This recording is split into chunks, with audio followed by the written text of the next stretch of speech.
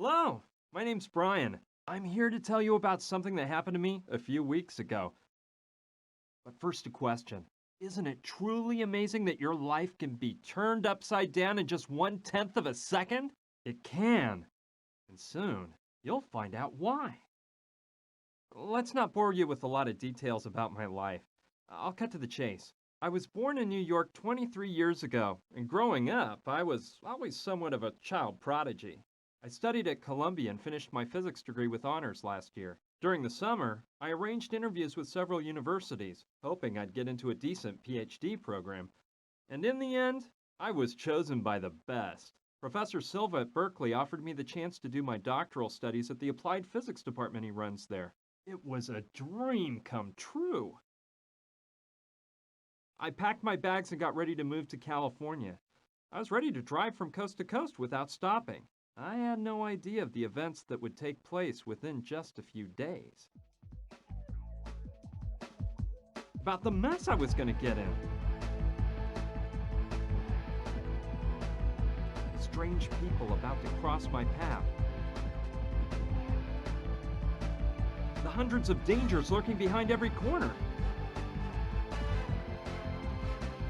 Yes, it was quite an adventure. Let's go back to the beginning.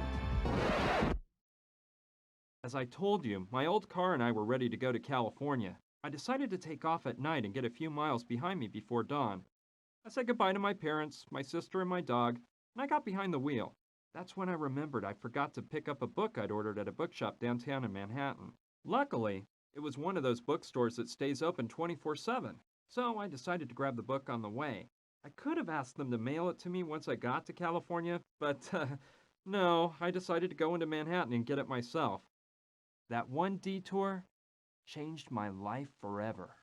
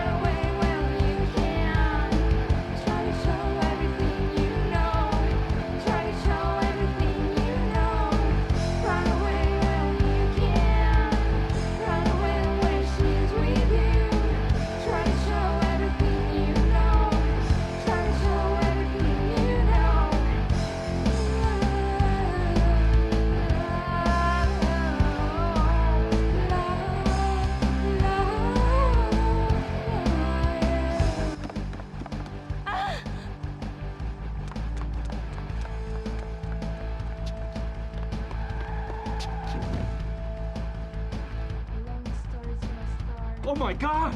Stay away. It's better if they don't see us. She's unconscious. I'm taking her to the hospital. We'll take care of her at the hospital. Maybe that moron did the dirty work for us and she's already dead. Maybe, but we better make sure.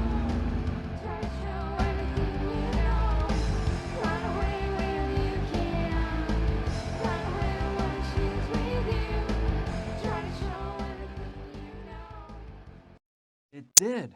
I'm telling you. On the way to the bookshop, I hit that girl with my car. I was scared stiff. She suddenly ran out in front of me. There was no way I could stop. Luckily for both of us, she wasn't that badly hurt. They did a bunch of tests on her at the hospital and said she had no major injuries. She was just in shock. So they decided to keep her under observation for 24 hours. A nurse took her to a room and gave her some strong medicine that put her to sleep. By the way, I don't know if I mentioned it. The girl's name was Gina, and she was amazingly beautiful. The truth is, I had no reason to stick around, so I went to say goodbye to her and go on my way. Please, don't leave. They want to kill me. There, calm down. It's all over now. I hit you with my car, but you're fine.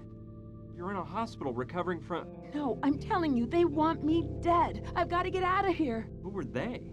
Please, calm down and tell me why you think they want to murder you. Something awful happened tonight, and I witnessed the whole thing. Look, I'm a singer. I work at the Pink Iguana, a trendy place with live shows. This evening, when I finished my act, my dad was waiting for me. He works for a secret government agency. He told me he needed to tell me something.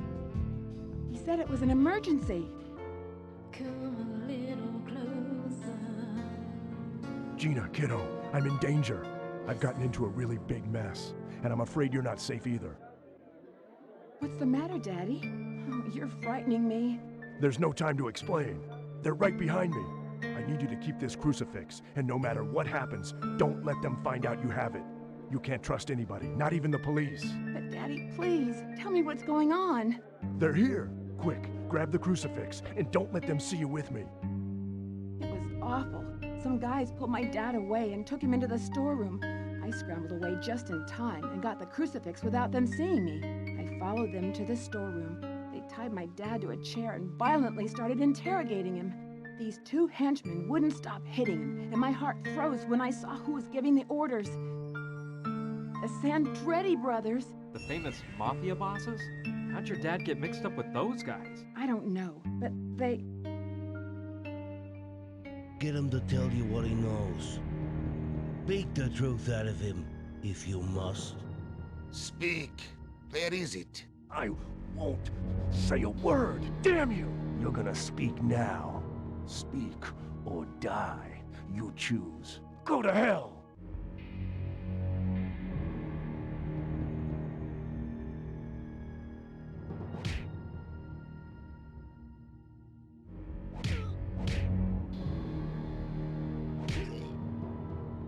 It seems our friend doesn't want to cooperate. What a shame. So, we got a tough boy on our hands. You're not easily convinced, huh? Boys, maybe you're being too soft on our little hero.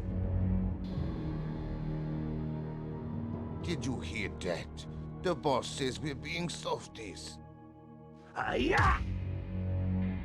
What are you doing? Didn't you hear his neck crack? You killed him, man. Up there. You already know the rest of the story. I ran out through an alleyway, and when I crossed the street... Please, don't leave me. They'll kill me. Don't worry, just rest for now. Go to sleep. I won't leave you. She fell asleep. Those tranquilizers must have taken effect. What a story. I don't know what to think. The poor thing is probably in shock from the accident. I bet she dreamt all this. But what if it's true? What if her life really is in danger? I can't just leave her here and forget all about it. I'd never forgive myself if something happened to her. Okay, that's it. I'm not leaving this hospital until I'm sure Gina's completely out of danger. But how are you supposed to act in a situation like this? Yeah, I think I'd better do something to protect Gina in case those mafia murderers she says want to kill her show up.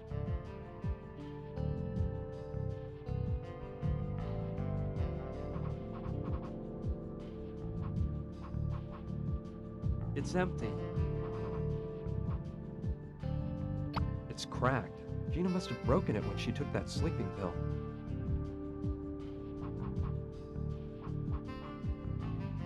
Those are the same kind of sleeping pills Gina took.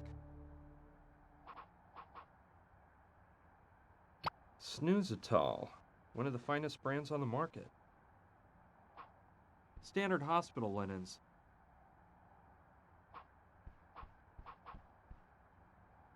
I may be needing this. It belongs to Gina. She was carrying it when I ran her over.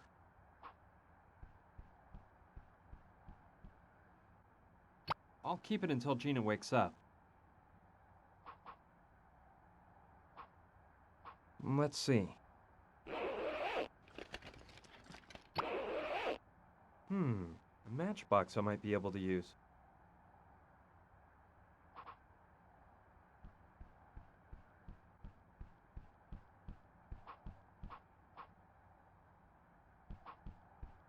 Let's see. It's a map of this floor of the hospital. Here's the room I'm in. Here's the hall, and if I'm not mistaken, across the hall and just to the left of this room, there's a storeroom. That could be interesting.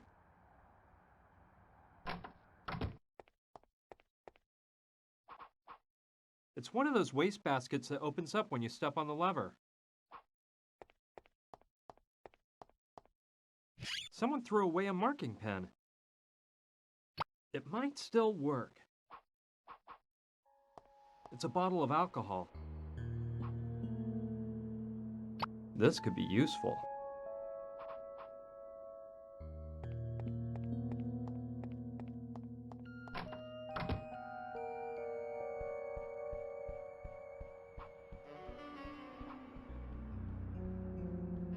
The city is so peaceful at this time of night.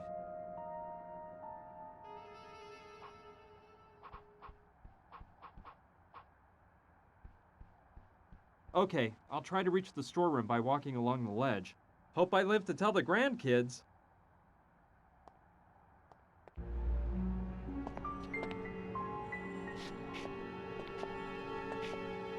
Yikes! I better not look down.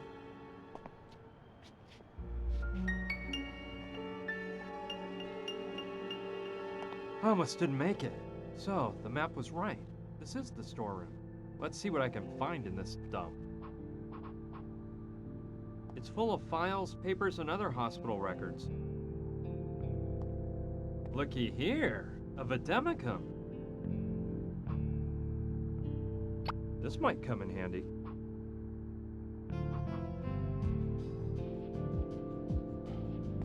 It's a medical information card that's put into the charts by the beds. It's blank. These seem better days. Okay, but I think I'll just take his head with me. His head's got a hole in one side so you can examine his brain. Spray cleaner.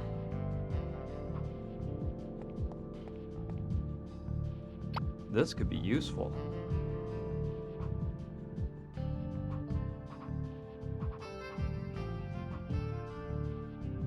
A box of syringes. I'll grab one. It's empty.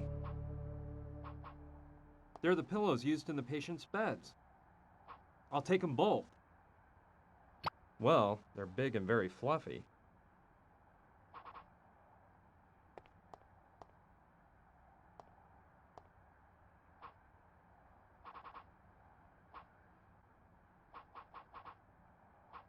Let's see.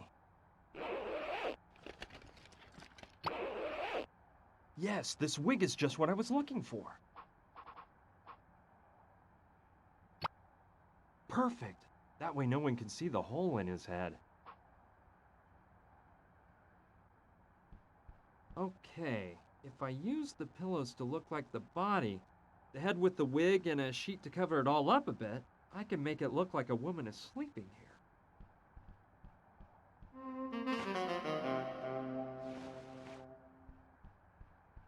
That should do the trick.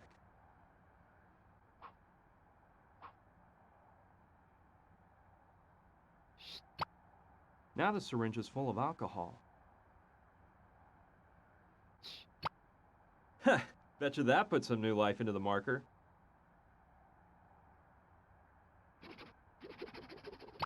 Good. You can't tell the difference between this and a real chart.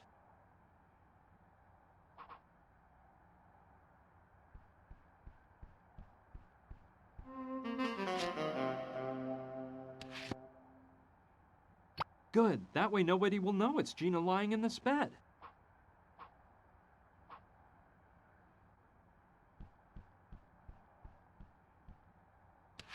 Perfect. That way they'll think it's Gina who's in the bed.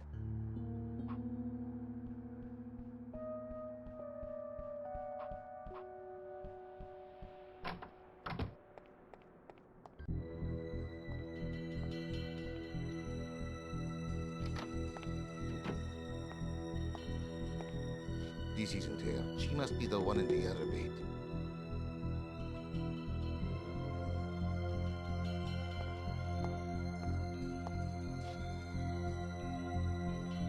Yes, say goodbye to the world, you little tramp. Hey! Gina! Hey! Hey! Hey! Hey! Phew. She's just asleep. But those tranquilizers must have been made for elephants. Well, the important thing is, the trick worked and they shot the dummy in the other bed. So everything Gina told me was true. They actually do want to knock her off. It wasn't just her imagination. Okay, let's calm down, Brian. Right now, they think she's dead, which will buy us a bit of time. But we can't waste a minute. I gotta wake Gina up and get her out of this place before they find out she's alive and well.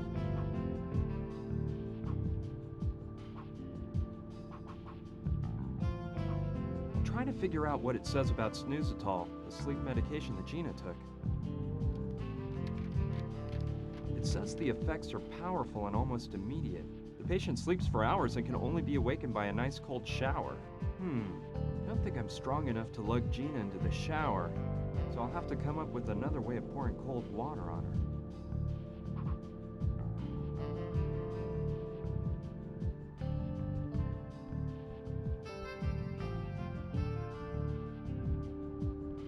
Good idea. I could use it as a flamethrower and make the sprinkler go off. The water would finally wake Gina up. Let's get to work. But careful, Brian, don't broil your hand off.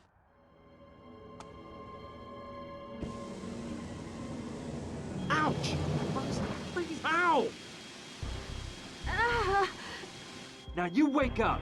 Hurry, we've got to exit. Stage left at once! But what's going on? This water, the smoke, fire! I'll tell you later. Let me grab your stuff. You can change in the car. Come on, let's get to the parking lot.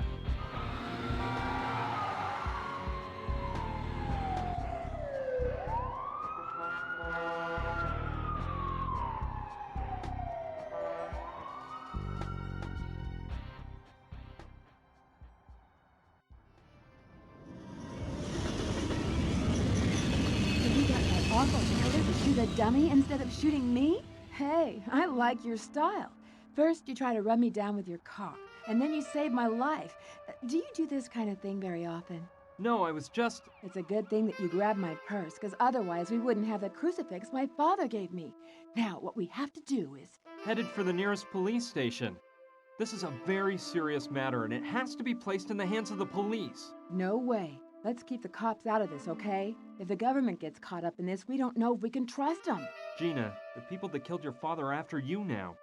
If we go to the police, they'll make sure that... Read my lips. No, this is too big for the police, and we can't trust them. We have to find out what this crucifix means. Look, this all seems crazy to me. It's your problem if you decide not to turn to the police, but I'm washing my hands of the whole affair. I'm on my way to California. They're expecting me at Berkeley, and... I can't believe this guy. You practically turned me into roadkill, and now you want to feed me to the wolves? And here I was actually starting to believe you. But... Forget it. It's not worth it. Oh, why would you care if my father was killed? Why does it matter to you if I'm murdered or if my whole family's destroyed? Okay already. Let me tell you what we're gonna do. I have a friend who's an anthropologist. He works at the Museum of Archaeology and Natural History in Chicago. Well, since it's practically on my itinerary anyway, I'll drive you there and we can try to figure out more about that crucifix, okay? I knew I could count on you. You're a doll. Start this baby up. We can't waste any time. Hey, do you know where my blonde wig is? I was carrying it in my purse, and now I can't seem to find it.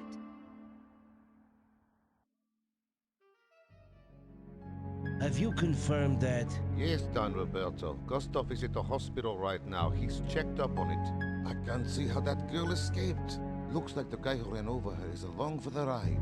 They left the hospital together. Useless idiots. Have you identified this man's car? Yes, Don Roberto. We know the model, color, and license plate number. At least you've done something, Theodore. Meet with Gustav and be prepared. As soon as we locate the vehicle, you're gonna go after them. Whatever you say, Don Roberto. I assure you, we won't let them ditch us again. I hope not. Don't worry, Roberto. Those two couldn't have gotten very far. Carlo, you know I'm thinking something here. I'm almost glad that girl's still alive. What do you mean? That girl witnessed what happened, and if she talks, we're in big trouble. I know that, but it's obvious she hasn't gone to the police. I wonder why. I don't know. Maybe she's there right now. I'll bet you $1 she won't stew on us. You know why? 'Cause she knows something. I think our men spoke with her before that animal Gustav broke his neck. Besides, why else would she have been in the storeroom? Yeah, you may be right, brother. In which case, we gotta make her spill the beans. See what she knows. You're right, Carlo. We'll do that. Now we gotta get out the warning to all our boys out there. Make sure everyone's on the lookout for that car. I guess there's no other excuse for getting involved. Gina had me dazzled. I can't deny it. But what would you have done? A beautiful girl asks you for help, so what do? Kick her out of your car on some corner? I don't think so. It took us a whole day to get to Chicago because the old hunk of junk I drive is no race car. Along the way, we stopped to have some snacks and keep the car from overheating. We took turns driving so both of us could get in some shut-eye. We got to the museum pretty late, but my friend Clive knew we were on the way, so he waited up for us. Well, we made it to the museum. Let's park in the back.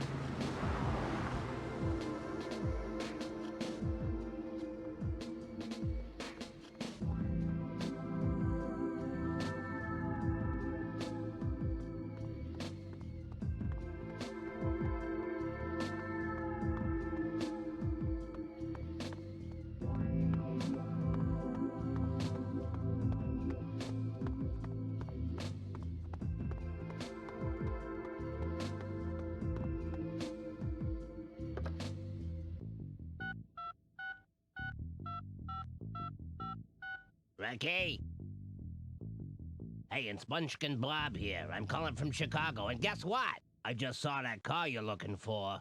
I swear I haven't had a drink, and I'm sure it's the same car. Yeah, a dopey-looking guy with some gal. They went into the Museum of Archaeology and Natural History. Sure thing, I'll tail them. So, you're trying to find out the precise origin of this crucifix. It must be quite important for you to have come all the way here at this time of night. It really is, Clive, but there's no time to explain. What can you tell us about the crucifix? I can assure you it's a matter of life and death. Well, all right. Let's see. Quite a while ago, the museum trustees acquired the latest three-dimensional scanner for the museum's analysis laboratory.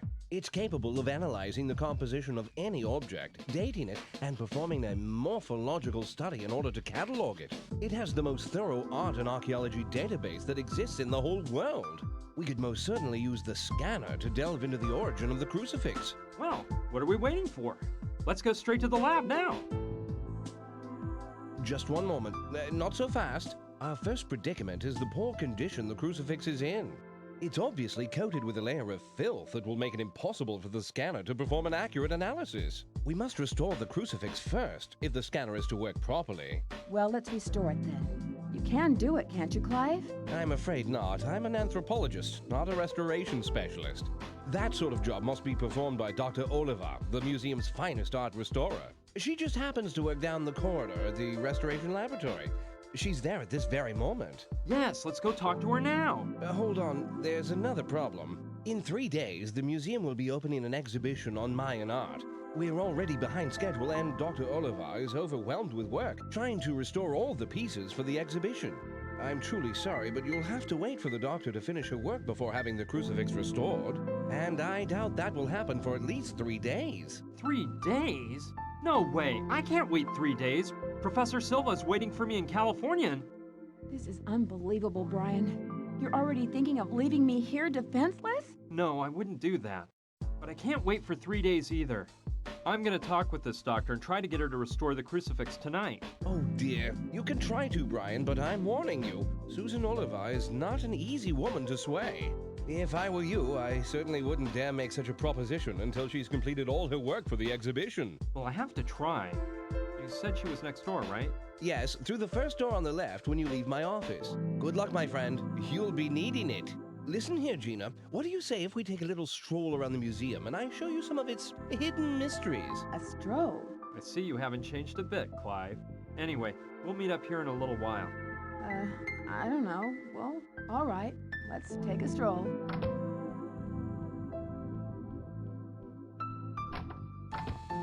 Hello? Dr. Oliva? Yes, who are you? Pleased to meet you, Doctor. My name's Brian Basco. I brought you an object to be restored. It's a crucifix which... Listen, boy, this wretched son of a Uxitza has taken me 2 weeks of work to finish. And all of the numbered objects on these shelves here have to be restored by the time the Mayan art exhibition opens in 36 hours. But this is an emergency, Doctor. There are lives at stake. My life will be at stake if the items on those shelves aren't ready for the exhibition, all right? Doctor, it is of the utmost importance that you restore this crucifix right now. Look here, boy. Didn't I make myself clear? I have to restore all of the numbered items on the shelf. Every last one. In 36 hours. If I don't have a hernia first, that is. What is the son of Uxitza? It's the most important piece on display at the Mayan exhibition. A stone mask with a large ruby set in the forehead. It was recently found at a temple in Piedras Negras in Honduras. I've been working to restore it and leave it in perfect condition for 2 weeks. I have no doubt that it will be the centerpiece of the exhibition. You must take pride in your work. Despite a lack of certain indispensable means, my work has been praised by the most prestigious of journals. So yes, I suppose there is a reason to feel pride. Are you a specialist in the art of the Maya? I'm a specialist in art. A professional, if you know what that word means. Where's the mask you mentioned? It's such a priceless piece that it won't be placed in the exhibit until the very last moment. It's held in a special vault that's kept at the ideal temperature and humidity needed to preserve the mask. Just what does your work consist of? My job is to restore works of art. And let me tell you something, no one in the world does it better than I do. What are you doing right now? Right now, I'm using a small lathe to clean up any flaws on the object. Then a laser smooths it out. How are the pieces cataloged? The museum uses the latest scanner, which examines the piece using radiation. After determining the age and makeup of the item, the database is searched and a report is issued. Of course, an expert opinion is required at that point. I thought a museum like this would have more resources. Thinking is so simple. Don't you think I might work more efficiently if you leave me alone? Must be pretty interesting to work in this museum. It could be interesting if I were an employee, but actually, I'm a downtrodden slave. I've been asking for an assistant to help me get this department in shape for months, and the only thing I get back are letters about a lack of funds. They're a swarm of parasites, I'm telling you! I'll just let you work. Fine.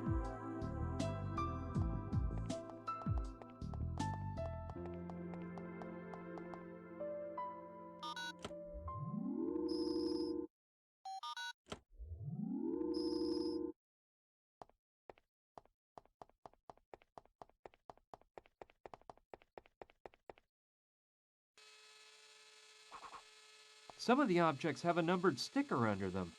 The number must show what order they're supposed to be restored in.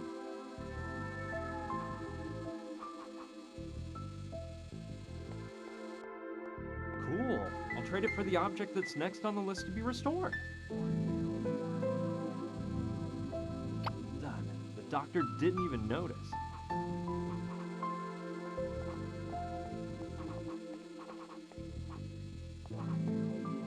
It looks like some sort of talcum powder container.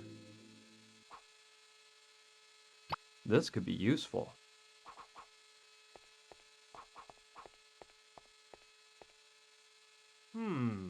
Could be a briefcase full of varnish.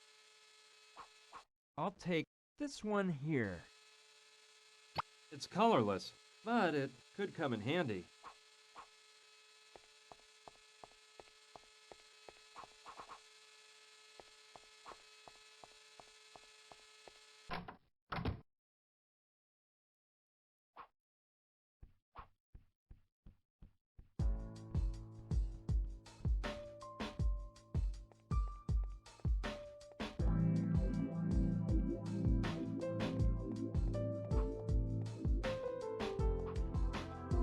Triceratops, late Cretaceous, found in North America, Alberta, Colorado, Montana, South Dakota, Saskatchewan, and Wyoming.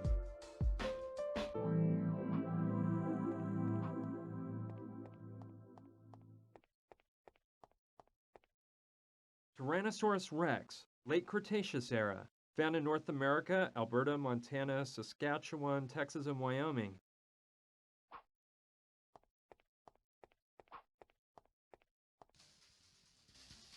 Hello? Hey, you're a friend of Clive's, aren't you?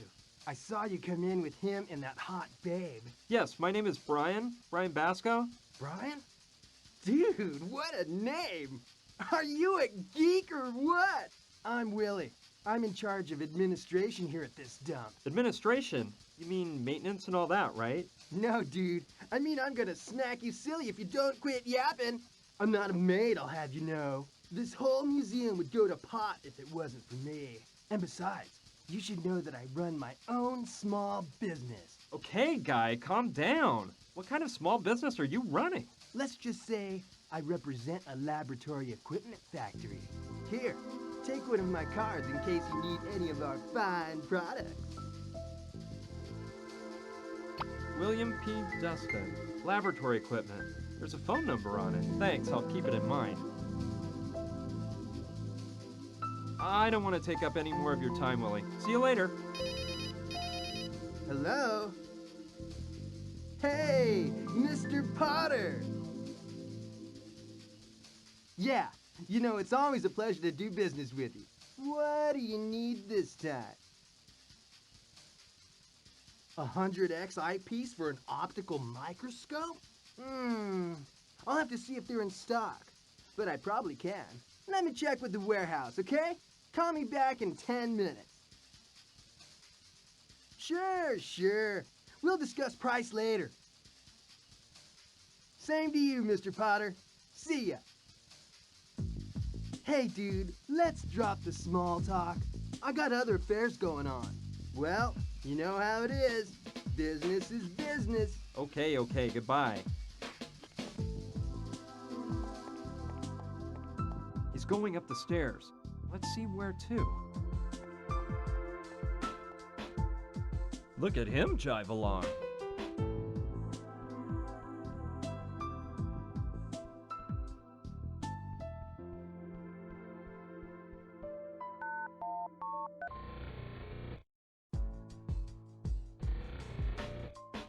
No way! Willie knows the combination to get into the analysis laboratory. I don't know how he got the combination because I highly doubt he's authorized to go in there. Now I think I know where the laboratory equipment factory that Willie supposedly represents is really located.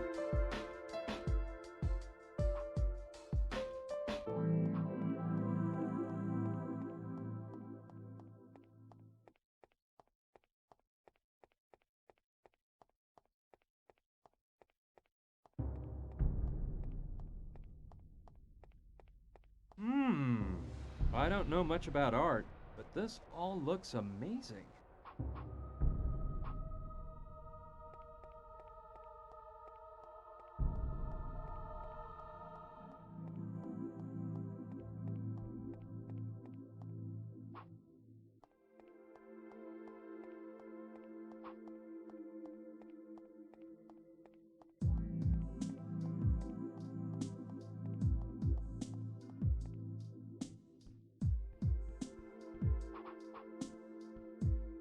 This controls access to the analysis laboratory.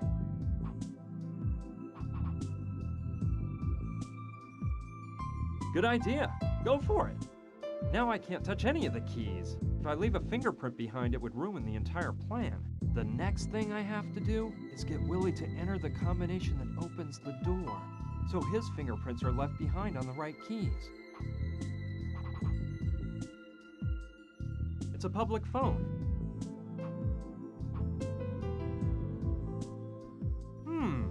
Good idea. I'll call Willie and try to get him to enter the analysis laboratory. That way, I can try to find out the access code. I hope the number on that business card he gave me is his real phone number. Hello? Mr. Dustin? Yeah, that's me. What can I do for you? Well, my name is Frank Steiger. I'm a friend of Mr. Potter's. He told me you could furnish me with some products that I need. Sure. It's a pleasure to do business with a friend of Mr. Potter's. He's one of my best customers, you know. By the way, your voice sounds familiar. Do we know each other, Mr. Steiger? No, I don't think so. Well, anyway, what can I do you for? Well, I was interested in some eyepieces. Yeah, eyepieces for optical microscopes. Whoa! This must be repeat request night. Seems like everyone's looking for the same thing. Come again? Nothing, Mr. Steiger. Just running off at the mouth. Tell me, what kind of eyepieces do you need? I can tell you I got a nice set of 100Xs. Well, I was looking for some 200X eyepieces, actually. 200, huh? Well, I'll have to check the warehouse. Call me back in 10 minutes and I'll tell you if we have any in stock. Okay, talk to you soon then. Talk to you soon, Mr. Steiger. He's coming up now. I'll hide behind here.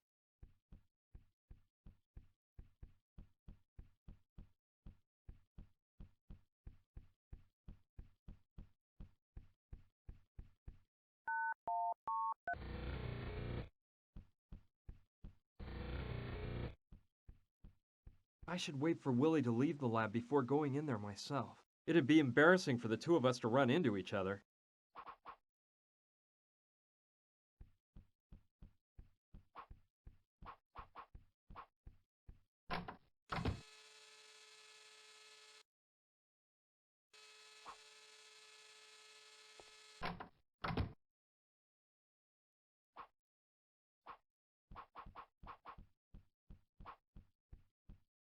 This controls access to the analysis laboratory. Perfect. Now I can tell which keys have Willie's fingerprints on them and guess the combination. I'll only dust the keys that have varnish on them. Cool. Now I can tell Willie's fingerprints apart from mine, no problem. And it looks like the varnish dried completely with the powder on it. So now I can press the keys without having to worry about erasing the fingerprints. The numbers that make up the code are 1, 3, 7, and 8. All I have to do is figure out the right combination. If I remember right, when I saw Willie enter the combination, the sounds the keys made went something like...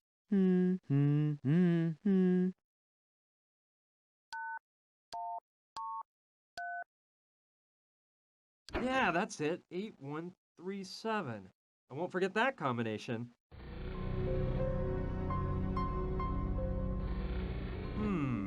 It's pretty dark in here, but I better not turn on the lights. I don't want anyone to find me here.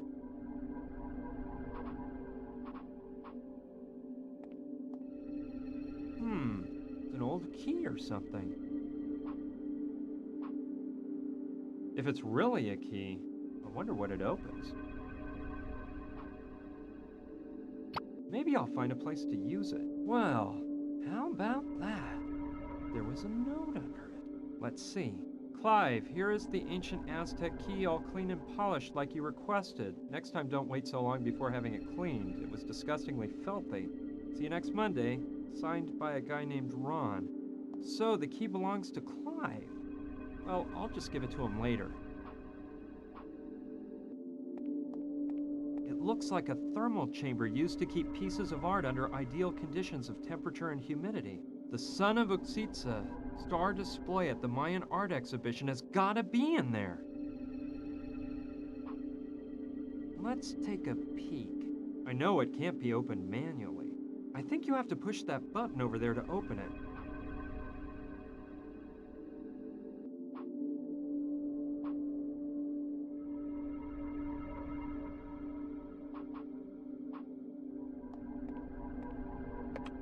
Please state your name for the voice identification system. Susan Oliva. Name invalid. Access denied. I don't think I'll get it to open that way.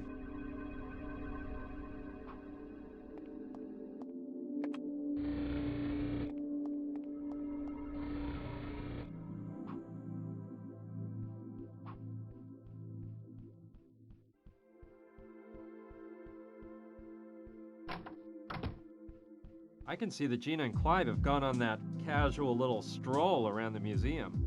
There's no doubt about it, Clive's the same old guy as ever. He'd ignore his own mother to chase after a woman.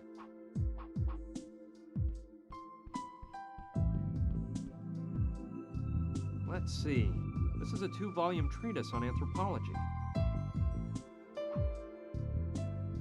I was never very interested in this subject, but I may need the books to find my way around the museum. Hey, look what was hidden under the books on the table. It's an X-shaped crack.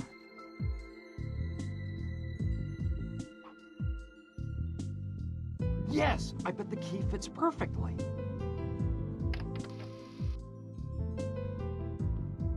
Aha! Look what we have here. A hidden safe.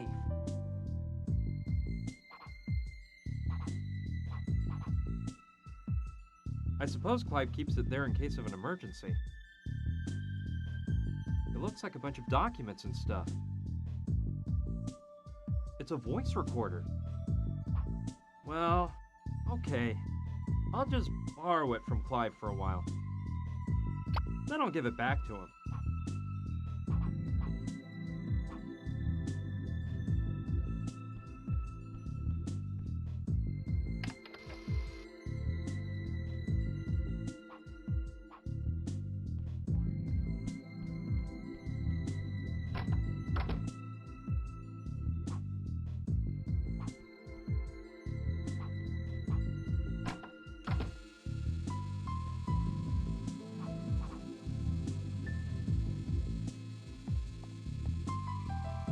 Excuse me, Doctor. Could you tell me your name again?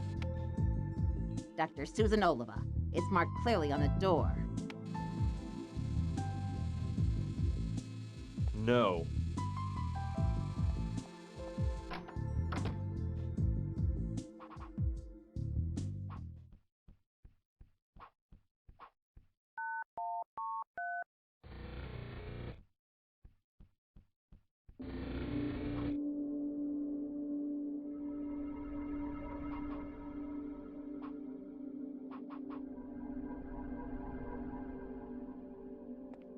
All right, let's see if the plan works.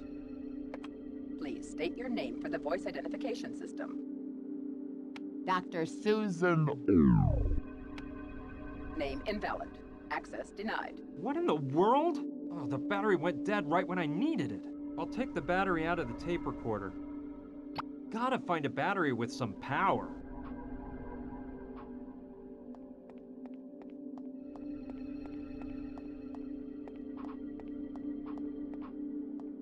It reminds me of the ones they used to taste wine. It looks like the ones used for wine tasting. Let's see if it fits. Perfect! Fits like a glove.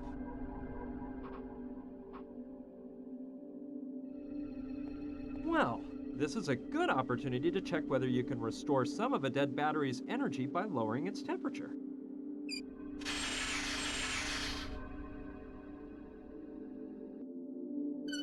Let's remove the battery from the ladle. The battery is definitely frozen. I hope it'll make the tape recorder run now.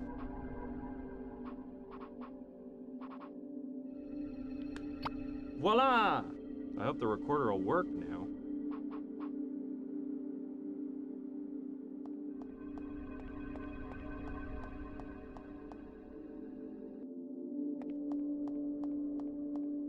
I hope the battery lasts long enough. Please state your name for the voice identification system. Dr. Susan Oliva. Identification verified. Good evening, Dr. Oliva. Please remember that the chamber will automatically close in 30 seconds. It worked! I don't know how much it will be affected by having the chamber open. I shouldn't do this, but I've already had to do so many other crazy things tonight. I hope nothing serious happens to it once it's outside the thermal chamber.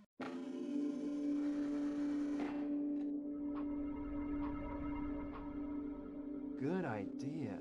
Maybe I can use it to get the ruby out. Cool! It worked!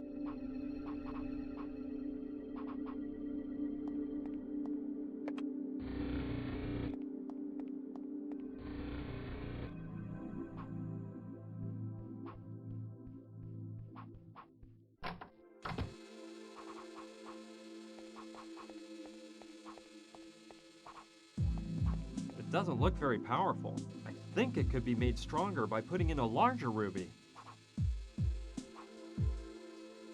Let's see if I can put this one in place of the one that's already there. Fantastic! I think this will make the laser beam much more powerful. Now I'll wait for the doctor to come and use the laser.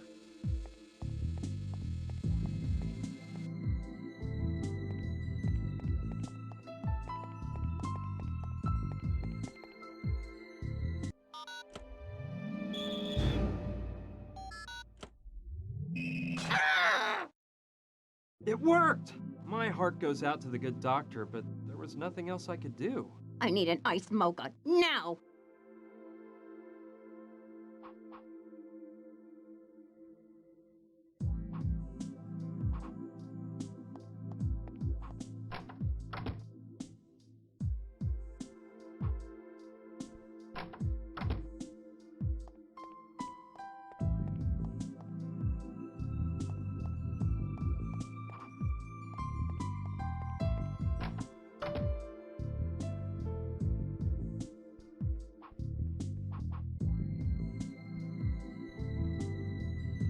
There are different types of coffee. Cappuccino, espresso, cafe au lait, ice blended mocha. I think the little red light that's on means it's out of coffee.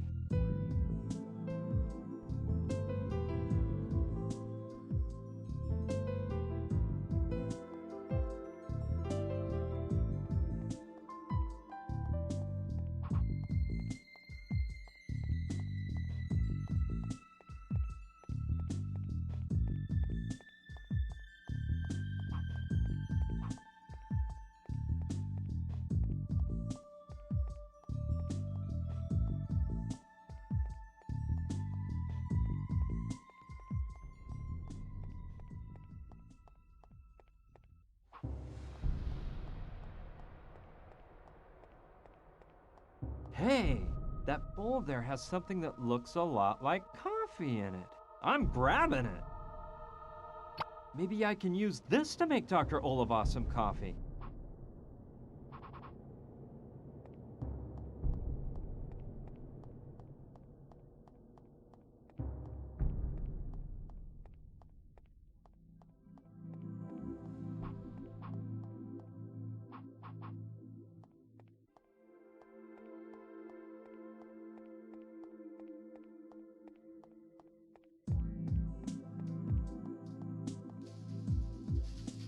Willie, here's some coffee so you can refill the machine upstairs. I don't know, dude. That doesn't look like coffee to me. Anyway, those are coffee beans, and that stupid machine ain't gonna work with nothing but coffee that's all ground up, man.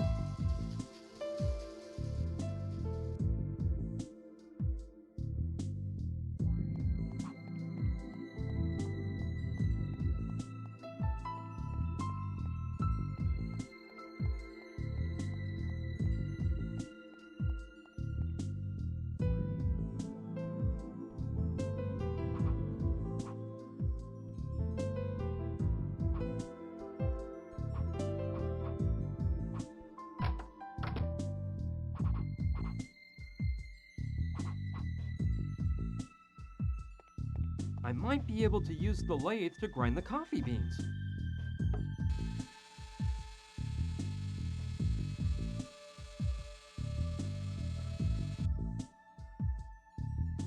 It worked like magic! Now this coffee-like stuff has been ground.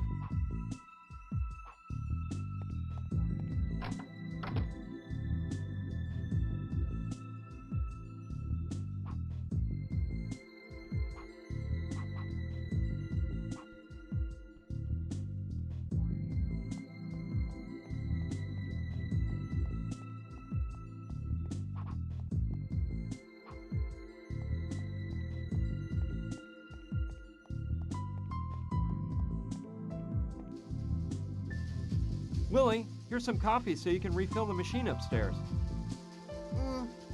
Dude, are you sure this crud is coffee? Yeah, of course it's good coffee. I buy it in bulk. No, man, I'll pass. It's not that I don't trust you, dude, but I don't want any trouble. I'd rather use the Java I normally pick up for the machine, in case I get busted.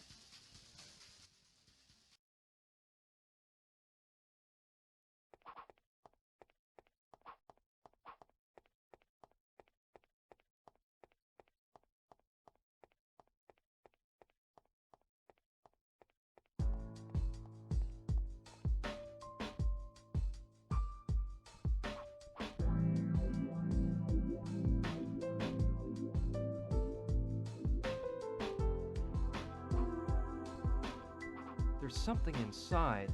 Let's take a look. It's an empty package of coffee.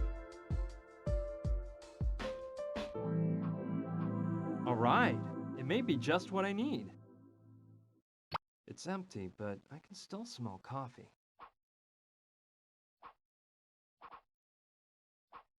Okay, start pouring. Phew, that was just the right amount. Now it looks like a brand new package of coffee.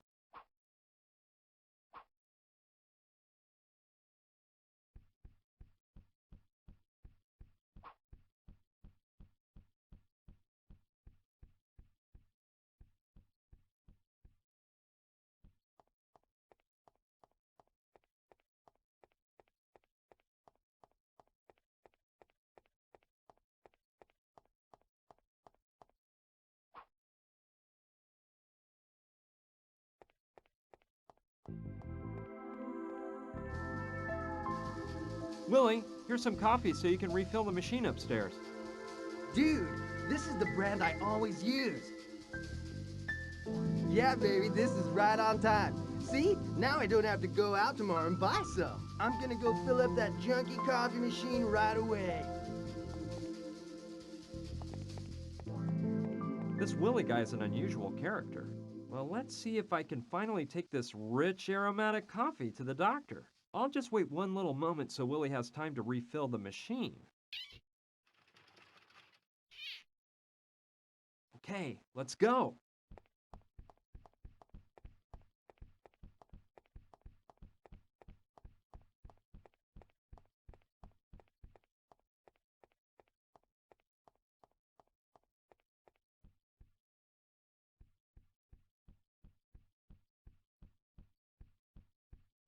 It's working now. The red light is off. The red light went off, so there must be coffee now. Okay, I'll just get one.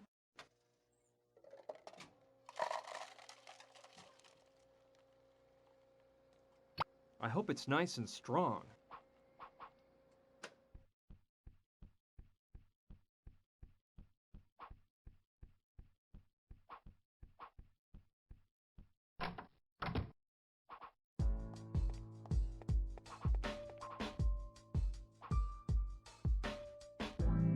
Coffee, Lord, give me coffee.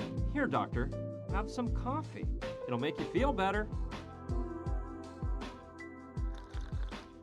Now, that's better, isn't it? Come on, you can start working again now that you've calmed down.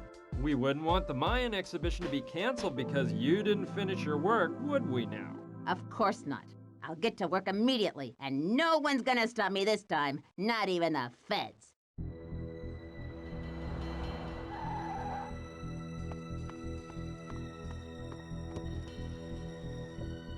Munchkin Bob. I see you haven't grown much in the past few years. If it ain't Gustav, my one-eyed pal. It looks like the eye they ripped out of you hasn't grown back either. Careful, Bob. Don't tempt me. Let's just get down to business. They're still in that dumb museum, right? That's right. The car hasn't moved from the lot. We can wait here until they come out and grab them. Without the car, they could have escaped in some other direction. Nah, I won't run the risk of having them get away again. Let's go after them. You wait here, Bob, and watch to see if the cops show up. Okay, Gustav. Whatever you say. Well, I had to leave the doctor alone so she could pay full attention to restoring the crucifix. But it's been a while now, and being as enthused as she was after drinking that coffee, I'm sure the crucifix is all finished. So, I'm going in. Man, it looks like the doctor is completely out of it. But I see she managed to finish restoring the crucifix. Excellent. It certainly needed polishing. Oh, looks like new. This is interesting. Now I'm sure we can find out where it came from and what it's for. I better go to the lab right away and use the scanner to check out the crucifix.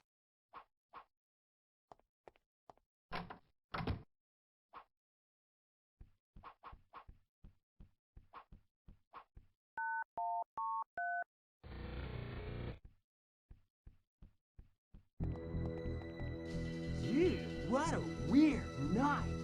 Are you guys friends of Clive's too? First came that hot babe with Brian the Dweeb Man, who I have nothing against, of course. He may be a nerd, but he's a nice guy. And now you guys, man. By the way, what are those get-ups you're wearing, man?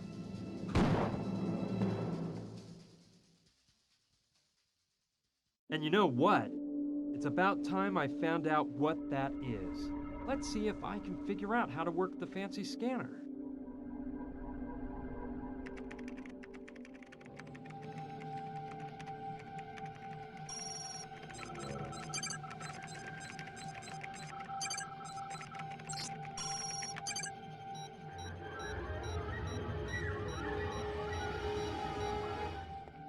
So, the crucifix is of Hopi origin. The Hopi are a Native American tribe that lives in Arizona. Great. That is an important piece of information, but I'm starting to understand this whole story less and less. The materials that the crucifix is made of aren't valuable at all. And even though it's probably of some historical value, it'd never be worth killing people over. There must be something else behind the story of this crucifix. Brian, quick, follow me. It's Gina. She's in danger. I'm sorry, Brian. No! You told me you wouldn't hurt me if I handed it over to you. No! As you can imagine, this is when things got really out of control. Luckily, those guys were interested in knowing what we'd found out. Otherwise, I doubt they'd have let us live. Of course, that blow to the head knocked me out, and I didn't know what was going on for quite a while. When I came to, I realized that we were flying in a helicopter. My head ached and pounded, and when Gina told me what happened to Clive, well, I felt absolutely awful to know they'd done away with him. I couldn't stop thinking that if I hadn't gone to the museum that night, he'd still be alive. I did my best to get over it, and decided that feeling sorry for him would get us nowhere. The sad truth was that I'd have the same fate as Clive if I didn't come up with a plan. The instinct for survival and a desire for revenge took over my thoughts, and I totally forgot about Clive. A bit later, the helicopter began to descend. I could see we were landing in a desert area in the middle of what looked like an old oil field. We were taken out of the helicopter and put inside of an old cabin. It was pretty obvious they were mainly interested in Gina. As soon as we got in the cabin, they tied her to a chair and started to beat the living daylights out of me. They put me to sleep once again with a well-aimed pistol whip at the back of my neck. When I woke up, I was all turned around and I thought my head was going to explode.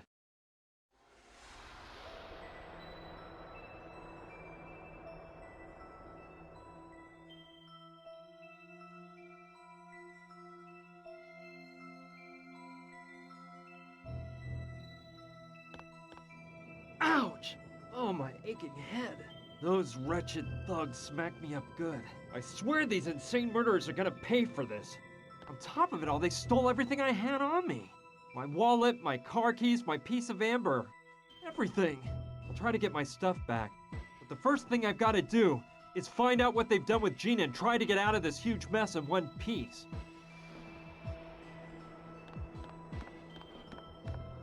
There's a fairly large crack in the middle of the door. We know Johnny was talking to you at the club before we got there. You tell us what he told you, and you can leave this place in one piece.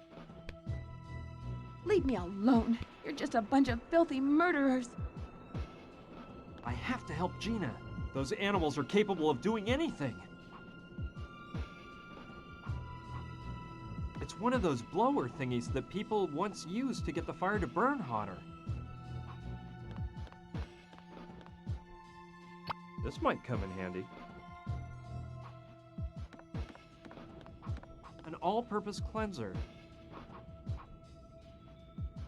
I'll take it with me, but there's no way I'm cleaning this pigsty up.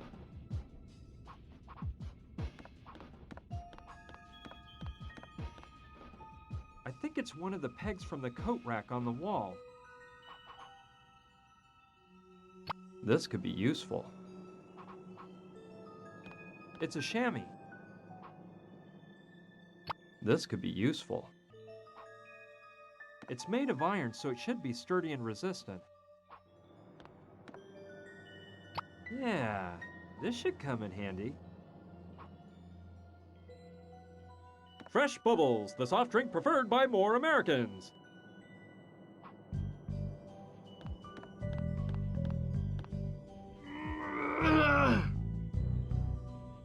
It weighs a ton. There's no way I can get it to move if it's full.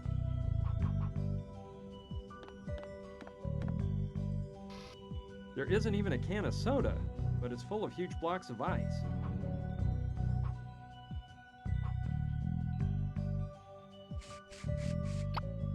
Done.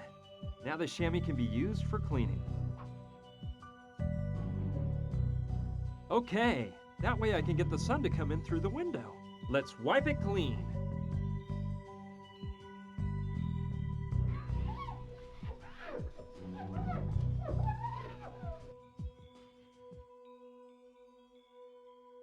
Wow, hard to believe the layer of dirt on there. Let the sun shine in.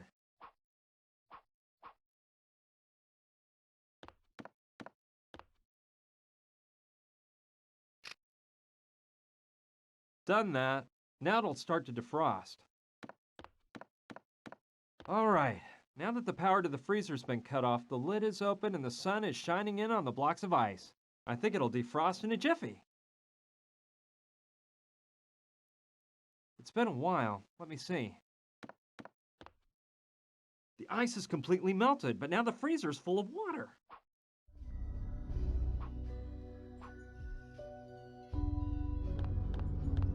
Yeah, that's how I'll empty the water out of the freezer.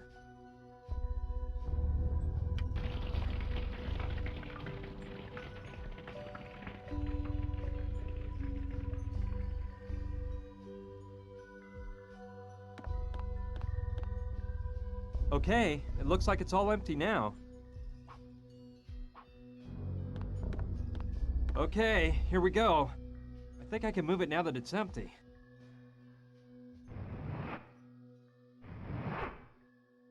Cool, a trap door. I knew it! Something was telling me the solution was hiding under that heavy freezer. Yes, I'll try to pry the padlock off. Done! Now I can get the heck out of this wretched cabin.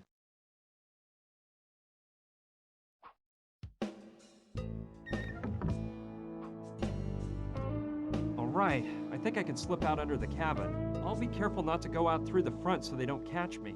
Here we go! I made it out. I'll hide behind those rocks and think about what to do next.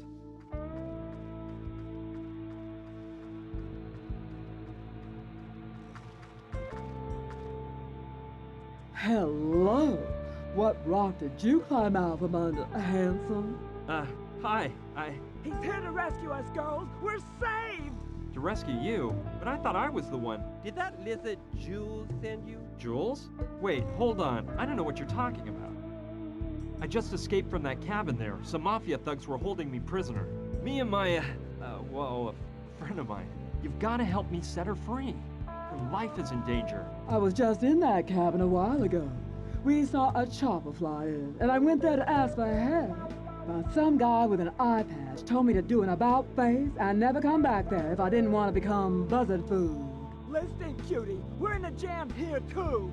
We are artistes on a nationwide tour, and our bus broke down a week ago. We've been stuck in this godforsaken desert all this time. Our driver Jules, who accompanied us on tour, went for help. And well, we haven't heard from Jules again.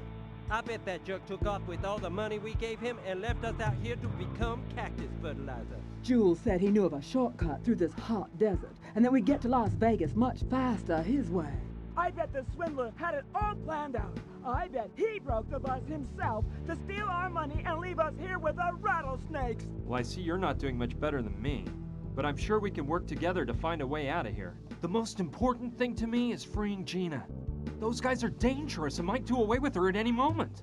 And you girls have to help me. Don't get me wrong, but I trust guys like you less and less every day. Who is this Gina woman? Why are they holding her captive in that cabin? Who are those guys you say you're running from? And most importantly, who are you? It's a long story, and we're running out of time. Believe me, I'm one of the good guys, and I can assure you they're the bad guys. Will you help me? By the way, my name's Brian. Hi, I'm Carla. And I'm Mariola. Charmed. And I'm Lula, and hey, we're with you on this, you big hunk. We'll help you out. Do you have a plan, dear? A plan? Of course. A plan to free your girlfriend and get us innocent lambs out of here. She's not my girlfriend, and, well, I haven't thought of a plan yet. She's not your girlfriend? A handsome man like you with no girlfriend? You don't like women much. That's it, isn't it? Okay, she is my girlfriend. And I think I do have a plan. Just let me think a while and let the plan develop. Develop. In the meantime, I'm gonna rehearse my new dance move. Yeah, and I'm going to get back to my tan. And I'm going to rest for a while. I'm simply exhausted.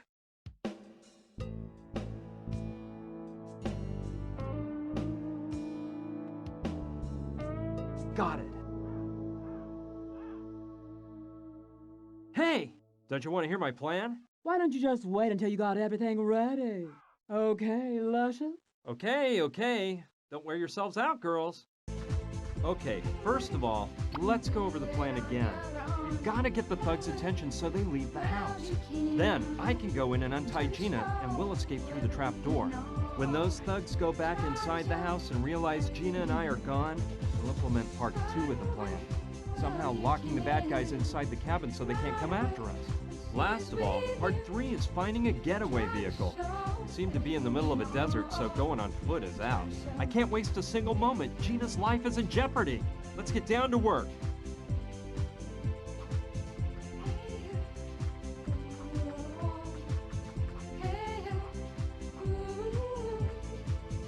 One of those typical prop trunks that actors and singers use. I think I'll take a look and see what's inside. A basketball! It's deflated and needs some stitching, but it might be of use.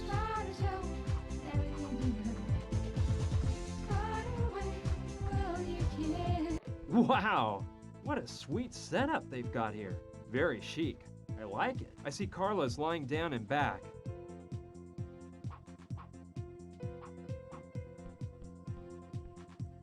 It looks like a handle to something, like a flashlight maybe. It wasn't a flashlight after all. It's a handheld vacuum. I know I can use this. They're nice. It's okay. I'm sure the girls have plenty. Maybe I'll show how thoughtful I am by giving them to Gina as a present. It's full of lipstick.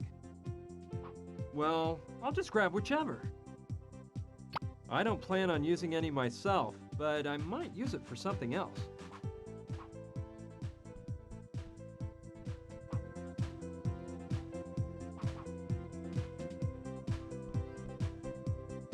It looks like shoe repair thread. There's a needle next to it. I'll take the needle too. Maybe I can use it somewhere.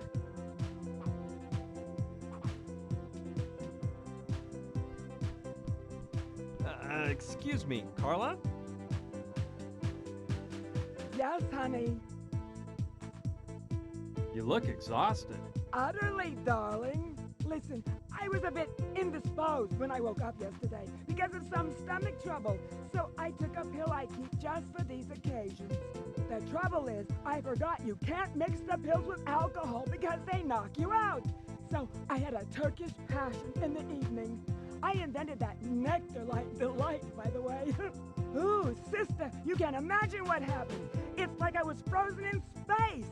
My graceful body seemed to weigh a ton. Just horrid. I'm feeling a tad better today, but I'm still a bit peaked. I need to get some beauty sleep. Are you gastrically challenged? Well, look, they're just momentary bouts of pain. You know, once in a while, you overburden your system and things go out of whack. I just happen to have a bit of heartburn. You wouldn't let me try one of those pills you take, would you? Darn, I just ran out. When I went to take one yesterday, there were only 2 left in the bottle. I took one and dropped the other one, which fell through that grating on the floor. And you say that if you mix those pills with alcohol, it knocks you out cold? Let me tell you, honey, that mix is a time bomb, and the effects last for hours. You mentioned the Turkish passion. What's in that? Oh, that's a woman's secret, my love. My delectable blends are renowned. That Turkish passion is one of my personal favorites, but I've created many more. There's the Gentle Frenzy, Black Autumn, Love Juice, Brandy Alexandra. Anyway, there's a million, and they'll all drive you wild. Can you think of any way to set my friend Gina free and get us all out of here? Listen, sweetie pie, I'm in no condition to be thinking. But besides brawn, you seem to have brains, so I'm sure you'll dream something up. What I can tell you is not to trust that Gina girl much. She's got more lizard in her than my nicest purse. Have you been together for long? Lula, Mariola, and you? Mariola and I have been together for over 15 years. Back then, our stage name was Hernandez and Fernandez. Times were crazy, and our show was just divine. About 5 years back, we met Lula and created the Divas. Since then, we've acted as a threesome on the best stages this country has to offer. We've been a huge success. I'll let you get some rest, Carla. See ya. Toodaloo, cutie!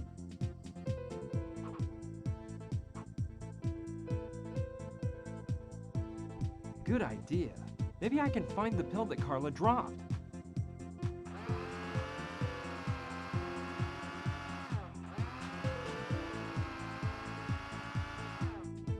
I'll open up the vacuum cleaner bag and see if Lady Luck is on my side. Bingo! Here's the pill.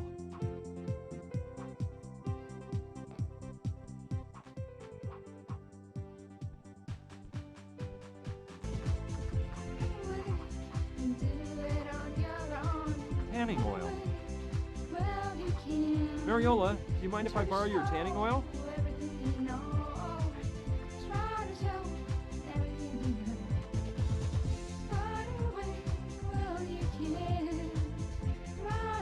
Sorry, sugar, that's my life's blood.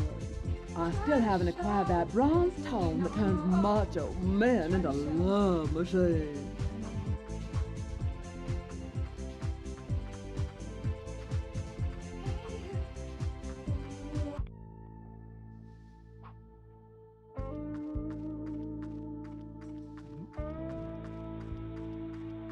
I think there's someone over there.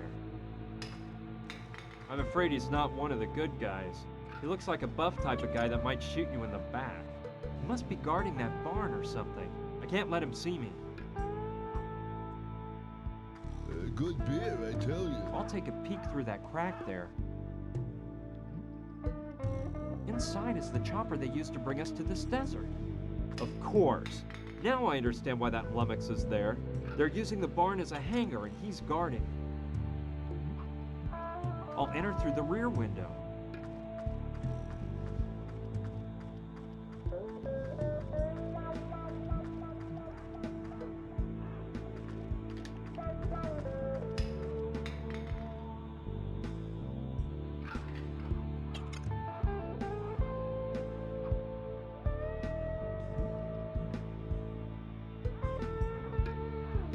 Excellent choice. If what Carla told me about the effects of the pill being mixed with alcohol is right, this guy will go out like a light, fast. But it's impossible to do it without him noticing. I have to distract him somehow in order to stick the pill into the can behind his back.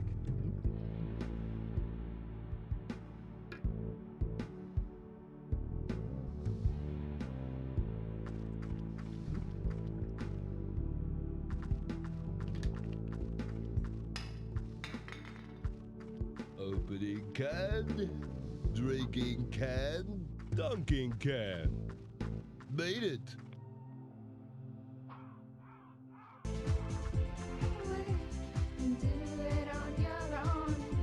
Okay, I'll try to stitch it. Oh, that turned out better than I expected. Let's see if I can blow it up with this doohickey. It worked! You can't even tell where I stitched it up.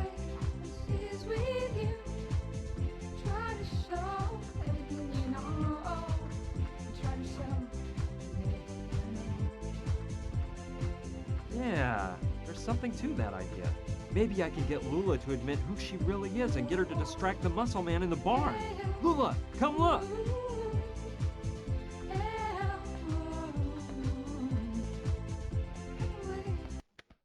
Where did you get that basketball?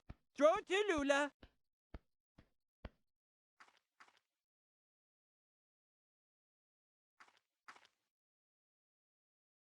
This is the ball from the first match I won my first title at. I knew it! Give up the act, sister. You're Lou Lemaire, aren't ya? And I see you can still work wonders with a basketball. Of course. I've still got the magic touch. Why do you think I was named most valuable player in the league 3 years in a row? Too bad that all went by the wayside when you messed up that last basket in the '95 finals, huh? It was a personal foul, for goodness sake. That vision impaired bat of a referee didn't see it. Those journalist leeches looked the other way. Everyone in the whole pavilion was blinded by my grandeur. But it was a personal foul. Okay. Pipe down, Lula. That's all in the past now. Best not to stir up old memories. After all, who hasn't missed a basket at some point? When completely alone under the basket? While vying to win the NBA Finals? It really isn't that important. Dare you insinuate that there was no foul, No, of course not. Of course there was a foul. On purpose, too. What's important now is you gotta help me out by distracting that guy I told you about. Being who you are, you won't have any problem with a little competition hooping cans into a bucket, will you? I'm sure you'll beat him easy, and that way you can soften the Studley thing up a bit. All right, you win. But with two conditions. One, that all that hearsay about my past remains entre nous. I really want to protect Carla and Mariola from this. And two, well, look. Ever since that personal foul that kept me from making that basket in the finals, I've been drained of my self-confidence. I'll probably prance up to this guy, and I won't know what to say or do. So, you have to come along and talk for me. But that's impossible. I can't let him catch sight of me or he'll recognize me. He has to have seen me when they brought me in the helicopter. Yes, I understand. Well, I've got it. Listen, dear, we have some of those cutesy little receivers you place inside your ear. They blend in entirely. We use them for some of our cabaret acts. Here's the plan. I stick it in, and you use the walkie-talkie to whisper my lines to me. Tell me you love the idea? I guess it's okay. Let's try it. Hey, who are you? What are you doing here? This is private property, so you better vacate the premises. Well, you see, didn't you say he was an Adonis? Calm down, Lula. Tell him you were just passing through, that you saw what nice hoops he was shooting into the tank, and he's not bad. Well, as I said, I was passing along and saw you toss some cans at that tank. And I said to myself, ooh, this guy's pretty hot. At basketball, that is. Pretty hot? Very hot, you mean? I don't think you'll come across anyone that can shoot hoops like me. Tell him you're not so bad yourself, and challenge him to throw from further away. That way, he'll get out of the way, and I can come right on in. Well, to tell you the truth, hot stuff, I can shoot baskets just as well as you can.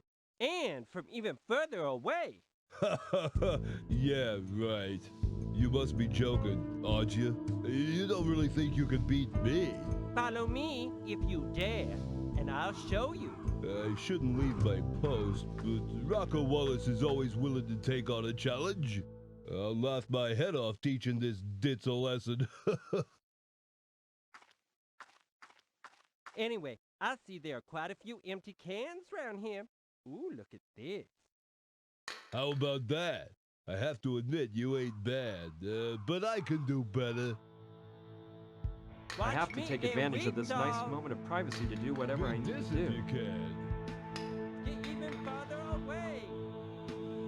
Not bad, but Okay, I can spike the beer now that the gorilla's left his cage. There we go. I hope he finishes that can before opening another. I think he's coming back. Better take off so Biceps Boy doesn't find me and ruin everything at the last moment.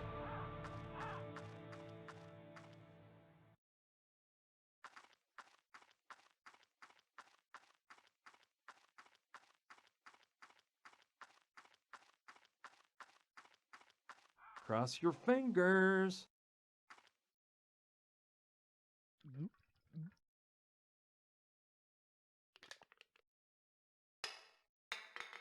Man, that last sip of beer was a killer. I think I'm losing it. I better have another drink.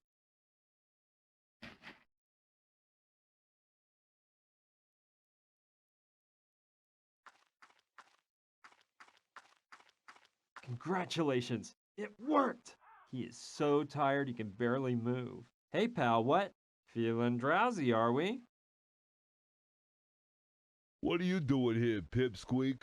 I don't know how you got out of the cabin, but as soon as I wake up, I'm gonna grind you into hamburger meat.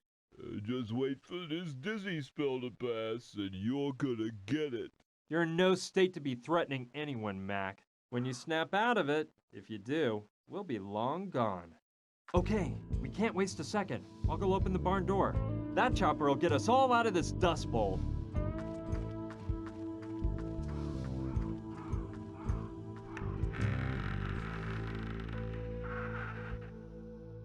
Let's go over the plan again. We've got to get the thugs' attention so they leave the house. Then I can go in and untie Gina, and we'll escape through the trap door. When those thugs go back inside the house and realize Gina and I are gone, we'll implement part 2 of the plan. Somehow locking the bad guys inside the cabin so they can't come after us. Last of all, part 3 is finding a getaway vehicle. We seem to be in the middle of a desert, so going on foot is out. And to get away, we can use the helicopter. Don't really know who's gonna fly the thing.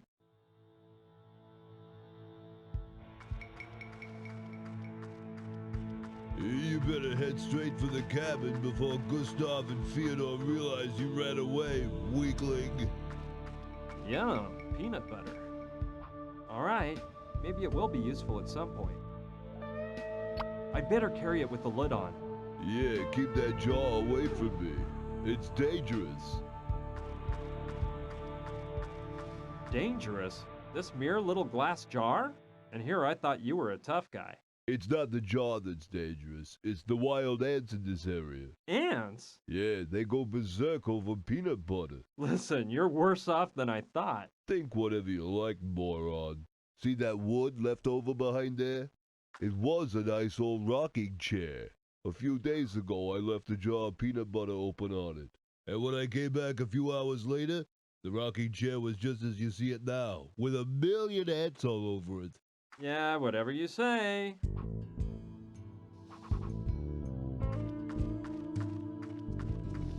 It reminds me of one my dad used to have in the backyard. As a kid, I'd entertain myself by banging on it with a baseball bat. The truth is, I was a bit wild in those years.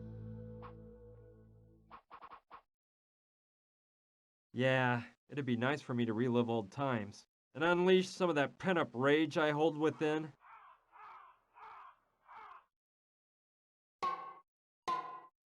It's very therapeutic, I assure you. It's one of the footrests from the motorcycle. It fell off when I hit it with the crowbar. I may be needing this. Don't even think about touching the helicopter, or you'll regret it.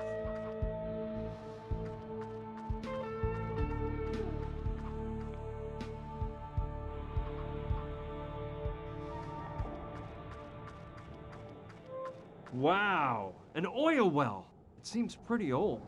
I bet it's been running for years.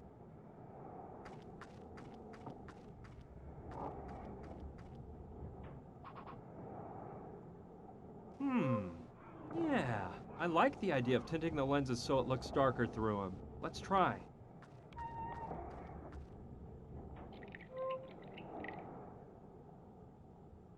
Done.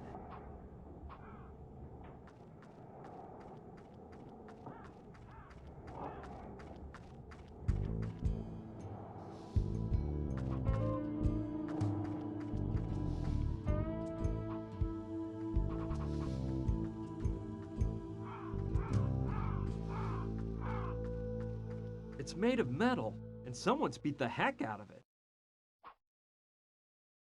All right, I might use it for something.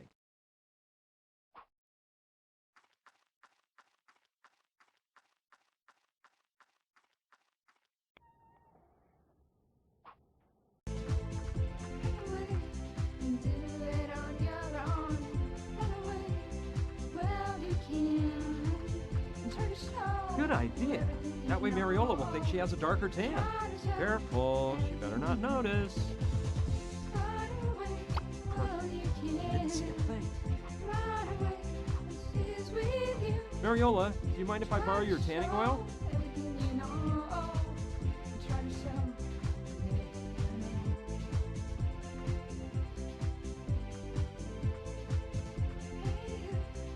Oh, all right, take it. I think I already have a luscious tan.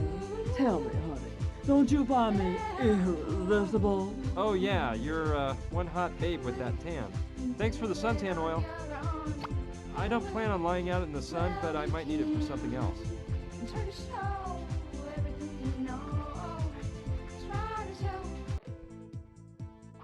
I think it's the axle of the device that opens and closes the bus door.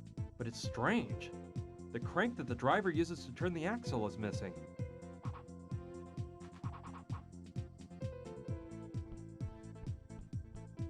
Yeah, I think they'll fit together somehow. Perfect! Now the lever's as good as new. I'm lucky it fit onto the axle so well. It works! The door closed.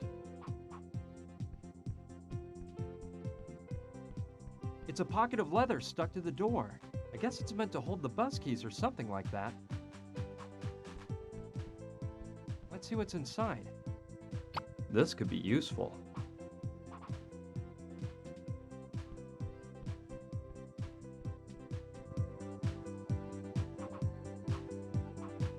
It has a security closure system. You need a key to get it open. Let's see if I'm lucky, and this key is the one to the fridge. Well, let's see what we've got here. I'll grab the butter. Looks like Carla didn't even notice, but I locked the door again just in case. I'm lucky it fit onto the axle so well.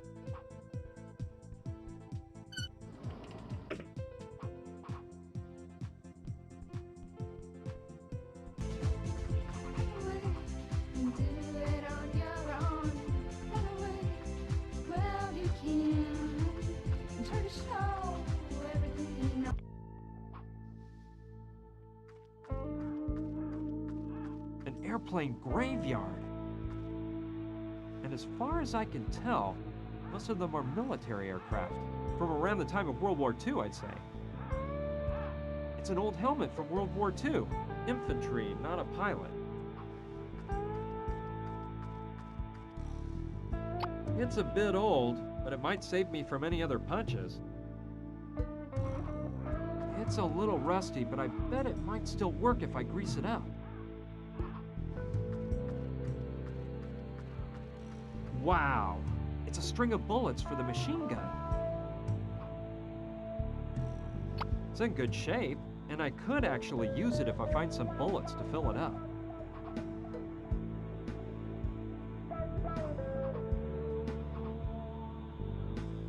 It's not the best kind of oil to grease it up with, but it should work. Alright, I think it'll work now. Let's see how that works.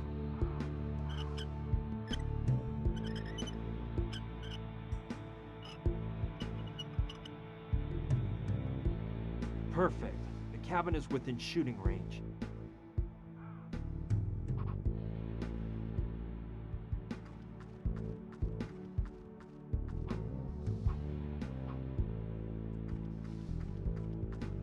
Wow! Looks like the railroad tracks come all the way up to here. Although, judging by the look of that train car, the tracks must be from the 1800s.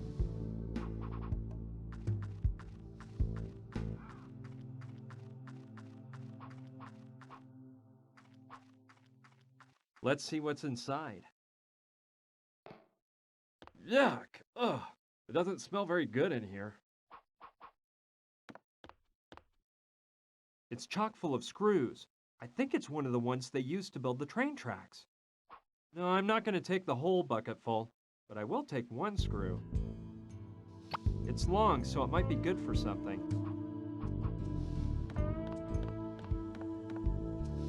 One is closed and the others are empty.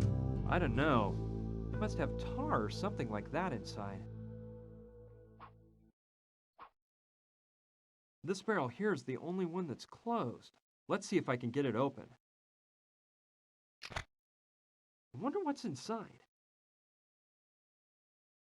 Peanuts! I wonder how long they've been in the barrel.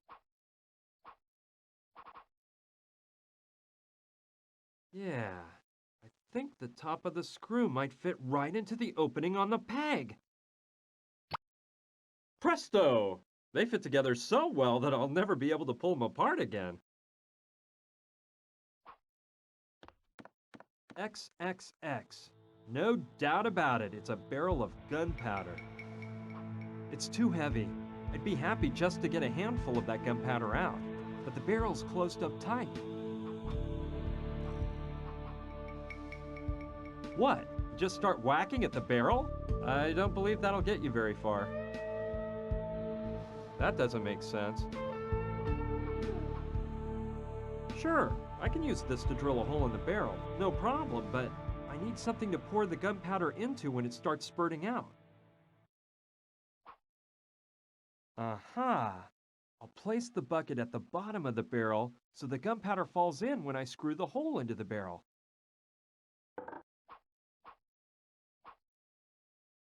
I've got it! I'll drill a hole in the barrel so the gunpowder falls out into the bucket.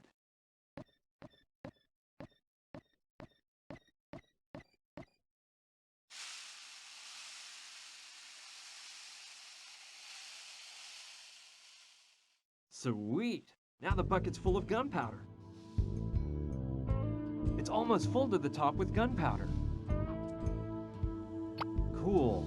There's enough gunpowder here to last quite a while. I like that idea. Turning harmless lipstick into a high-caliber bullet. Yeah! Here we go. I'll dab a little gunpowder on the base. Ready. No need to put any more gunpowder on it. Let's see how well it fits. Perfect! Now let's see if I can make some more bullets to finish filling up the belt.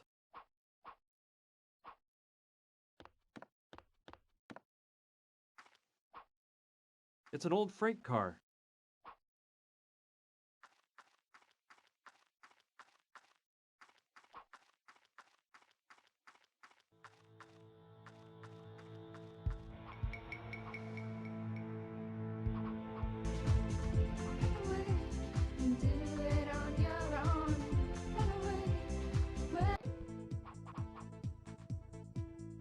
There's so many different colors. Yes, I'm taking them all. With all these, I can make a bunch of bullets. All right. With all this lipstick, I can make 100 pursefuls of bullets. Ready. There was just enough gunpowder to fill up all the lipstick holders. All right. I'll fill up the bullet belt. They just slide in. Huh, what a coincidence. There's exactly the same number of bullets as empty slots.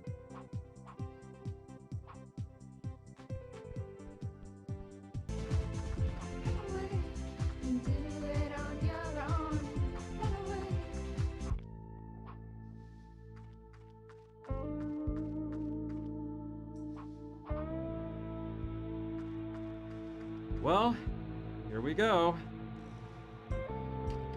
A-okay. Now the machine gun is ready for firing whenever I might need it. Let's go over the plan again. We've got to get the thugs' attention so they leave the house.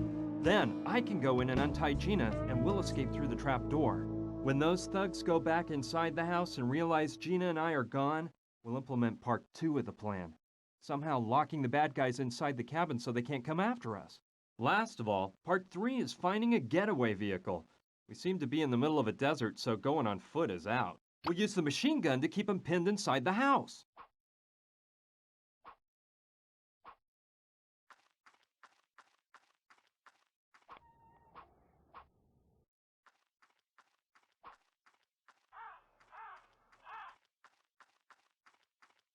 The idea of going back in there doesn't amuse me at all, but I guess I have to.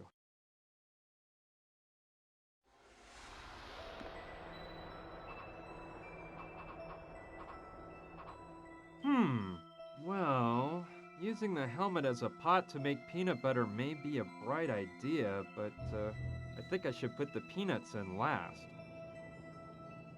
Yeah! I can use the helmet as a pot to melt the butter. Okay, I'll put the peanuts in. Great, now all I have to do is heat it up so everything melts together nice and smooth. And ta-da! I'll have whipped up a lovely batch of peanut butter.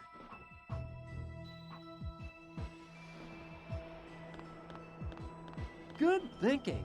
With the sun beating down on the freezer lid, it must be hot enough to fry an egg. Perfect for making that tasty peanut butter. Let's leave it on the burner a bit longer so that it melts into a smooth cream. I can use the spatula from the jar of real peanut butter to stir the mixture.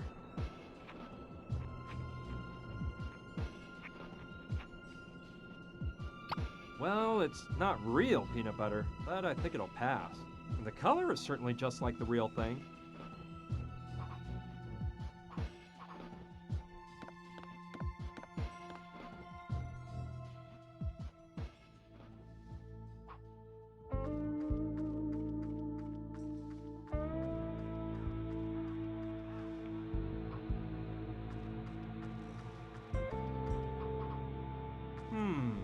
There are probably some explosives left in there. Well, it seems like a harebrained scheme, but why not? Can't hurt to try. Let's see.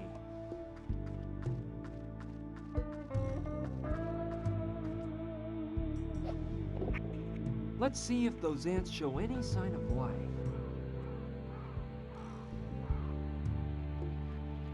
Jeez! Unbelievable! This isn't happening. Wild beasts!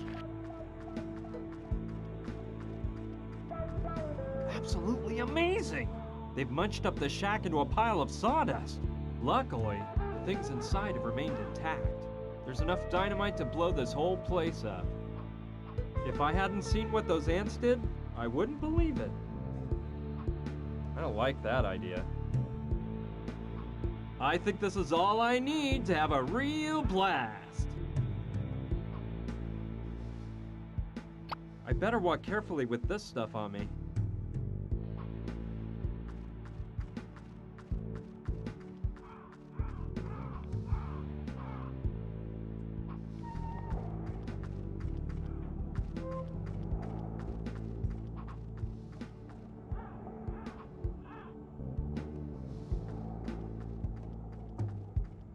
Fine plan.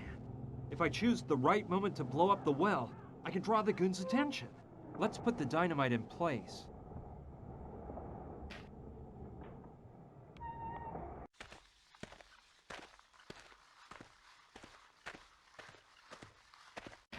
The detonator goes behind this rock, which is perfect for protecting me from the blast.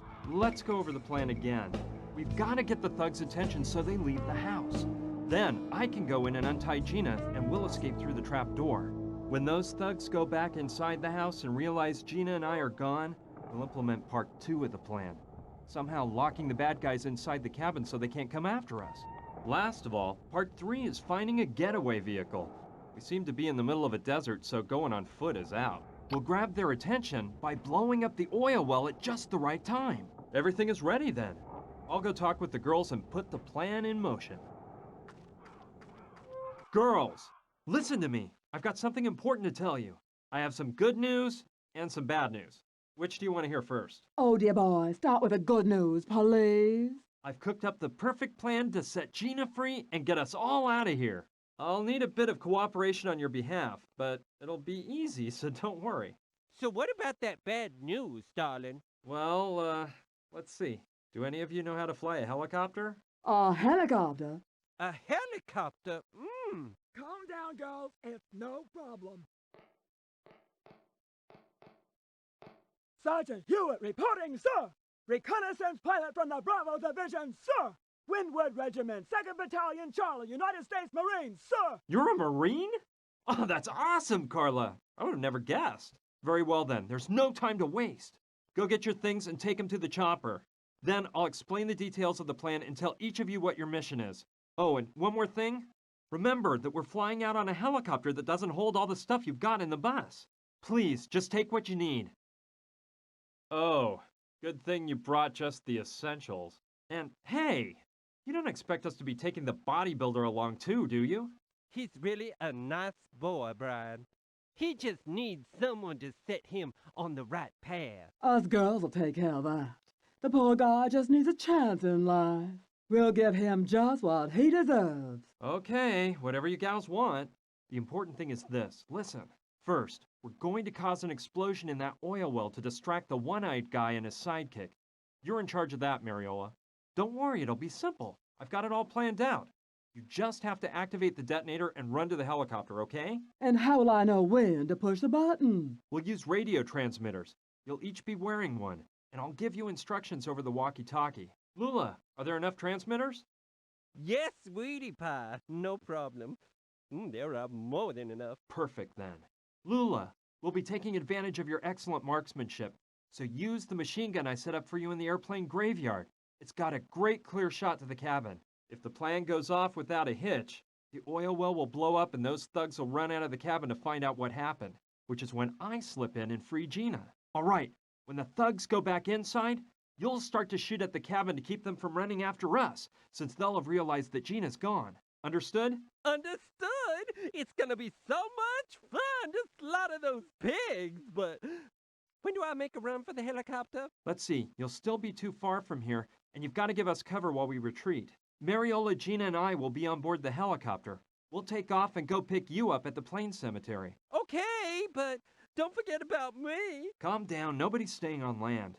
Carla, you'll start up the engines as soon as Mariola gets back from the oil well, okay? Yoo-hoo, Carla! Huh? Oh yeah, sorry. I was just going over this flight manual. Flight manual? Carla, are you sure you know how to fly this bird? Why, of course. I was just reviewing certain concepts.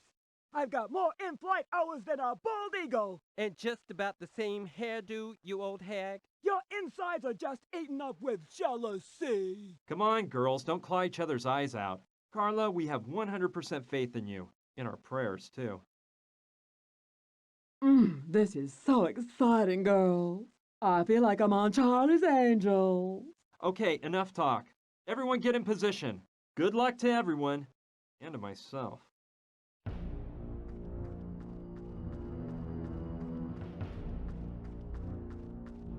Okay, let's make sure everything's set up. Hey, Mariola, are you in position? Oh, yes, of course. Ready. Okay, wait for my signal. Lula, are you ready? Ready when you are, and mad about going into combat. Perfect. Just stay alert. Carla, all set? In position, sir. Sergeant Hewitt, prepared for takeoff. Very good. You pay attention too. A-okay. It's time. Let the party begin. Mariola, blow up that well. What in the world was that? Oh man, they blew up the well. I don't like this one bit. We gotta call the Sandrettis. The girl's gone.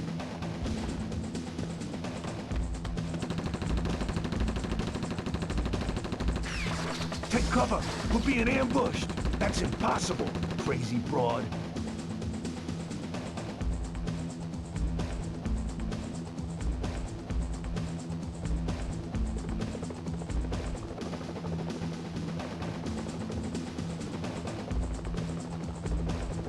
Fast, Lula, climb on board.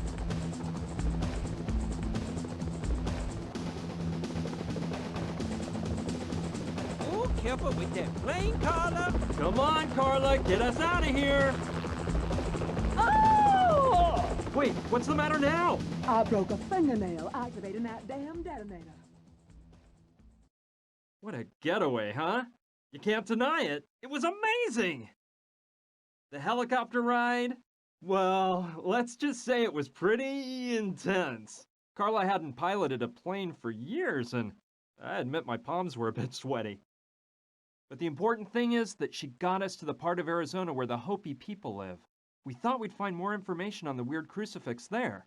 Fortunately, I got the crucifix back along with the rest of my stuff when I went into the cabin to save Gina. And luckily the girls had all their wardrobe with them so they could lend Gina and me some clothes. We knew it'd be great to put on clothing better adapted to the part of the desert we were headed for.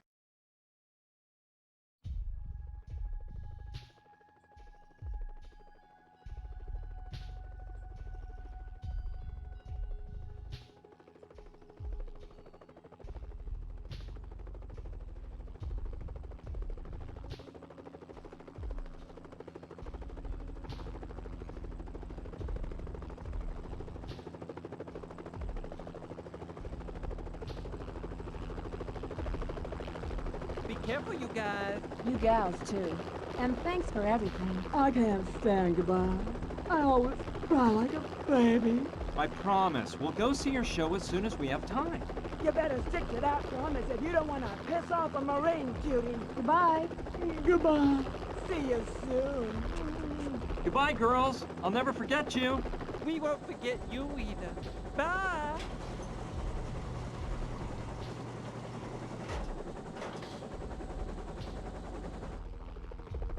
Well, we're on our own. You got a problem with that? Being alone with me doesn't make you uncomfortable, does it? Of course not, silly. Hey, don't get mad. I was just kidding. Come on, let's not waste any time. Hurry up, let's find someone who knows about the Hopi Indians. Maybe we'll get lucky and run across an actual Hopi. I doubt it, but you never know.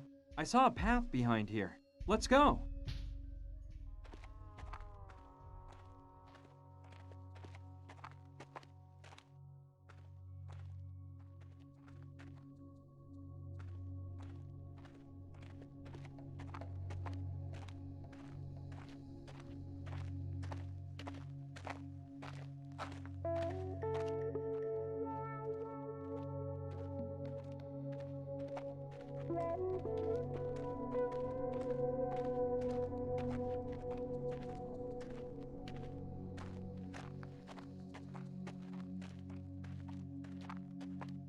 Wait, my bootlace came untied.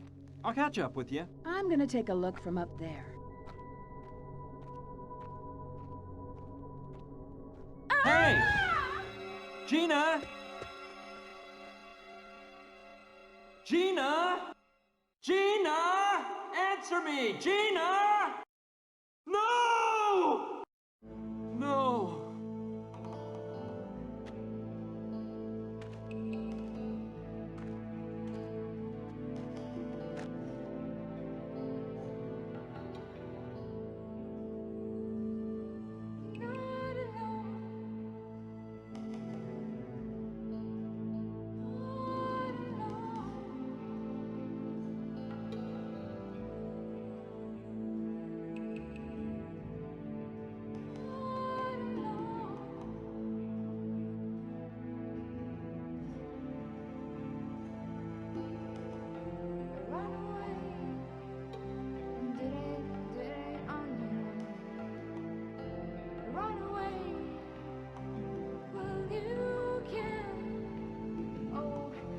Try to show everything you know.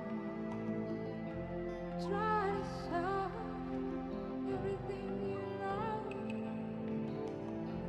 Run away, will you kill him? Run away when she is with you. Try to show everything you Feeling sorry is not the answer. Hey! Who are you? I didn't hear you come up. I am Wupuchim, last of the Hopi chiefs. The answer is to continue on your mission, not to feel sorry. How do you know all this? I don't understand how you... Hey, wait a minute. Did you say Hopi? I did, of course. That's incredible. I'm here to find out the meaning of a crucifix of Hopi origin. Show me the object. This is it. My young friend, this is not a crucifix. It is a sacred key. A key? But it's not shaped like a key. The way you are holding it in your hand. Press strongly on the upper part with your thumb. Oh. Well, it sure looks like a key now. And what is it this sacred key opens? It is the key to the sacred Hopi Crypt. The sacred crypt? Where is this crypt? Right across from our village, on the highest peak, on the other side of the Great Canyon, where Istarok places his first ray at dawn. Oh. And could you tell me how to get to the Hopi village? The sacred key went to you, so your destiny is to reach the sacred crypt. What path to follow? The path of knowledge, no doubt. Well, I think there's something I should tell you. You see, the truth is that this key is not mine. Hey! He disappeared! Now, how did he leave without me noticing? Just like when he came. Feeling sorry is not the answer. Huh. That's easy to say, but I feel I can't move one step now that Gina's... Well, he's right. The only thing I can do for Gina now is continue on the mission that brought us here. I owe it to her. Now I know the crucifix is actually the key to a crypt. If I manage to find the Hopi village, I'll be able to enter that sacred crypt. And I'll probably find an explanation for this whole mystery there. So, let's hop to it. Great. I have a good view of the whole area from here. Let's see. It looks like there's a small town over there. I'll go see if I can find someone who knows about the Hopi village. Wow. This place looks like something out of a John Ford movie. You've got your hotel, your sheriff's office, the typical saloon from the Old West, and there's even an old derailed steam-powered locomotive at the end of town. Wait! Stop! Don't shoot! Who are you, and what are you doing in my town? And put up your hand so I can see them. Hey, hold your horses. I've come in peace. Look, my name is Brian, and I'm a bit lost around here. Can you help me out? Well, okay. I guess you're not lying. Come in and we can chat.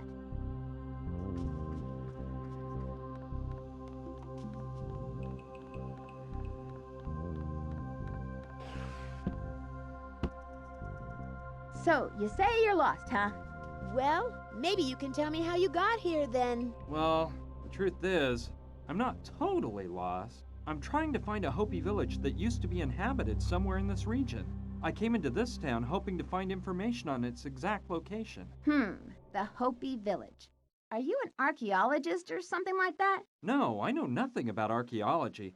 I need to find it for another reason. You don't look like an archaeologist, to tell you the truth. Though I suppose they don't all carry whips and wear hats. Oh, give it a rest, please. Do you know where that Hopi village is or not? This may sound strange, but the history of this town, Douglasville, is very closely related to the history of that Hopi village. Really? In what way? Please explain. Well, it's kind of a long story. Okay, well, here it goes. This village was founded by my great-grandfather, James Theodore Douglas. He was the owner of a gold mine nearby. And in the beginning, Douglasville was nothing more than a mining camp. But it grew bit by bit until turning into a flourishing town. Everyone was prosperous thanks to the huge profits of the mine, and my great-grandfather even got the railroad to run through Douglasville. However, something happened that tragically changed the town's fate. The mine and the mine shafts just kept growing and growing until one of them, the one with the largest vein of gold, bumped into something totally unexpected. The Hopi Village! Really? So what happened? The inevitable. The Indians weren't willing to let white men ravage their lands. And J.T. Douglas wasn't the kind of man who would give up a fortune just because some Indians got in his way, so there was a bloodbath. It looked pretty bad for the Indians. They didn't have much to fight with, and a lot of them died. But then, something amazing changed everything. The Hopi tribe's medicine man came into Douglasville one morning at dawn, stood in the middle of town, and cast a terrible spell on it, the mine, and all the white men that might try to take over Hopi lands. They killed him on the spot, but not before the curse took effect. What do you mean by that? What happened? The mine inexplicably ran out of gold overnight, and not one more nugget of gold was ever taken out. The people in town started to catch a strange disease that the doctor couldn't cure. Whole families were driven out of Douglasville in fear, trying to get away from the curse. The final straw was when the train derailed. It went out of control through the town, destroying everything in its path. Its last obstacle was the Douglasville Bank, which it plowed into like a wild buffalo. As you might suspect, J.T. Douglas owned the bank, too. That's where he was sitting in his fancy red French armchair brought in straight from Paris when 50 tons of iron flattened him. Once my great-grandfather had died, the few people left in town were hot on their heels to get out of Douglasville, making it a ghost town. That's a fascinating story. And you say you're the great-granddaughter of this J.T. Douglas? Yes, I am.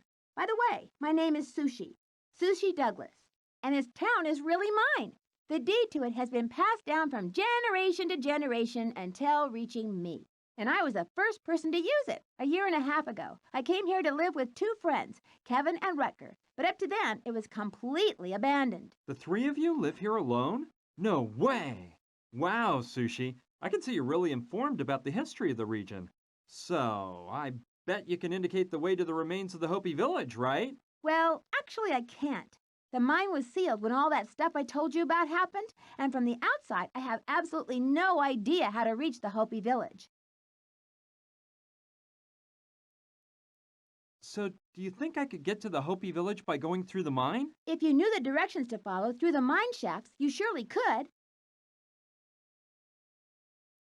Do you know your way through the mine shafts to reach the Hopi village? Me?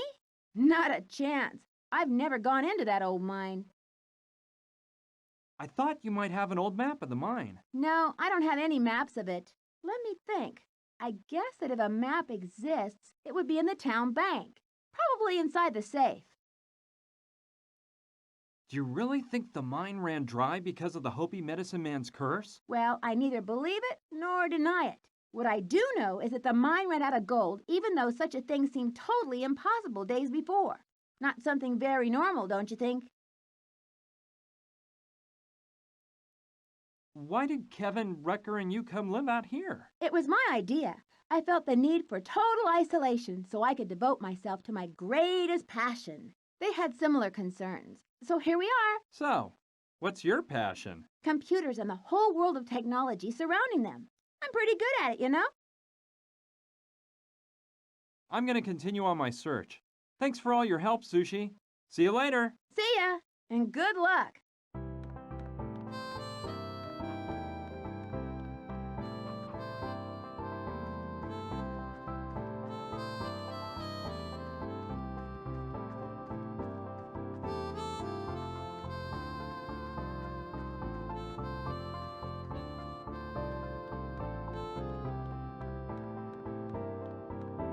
Let's see.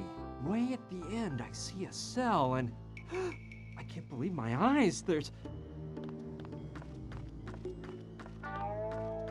a dead body. Oh man, that guy must have been rotting away for 100 years. I wonder whether that poor devil died inside there, or if he'd already kicked the bucket before they stuck him in there. It's locked shut. Must be for that stove over there. All right. I don't think anyone will need them to light up the stove. 5 nice logs. Might come in handy.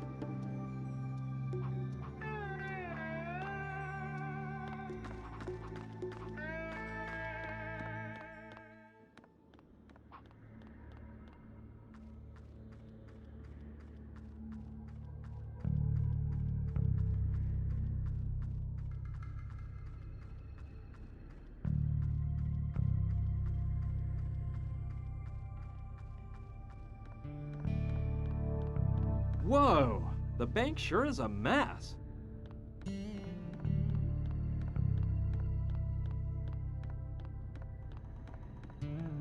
I see the locomotive really wrecked the place when it derailed and smashed into the bank.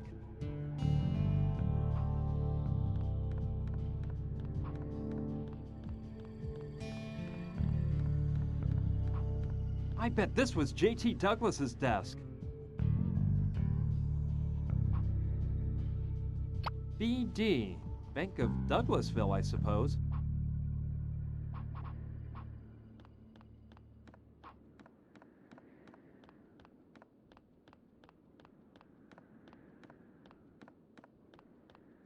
This is really run down. All I see are old papers covered in dust. Then there's that metallic object down there. Not a clue what this is, but it seems to be in pretty good shape despite years of sitting on that shelf. Okay, I'll take it. Whoa, this looks like a stapler. Quite rudimentary it is. Definitely a model from the 19th century. I'd better take the staples that were lying next to the stapler. They look similar to the rivets used by cobblers.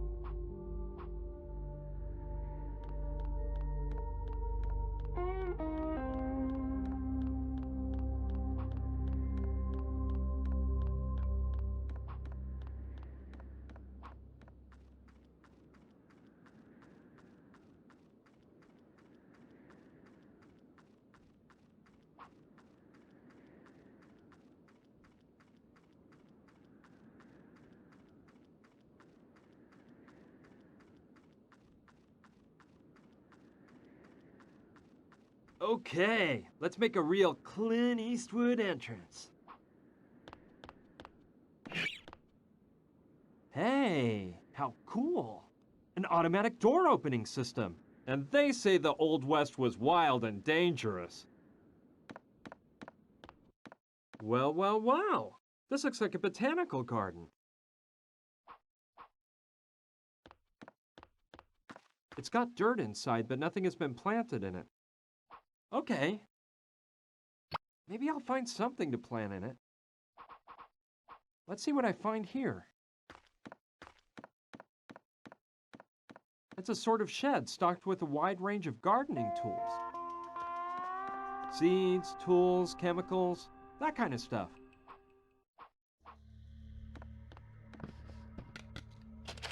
Let's see. These pruning shears may be of use.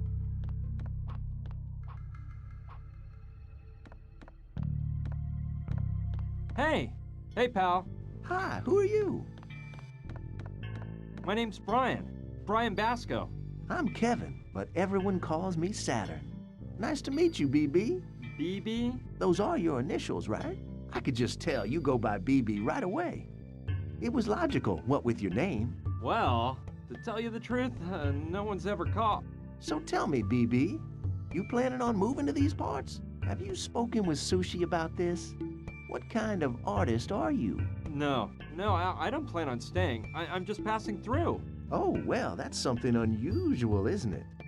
I mean, not many people come around here just for the heck of it. Well, I'm trying to find the remains of a Hopi village. The old Indian village? Yeah, I've heard of it. Do you have any idea where exactly it might be located? Actually, I don't, which is odd because I'm quite familiar with the area.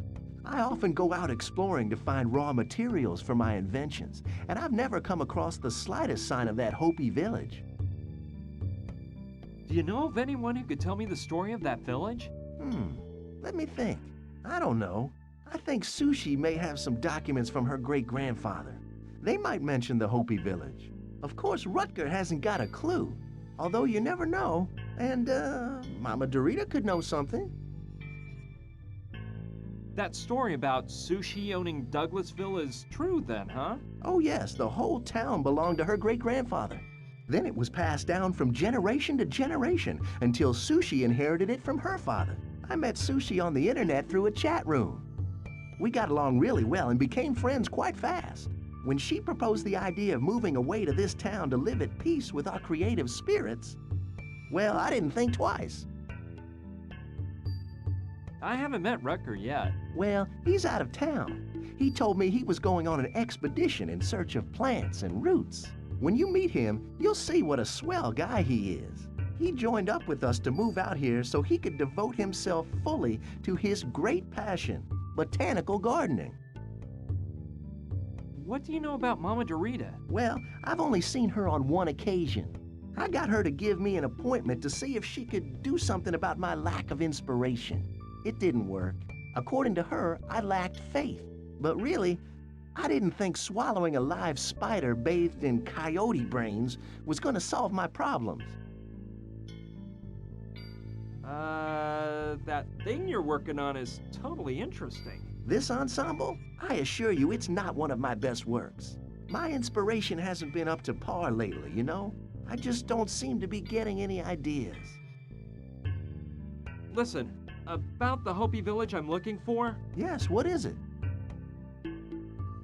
Do you know any descendants of the Hopis that live around here? No, not a one. Though, yes, wait. I remember that Rutger told me he found a Hopi Indian in the middle of the desert one day. He said it was a very old man covered with wrinkles who claimed to be the last of the Hopi chiefs. But knowing Rutger, I wouldn't be surprised if he'd hallucinated the whole scene. This workshop's impressive. I see that besides an artist, you're quite an inventor. Yes, I like to think of myself as a modern-day Leonardo da Vinci. I combine art and science in my creations because both combined are my whole raison d'etre. I'll let you get back to your work, Saturn. Au revoir. Adieu. What is this thing? Maybe it's some sort of scale. Or perhaps a cart for moving heavy items. I really can't tell. I better not touch it. Something tells me I'll screw something up. It forms part of that apparatus. Maybe it's some kind of brake. Let's see how in the world this works. Whoa! Hey, what have you done? Get your hands off my catapult. Sorry, I didn't know what it was. Well, the next time you don't know what something is, don't touch it. You wasted a whole unopened bucket of paint. Damn the day I decided to build that catapult. Hey, chill out, dude. I won't touch anything else. I hope not.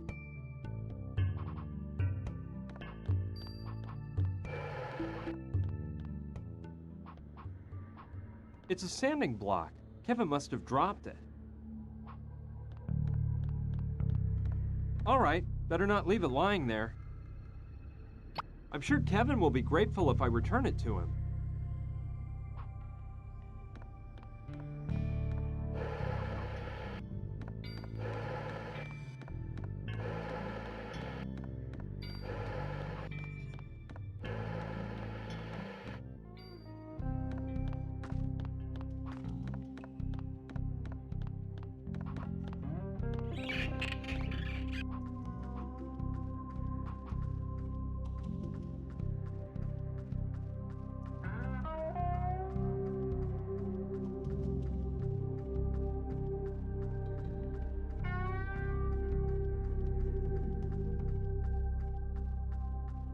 This must have been a supply wagon, because it has some sort of strap attached to an iron ring at the edge. And there are more similar rings at each end of the wagon on both sides. I bet the strap passed through all of those rings over the goods to keep them from moving around on those dusty, bumpy old roads.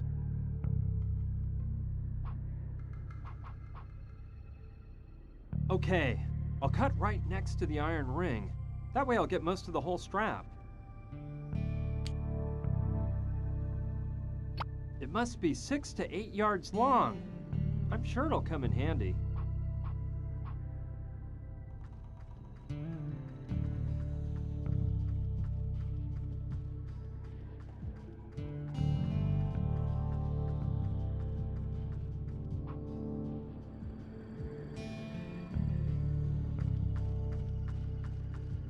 man. This is the mine that killed Gina. And right when I was starting to... Well, let's not think about that. I've got to concentrate on solving this mystery. I owe it to Gina.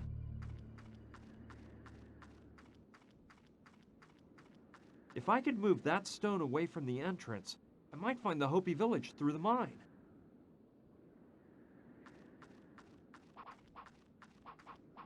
I think it's an oil can. A bit heavy, but it may be of some use to me.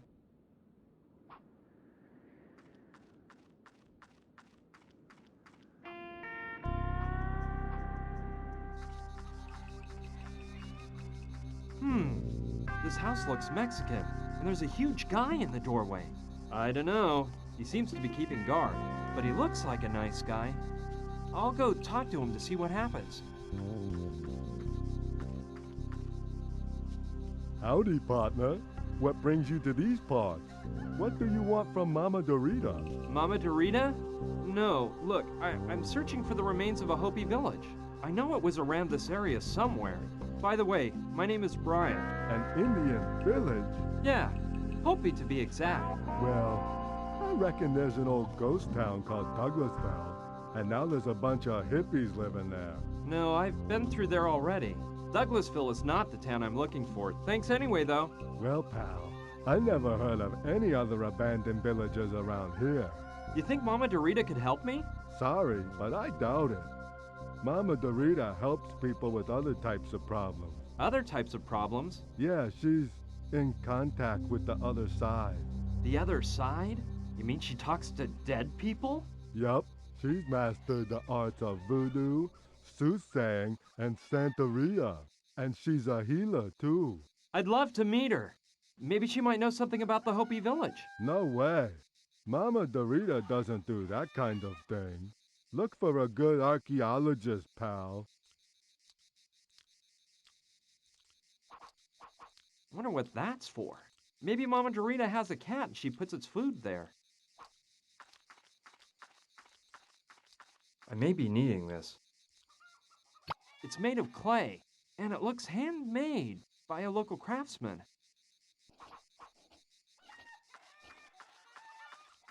Friend! What's up, kid? I'd like to see Mama Dorita. I told you that can't be.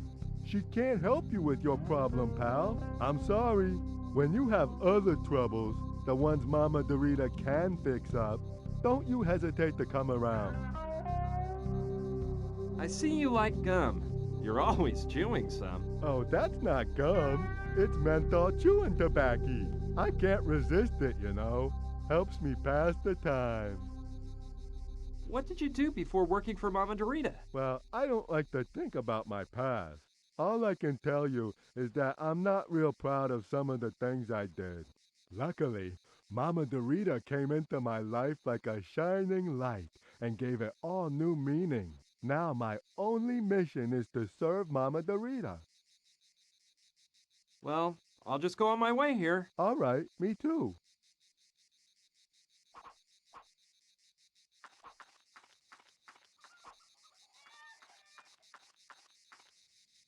Well, well, isn't that unusual? It's got a hole in the middle, like a donut. Okie dokie. I like it.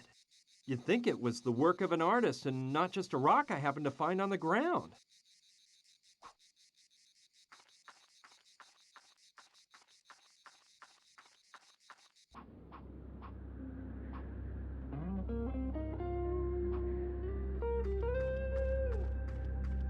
Wow!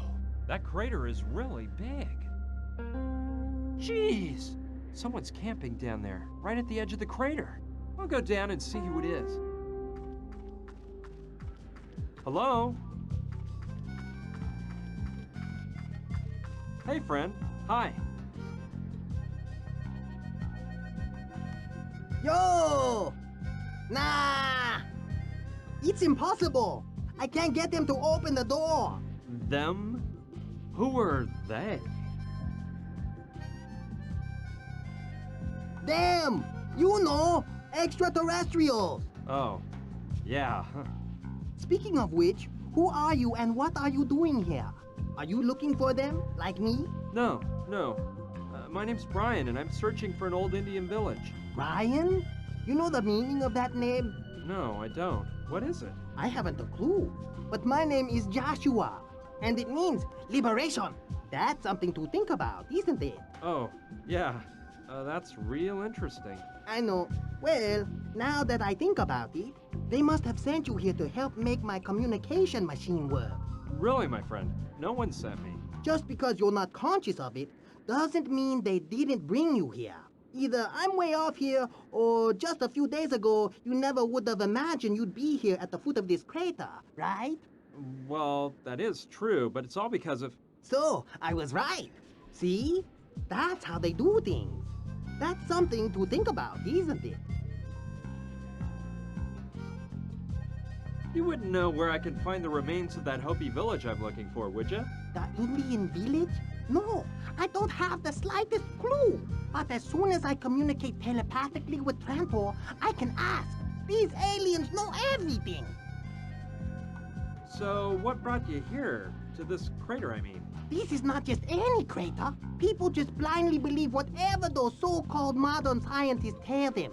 They say that the crater was formed by a crashing meteorite that fell here millions and millions of years ago. That's a bunch of baloney, I say. However, I know the truth. The crater was formed when a Trantorian ship landed here. You know, about what you told me when I arrived. Yeah? What? What door were you referring to when you said you couldn't get them to open it? To the dimensional door between Earth and Trantor. That's why they came here that time they landed with their spacecraft. They're setting up dimensional doors on hundreds of planets all over the universe. And the one on Earth is right here. A total trip, huh, dude? What is the communication machine exactly? It's all this stuff I have set up on top of the trailer. I built it myself and christened it with the name Communication Machine because I plan on using it to open the dimensional door and come in physical contact with the Trantorian. Why did you tell me to help you make it run? Is it broken? Yeah, after getting here and setting everything up, I ran into some bad luck. It had hardly been running for an hour when the machine ran out of energy and stopped working. I took off the plate covering the rotor and checked out the battery that makes it spin, but I can't find what's wrong. The battery looks like it's in one piece. I just don't get it.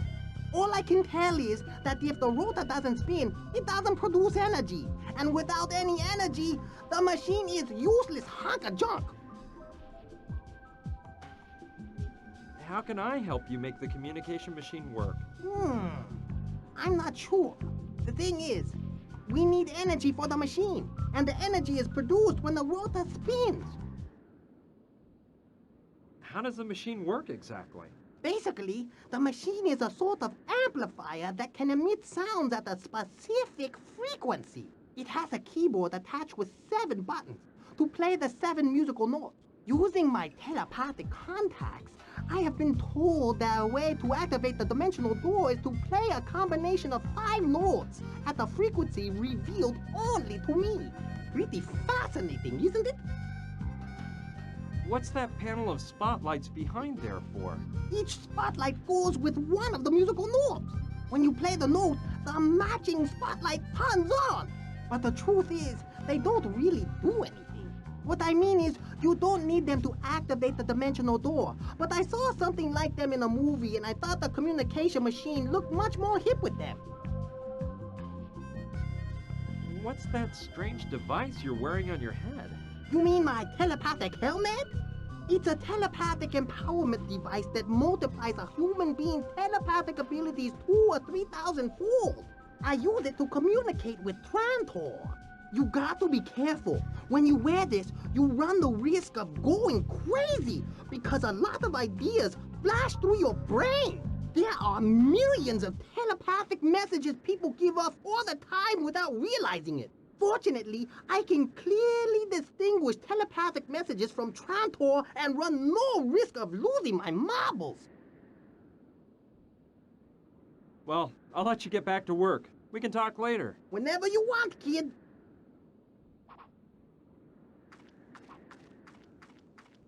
Nice device.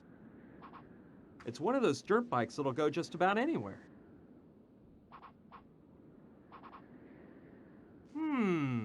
Yes. We can place the strap between the back wheel of the motorcycle and the rotor on the communication machine. That way, while the wheel is lifted off the ground, I can start up the motorcycle and make the spinning wheel turn the rotor, providing energy to the communication machine. There's just one detail missing. I have to join the ends of the strap together to get the invention to work.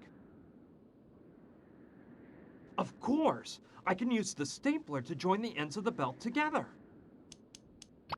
There we go. I only had 3 staples, but I think it'll hold.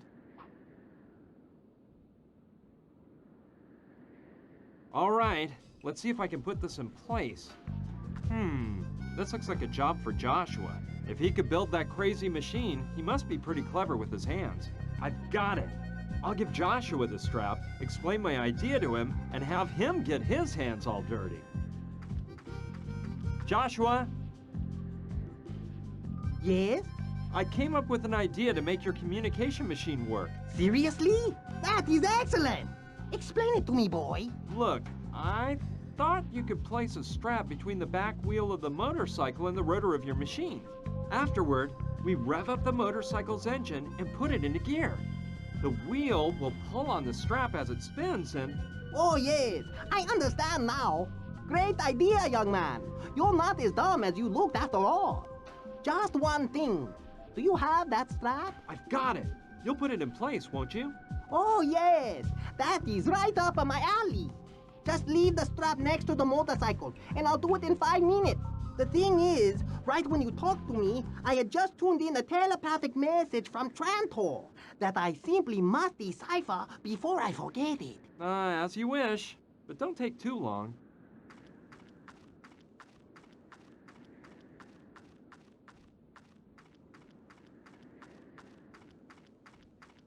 Well, let's hope he can get this show on the road.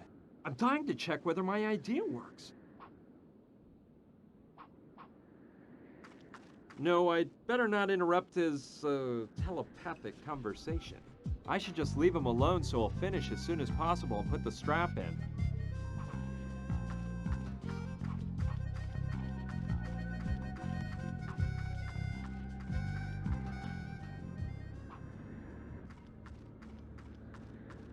Aye! What a walk! And I still have a lot further down to go. Anyway, let's get going. Oh man, I see Joshua hasn't put the strap in place yet. I'm gonna have to talk to him. Joshua? Yes? How come you haven't put the strap in place yet? Look, there is one small problem. Logically, I can't put in the strap without taking apart the motorcycle wheel. And I can't take apart the motorcycle wheel because I need a number 10 wrench, which I don't have. Oh, brother. Now I get it. I've been such an idiot. I shouldn't have joined the ends of the strap until I put it on the wheel. The bad thing is, I can't cut the strap again and re-staple it, since it'd be too short. What's worse, I don't have any staples left. Okay, Joshua, don't worry. I'll get us a number 10 wrench and bring it to you. Okay, I trust you, sonny boy.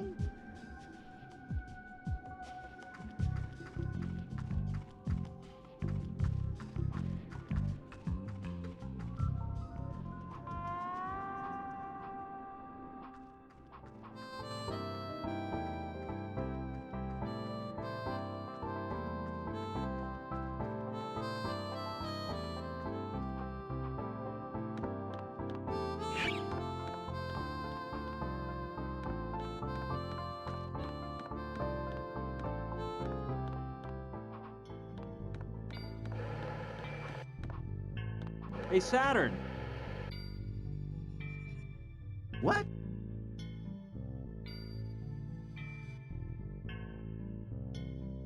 You see, mon ami, there's something I wanted to ask you. If it's in my power to help. Could you lend me a number 10 wrench? Sure. Take it from the set of tools hanging on the wall. Hey, those enormous rocks you use for your stone sculptures. How do you manage to bring them here? Do you have some sort of moving crane? No, it's much simpler than that. I get the help of Oscar, Mama Dorita's disciple. He's amazingly strong and can move stones that weigh hundreds of pounds all by himself. In exchange for helping me with that, I give him menthol chewing tobacco that Rutger whips up for me. That big powerhouse just loves to chew tobacco, you know? I'll let you get back to your work, Saturn. Au revoir. Adieu.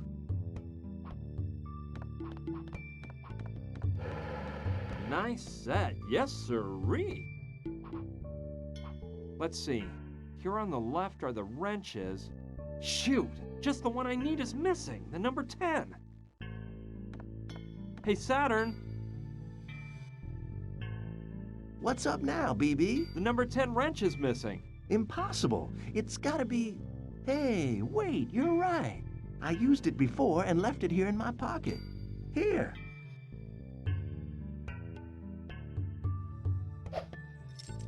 Kid, your reflexes are shot, you know? Well, don't worry. The wrench must be down there, in the street. You just have to go down and get it. Yeah. Thanks, man.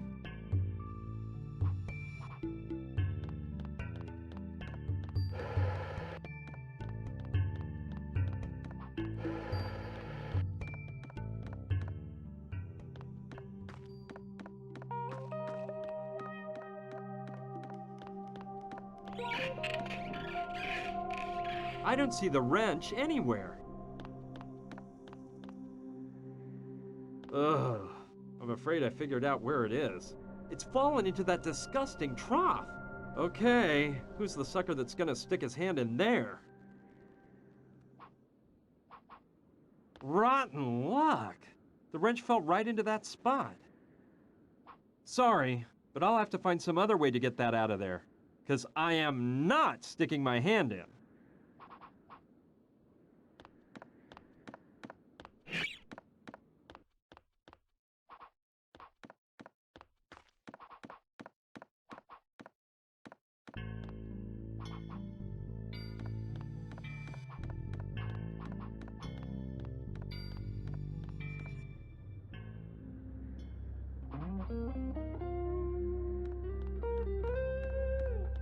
Yeah, that's a good idea. I'll drop the pot on the trough, and with a bit of luck, the wrench will come flying out.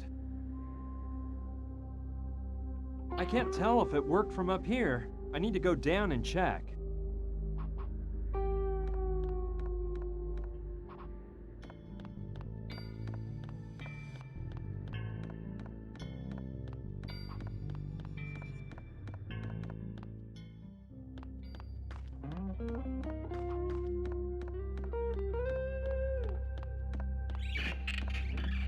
Great! There's that dumb wrench. It's finally mine! All clean and ready to take to Joshua.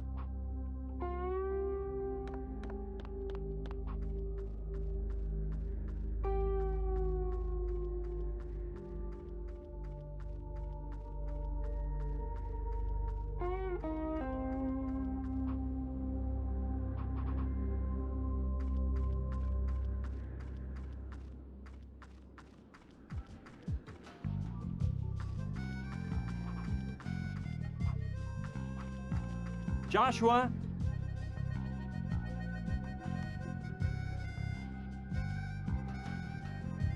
Yes? I've got the number 10 wrench. Oh, excellent! Leave it by the strap. I'll take care of it right away. But give me 5 minutes. I was just receiving a telepathic message from Trantor. Oh, all right, whatever.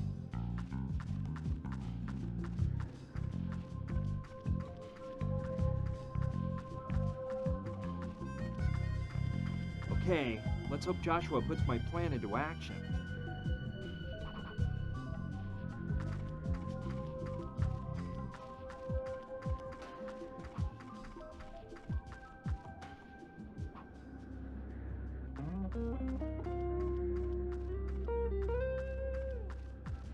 Great, now the strap is on. Joshua? Yes? I see you put that strap on. Did you see if the invention works? Sorry, kid. We're out of luck. The motorcycle doesn't have 1 drop of gas left. Just what I needed. Wait, let's not get desperate. We can find some gasoline. That's what I like to see. Initiative. I know you will get it, and with your help, I'll achieve my goal.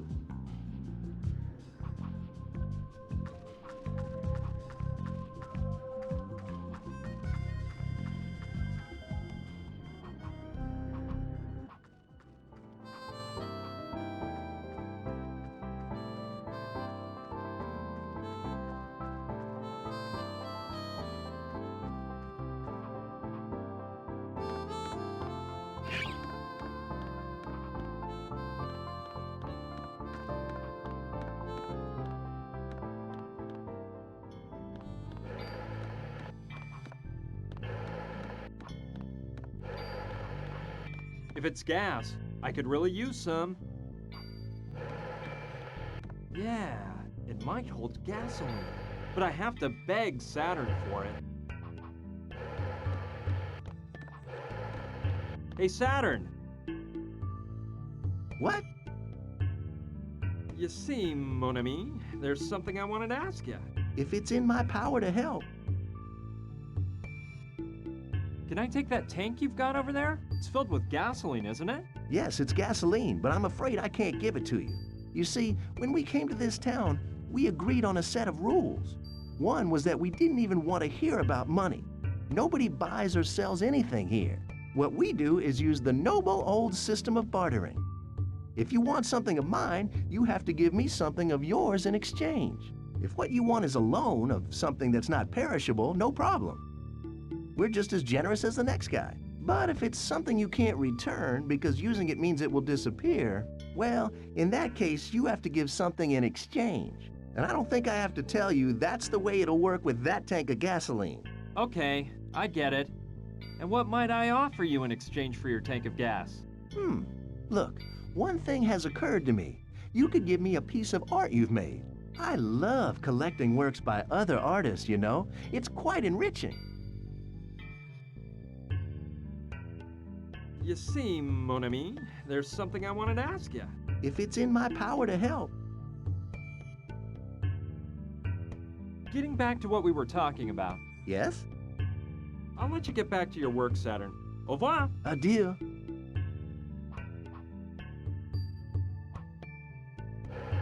All right.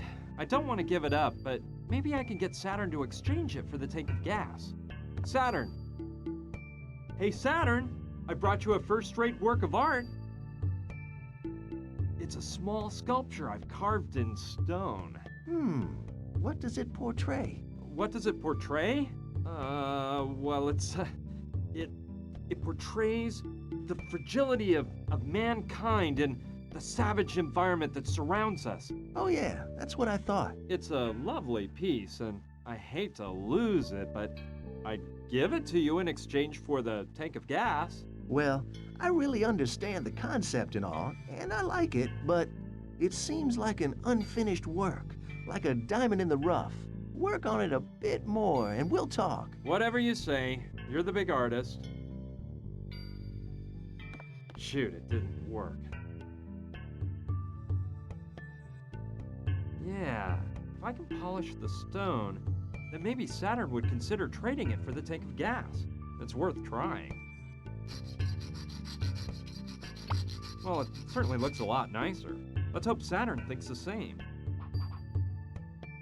Okay, let's see if I can get him to trade it for the tank of gas. Saturn! I fixed up the sculpture a bit, and now I think you're really going to be delighted with it. How's this? Museum quality, huh? Yes, I can distinguish some softer nuances. The man has evolved. His delicacy in the surrounding environment is apparent. But he's trying to camouflage himself by blending in with progress. That's the idea you're trying to convey, am I right? That's exactly it. You understand my ideas perfectly. So, are you interested in it? You can have the sculpture, and I take your gas tank and... No, it still appears to be an incomplete work, like a house without a roof. When you achieve total mastery, we'll talk about the deal. Oh, all right. That's fine. This guy's one hard egg to crack. All right, I don't want to give it up, but if the piece of amber fits in the hole, it might be just what I need to give the stone a more artsy look. Let's try it out. Now it looks really cool. Saturn's really gonna like it now. Okay, let's see if I can make the deal this time around. Saturn, observe my sculpture now. Thanks to your advice, I think I've created a true masterpiece. What do you think? Oh, the light. The divine element symbolized by light. Of course. In spite of it all, man cannot bear his fragility and needs to create a superior being that gives greater meaning to his existence. That is the point, isn't it? Exactly, you figured it out. Do we have a deal? Do one thing for me. Place the sculpture in front of the door to the balcony. The sun will become the final element from which man imbibes the light that shelters him. Whatever you say.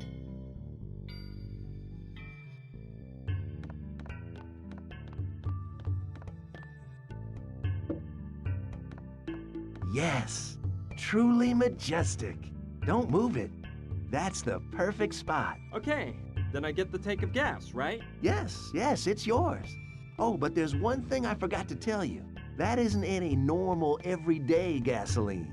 It's concentrated gasoline that I make myself. In order for it to work, you have to mix it with water. The formula is simple. For every liter of water, you put in 40 cc's of concentrated gasoline. It is vital for the mixture to be exact. Yeah, and do you have any measuring tubes to calculate the exact amounts? Well, look, there's one small problem. My 40 cc measuring tube broke the other day, and I haven't bought a new one yet. But don't worry, next to the gas tank, there's a 1 liter bottle and 2 measuring tubes. You can use that to make the mixture. If you say so. The tank is finally mine. And the bottle and measuring tubes? Let's see if I can use this to make the mixture right.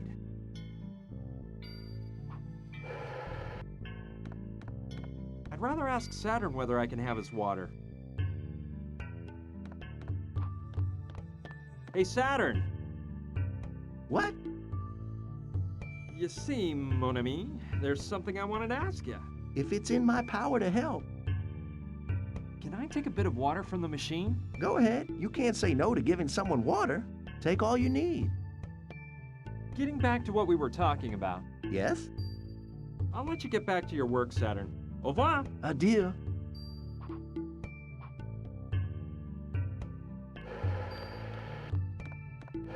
All right! To the mark! Exactly 1 liter of water. Okay, I'll fill it right up to the mark. There you have it! 30 cubic centimeters of concentrated gasoline. Done, without spilling a drop. Okay, I'll fill it right up to the mark. There you have it! 30 cubic centimeters of concentrated gasoline. Done, without spilling a drop. It's empty now. Done, without spilling a drop. Okay, I'll fill it right up to the mark. There you have it! 30 cubic centimeters of concentrated gasoline. Excellent! Now I have exactly 40 cubic centimeters. Okay, it has just the right dosage, so there shouldn't be any problems. Perfect. Now I've got gas for the motorcycle.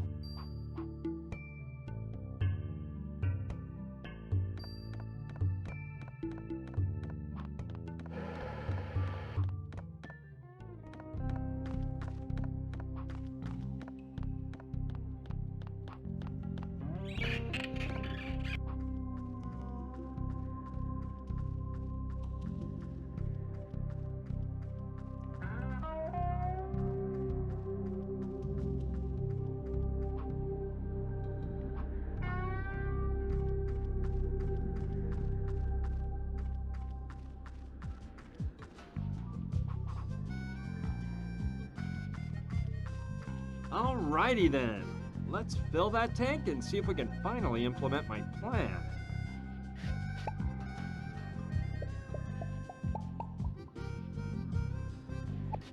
Ready. I'll tell Joshua the motorcycle's prepared. Joshua, Yes? the motorcycle has gas now, so let's put the plan in motion. Stupendous! I knew you would not let me down. Let me tell you what we're going to do. I'll take care of starting up the motorcycle. As soon as the wheels start spinning, go up to the switch on the communication machine. Okay? Yeah, sure. Okay, then go stand by the switch.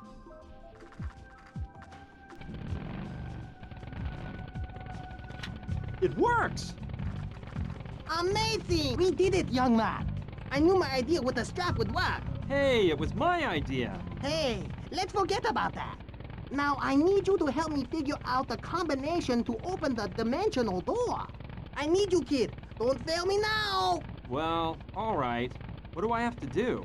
Look, I discovered that the spot where I achieved the greatest telepathic communication is down there, in the middle of the crater. I'll go down there, and you push the keys for the musical note. That way, I will receive telepathic signals which will indicate to me whether the combination is correct or not. The only thing that you must remember is that the combination is made up of 5 different notes.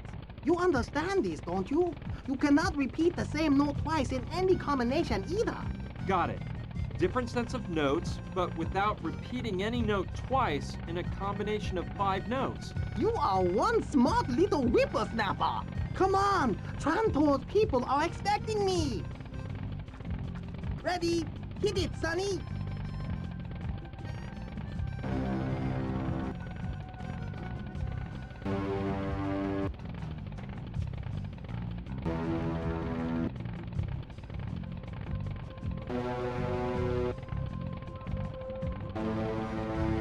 That noise! What a trip! There's an intense light covering the center of the crater. I can't see Joshua. Brian, this is unbelievable. Just amazing, kid. It's remarkable. Farewell. You can't believe all the love I'm taking with me. But what's going on?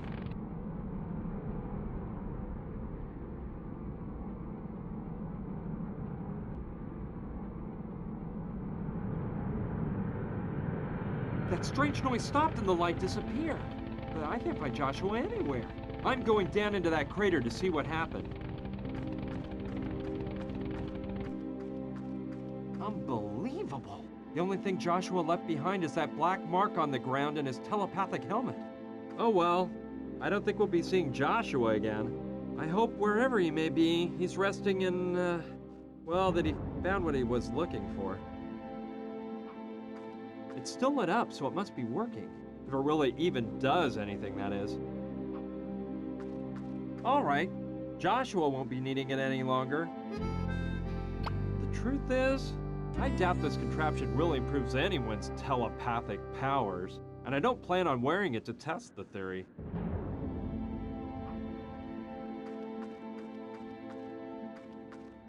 Wow, the communication machine stopped working. Well, I suppose the motorcycle used up all the gas.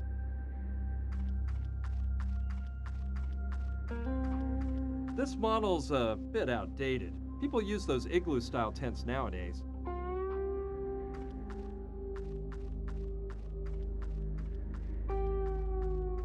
Okay, I don't think Joshua will care anymore. Let's see what I find in here. Yeah, this could be really useful. A flashlight that you can attach to your head, and a climbing rope.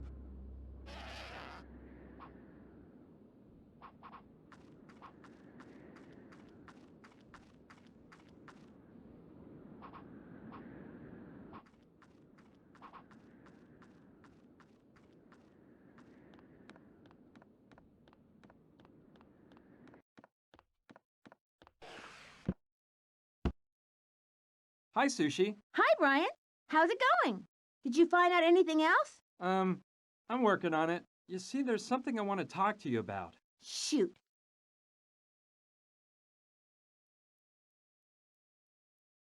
It's about the safe in the bank. What about it? I've been sifting around the ruins of the bank, and I didn't find it anywhere. Yeah, well, it wasn't on the upper floor. I believe it was in the basement of the bank. You know, to be on the safe side. The bad thing is, the way into the basement was completely blocked when the locomotive crashed into the building. Hey, there's a dead body inside of a cell in the sheriff's office. Yeah, it's been there for over a century. Who was it? The town doctor. Apparently, he was a drunkard, and a kid died because of him. He was in jail waiting for his trial when the train derailed. Don't you think you should take him out and bury him properly? Well, the door was locked, and the way I look at it, that cell is the closest that guy ever got to a grave. I don't think it'd do any good to bury him at this point. And that cell is kind of like having your own pantheon. How could they let him die there in such a cruel way? The sheriff had a key to the cell, and he also died the day the train derailed. Legend has it, someone warned everyone that the train was speeding toward the town out of control with nobody at the helm. The sheriff rode out to where the train was and managed to climb into the driver's cab of the locomotive, but a stroke of bad luck made him fall into the boiler. The guy was burned up alive and failed to stop the train. And as I already told you, due to the derailment, everyone fled town, and nobody even thought about releasing the drunk doctor who had caused the death of a child.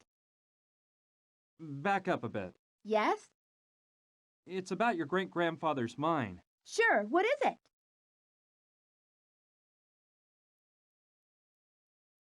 Well, forget about the mine for a minute. Whatever. I'm going to continue on my search. Thanks for all your help, Sushi. See you later. See ya, and good luck.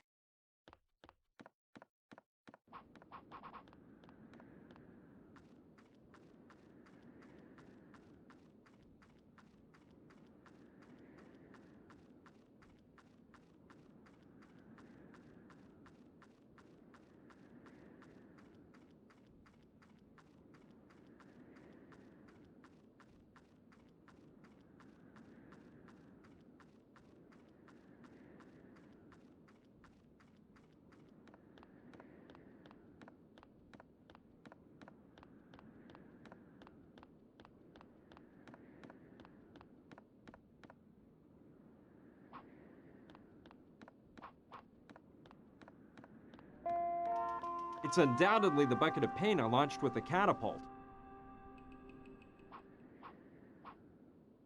No, I'd get paint all over me. Anyway, it's totally empty and won't do Saturn any good if I return it to him that way.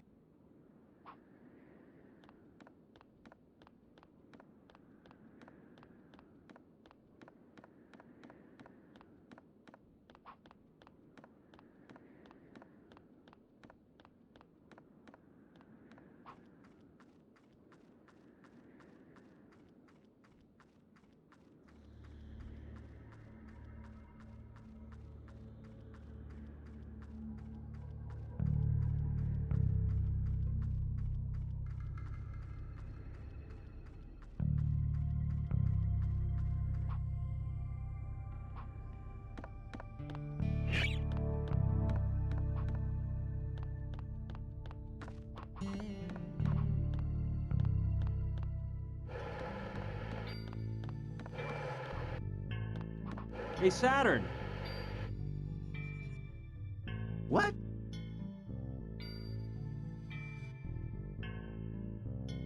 I'll let you get back to your work, Saturn. Au revoir! Adieu. Saturn, I found the answer to your inspirational crisis. Really? What is it? It's a helmet that creates ideas. It stimulates brain activity in an incredible way. You'll see. It'll make hundreds of ideas pop into your mind. Here, put it on.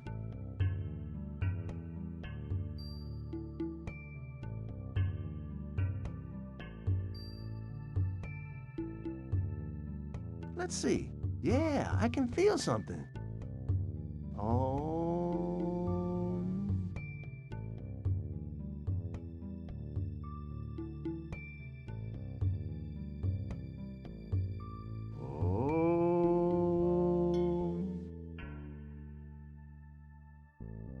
Wow, I've never felt so amazingly inspired in my whole life. I've got to sculpt what will be my greatest work ever. I'm going out right now to get the perfect stone. Thanks, Brian. I really owe you one.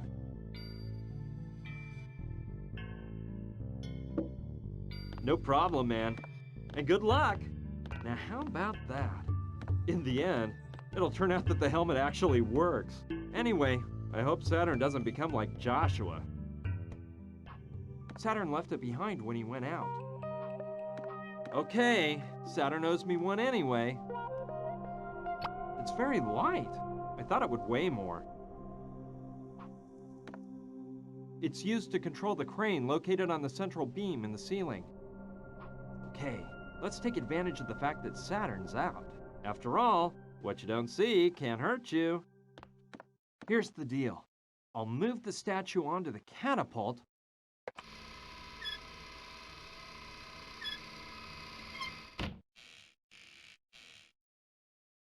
There we go. Now let's lower it down carefully.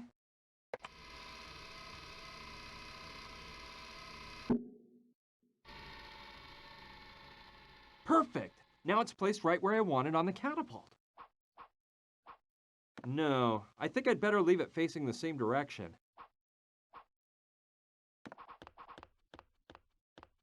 All right.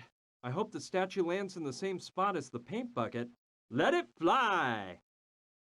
There we go.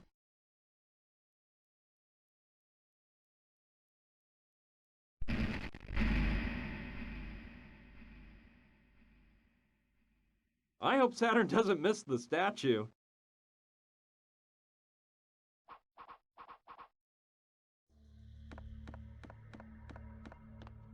Okay.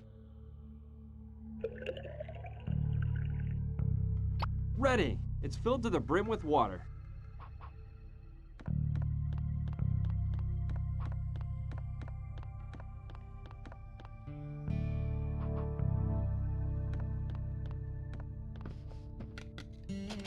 Ah, yeah!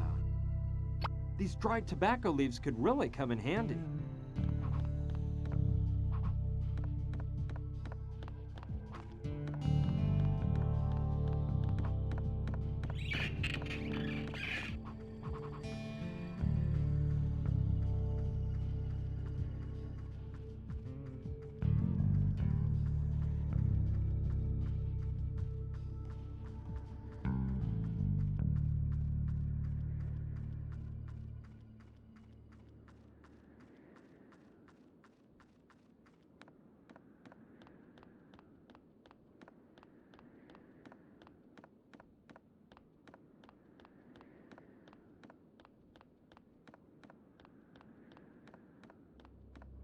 Great! Just what I was expecting! A hole is opened up in the floor leading to the basement of the bank. Here we go. I can use the statue as a ladder.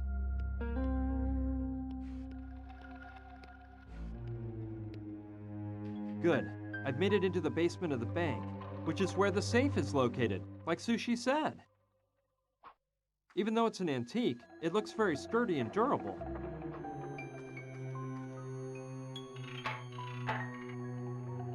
It's locked. I'll have to use the right combination to open it. Luckily, it remained completely intact, although it'll be one hard job to return the statue to Kevin.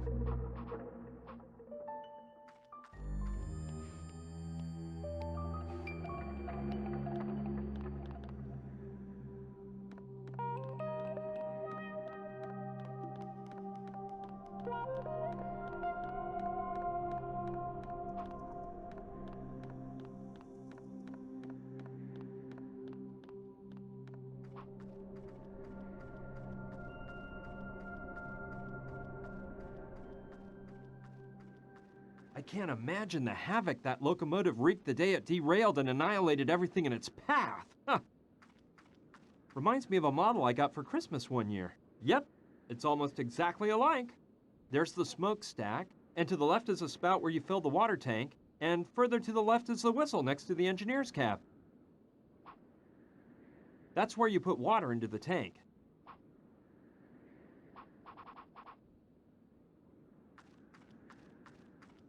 Okay, I'll empty the oil can into the tank of the locomotive.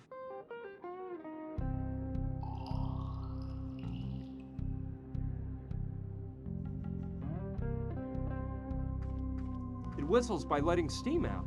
It was hooked up to the engineer's cab using a sort of rope that he would pull on when he wanted to sound it. I love those big smokestacks on old steam trains from the 1800s. It's all sooty. I can't see a thing. You'd have to do that from inside the cab. I could try to go in through the hole next to the broken part of the roof, but I'd almost rather go up to the side and enter through the window there.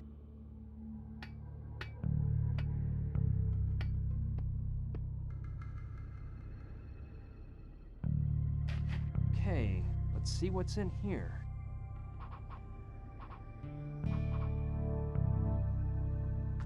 Well, all right. These logs will make first-class fuel.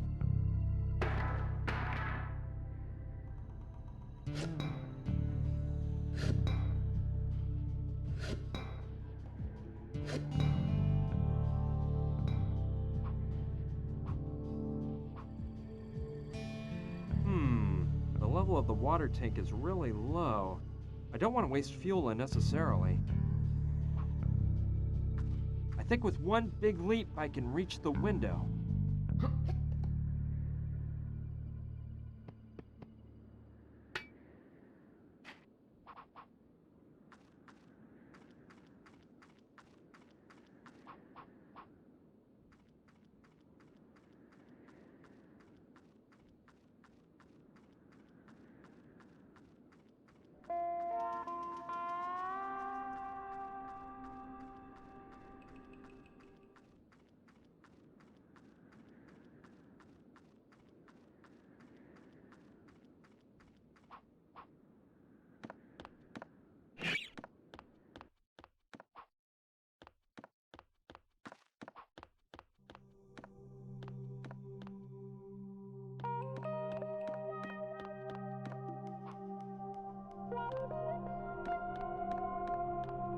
Okay. Ready! It's filled to the brim with water.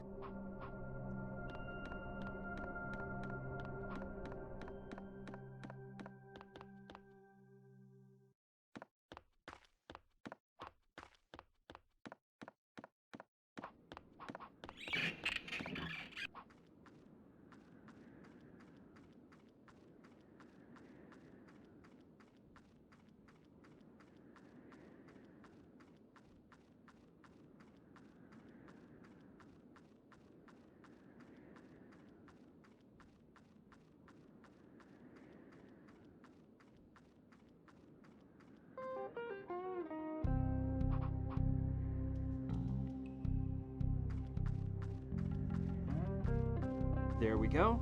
Let's fill that tank up a bit more.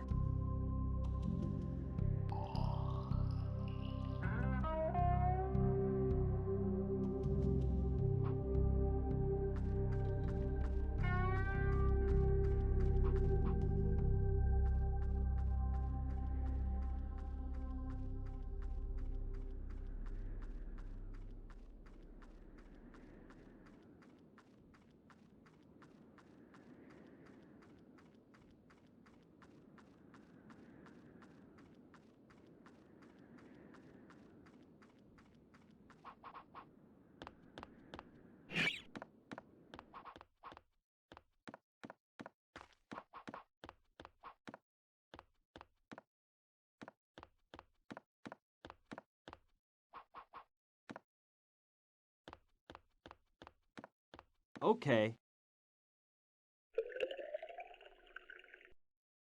Ready! It's filled to the brim with water.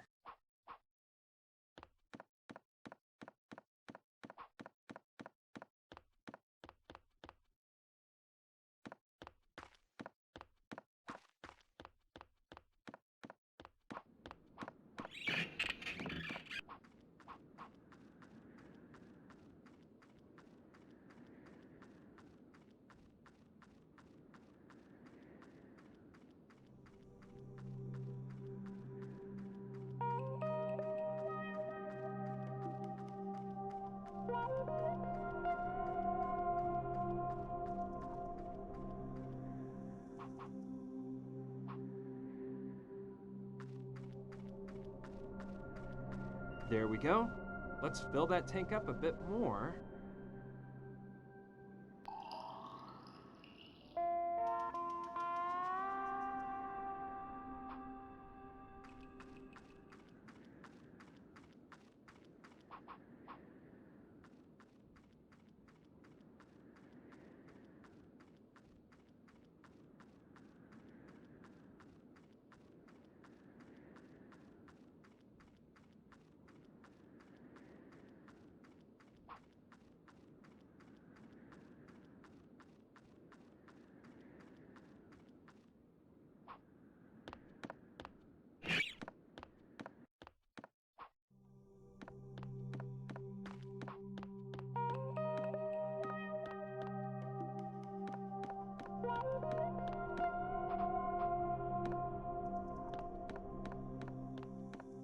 Okay.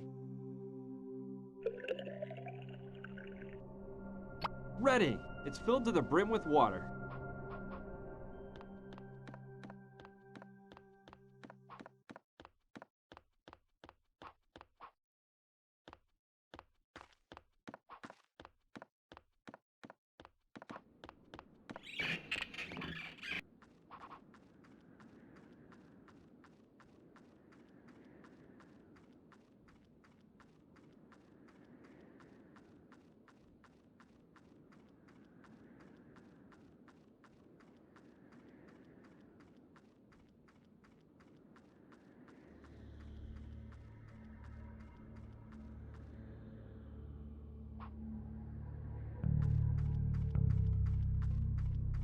There we go. Let's fill that tank up a bit more.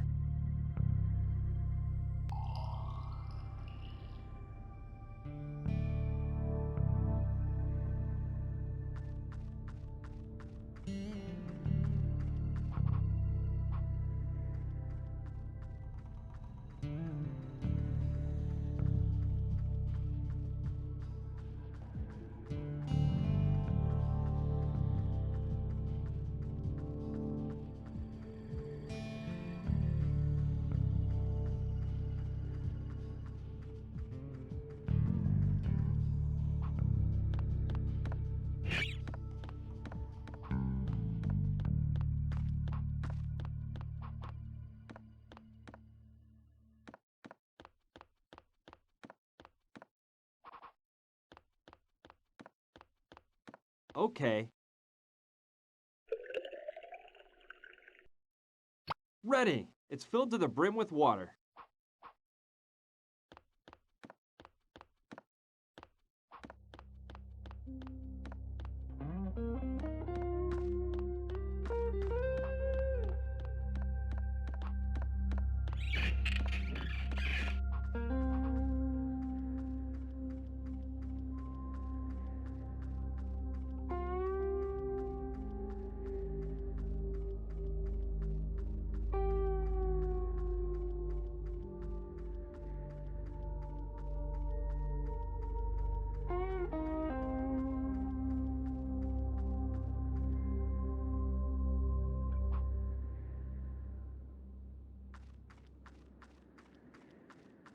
There we go.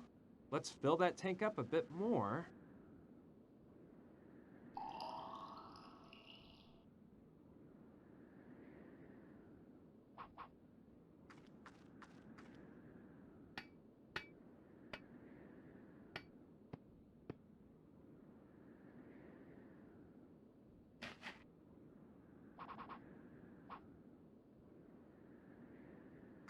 Yes, now is the time.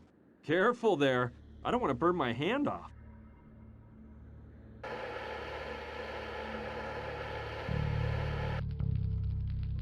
Okay, this is starting to work.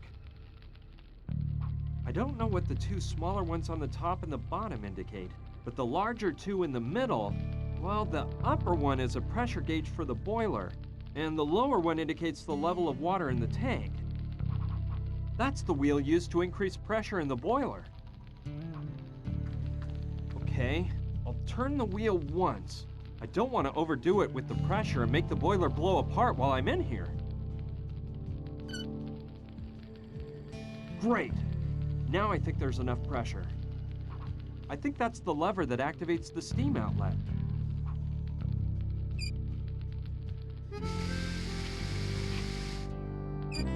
Yes, a burst of steam blasted out.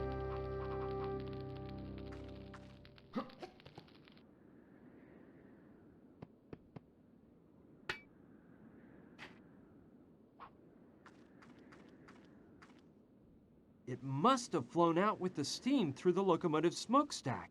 And from the look of it, I bet I know what key it is.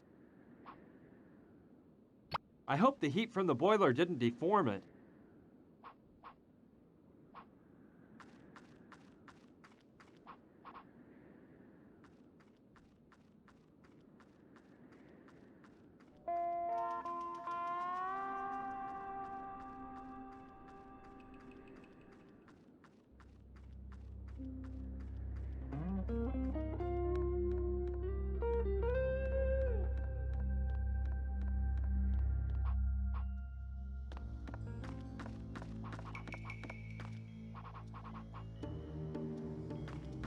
I hope the locomotive boiler didn't deform it and it still works.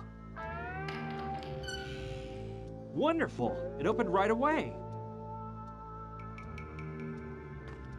No matter how bad a doctor he was, nobody deserves to die like that.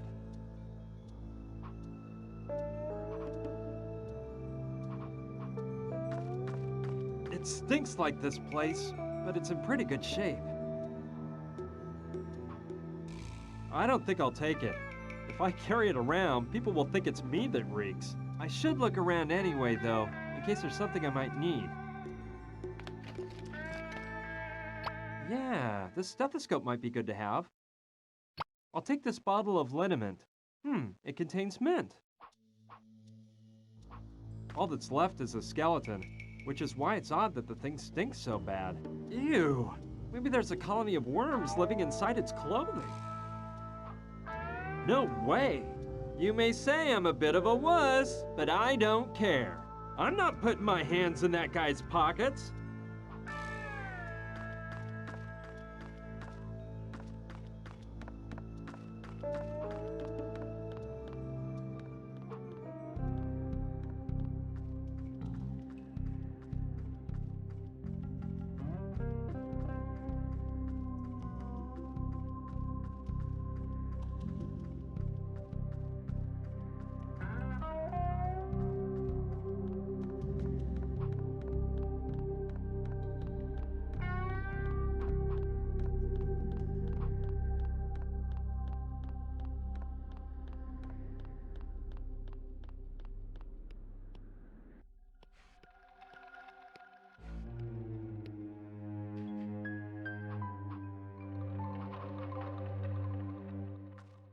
Yeah, great idea.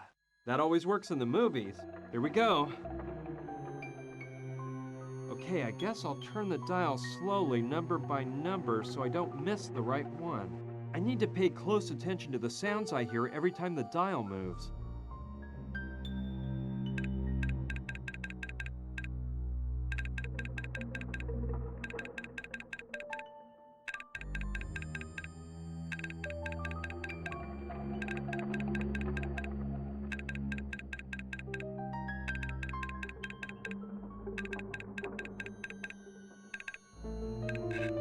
Ha! That sound was obviously the mechanism falling into place. So the first number in the combination is 85 right. Now, I should turn the dial to the left to figure out the second number.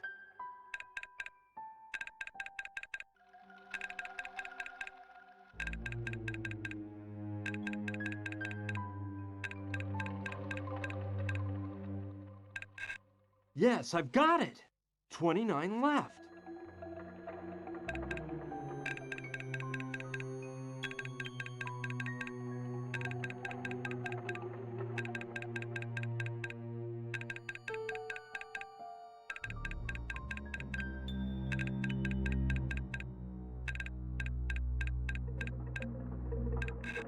And the third number, 54 right. Cool. I think the door will open now.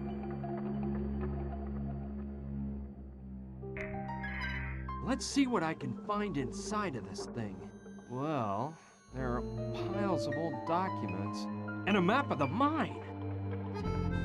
Finally, I found it. Let me look it over. Excellent. The site of the Hopi village is marked. With this map, I'll be able to get through the mine shafts and find my way there.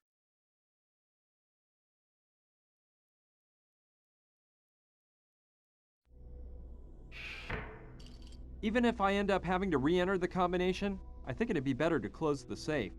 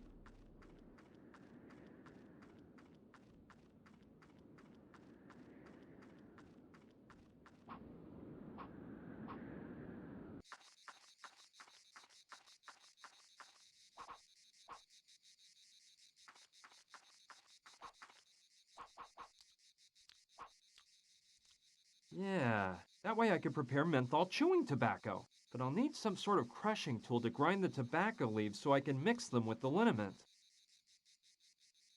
Sure, great idea. The stamp is pretty large and durable. I can use it with the bowl to create a makeshift mortar and pestle. There we go. I think it'll work. Yes, I think I can use the mortar I've improvised to mash the tobacco leaves in with the liniment. Then I'll have menthol chewing tobacco. Let's try it. Okay, I think that turned out pretty good. But there's no way I'm trying it. Hey, Oscar. What's up, kid? I need your help. What can I do for you? Well, it's a huge rock I need moved. Sorry, guy. Oh, shucks. Well, I'll just go on my way here. All right, me too. Oscar, brought you some of that chewing tobacco you love so much. Really? Of course, partner. Here you go. Thanks a lot, Brian. No sweat, man. That's what friends are for. And we are friends, aren't we? Of course we are. I needed that tobacco like a lost man needs water in the Mojave. 'Cause the last shipment Saturn brought me was running out. I owe you one. Now I've got him wrapped around my little finger. Friend! What's up, kid? I need your help. What can I do for you? Well, it's a huge rock I need moved. Well, of course. I love doing favors for my friends. Wonderful. Let's go. So this is the rock I gotta move, huh? Yeah, it must weigh a ton. You think you can push it out of the way so I can enter the mine? This little marble? Of course, partner. Piece of cake.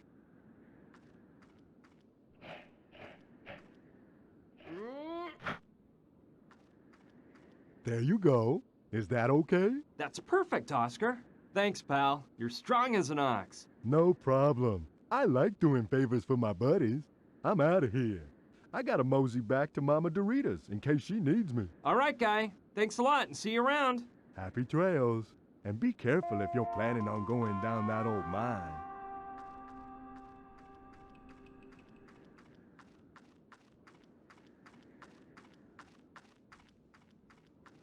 That Oscar, what a nice guy. I'm glad he's on my side and not somebody else's. All right. I've got everything I need to walk around the mine shafts until I find the Hopi village. Let's go in. I hope I get lucky for once.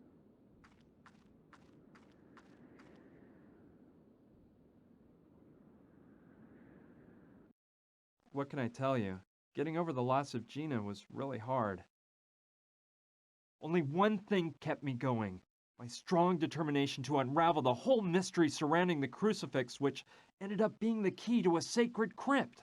I wasn't too concerned about having to get through that old mine, since I've always loved spelunking, but I wasn't aware of the unpleasant surprise waiting for me in one of the chambers. Hey! I see some light over there. Although, according to the map, that's not the exit leading to the Hopi village. Well, I'll take a look anyway. Maybe I can get to the village somehow from outside of the mine. Plus, I'm tired of wearing this darn flashlight on my head. Man, finally! I couldn't wait to take that off. Hey, what is this? Oh no! I can't stand those disgusting beasts! Ah! Bats! No! Help!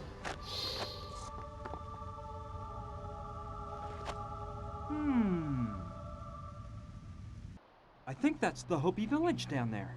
Eureka! I finally found it! It's not going to be easy to climb down there. The mountain is really steep. The fall would kill me.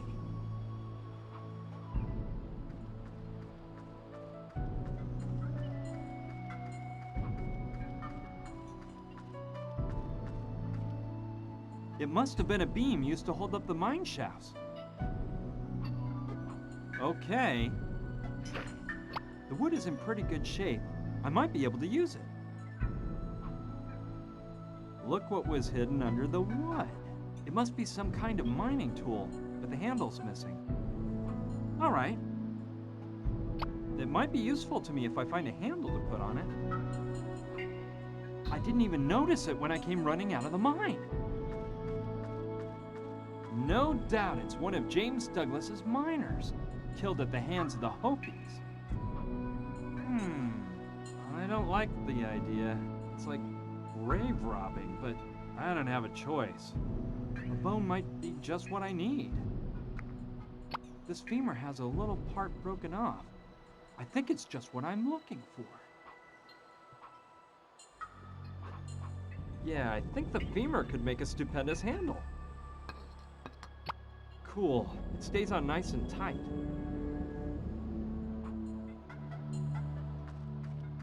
It's not nailed in very well. There's a piece sticking out of the wood. Okay, I'll take out the nail.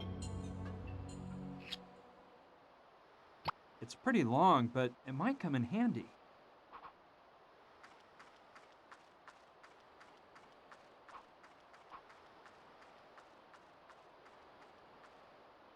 I'm pretty sure the Hopi Village cave is down just a few yards more. All right, I'll nail it into some hard ground so it'll hold tight. Ready. I think it'll hold up.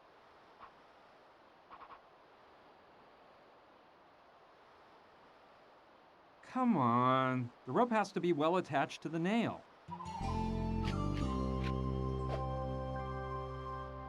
Ready. And now, let's do some rock climbing. No problem. I was quite the climber at summer camp.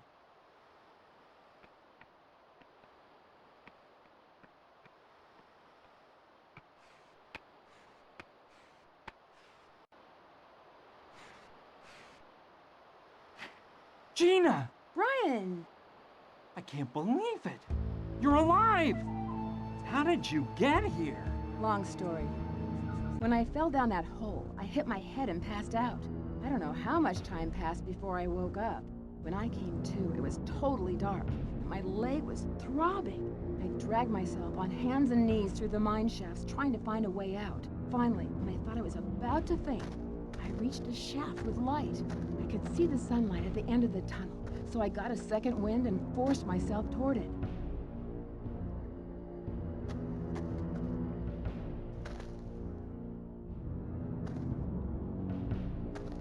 When I came out of the mine shaft, the first thing I found was that huge statue back there, and I was scared stiff. But I regained my composure and passed through all those weird ruins until coming here. I couldn't believe I was stuck in the middle of a rocky canyon with a broken leg. In all truth, I thought my life was over. And that's right where you showed up. Oh, Brian, I've never been so happy to see someone. But tell me, how did you manage to find me? Well, actually, I came across you by accident. After you fell down that terrible hole, I gave you up for dead. But I swore to solve the mystery of the Crucifix. That's what brought me here. These ruins are from a Hopi village. And on the other side of this canyon must be the sacred crypt of the Hopis. The Crucifix is actually a key that lets you into the crypt. That's astounding. How did you figure all this out? I'll give you the full story later. For now, let's get you out of here and have that leg fixed up. No, wait. I'm sure it was really hard for you to get here. Come on, let's not just leave without unraveling the mystery of the Crucifix. I can hold out a bit longer. Don't worry. Please, go to that crypt. But you need to see a doctor, and that's more important. No, please, Brian. I owe it to my father. Do it for me. Well, okay. Have it your way. You just rest and don't move.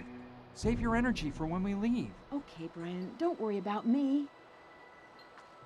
I don't like the look of Gina's leg. I didn't want to frighten her, but it seems like it's broken to me. I'll have to find a way to put a splint on her leg if I want to get her out of here. Okay, I think it'd be best to find that Hopi crypt first. Afterward, I'll take care of Gina's leg.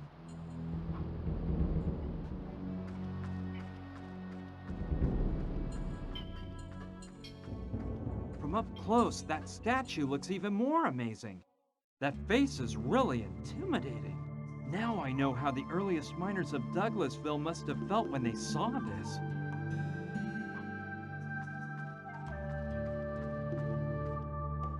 It's a tomahawk. Yeah, a tomahawk could come in handy. Well, this is no simple axe. It can also be used as a pipe.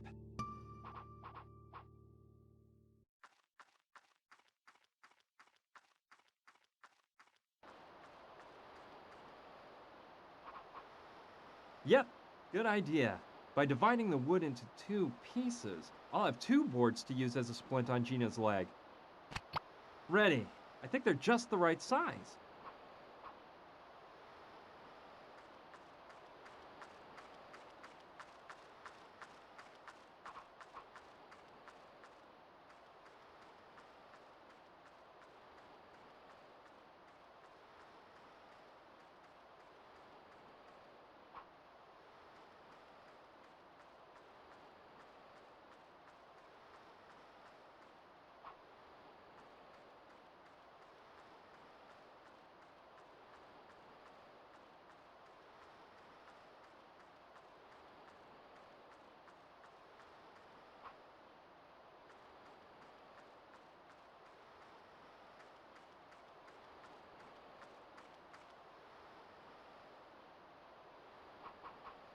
Luckily, it was long enough for me to lower myself down here. Yes, from here, I could cut the rope pretty far up and get a long enough piece to use as a splint for Gina's leg. Here we go. I'll cut up as high as possible.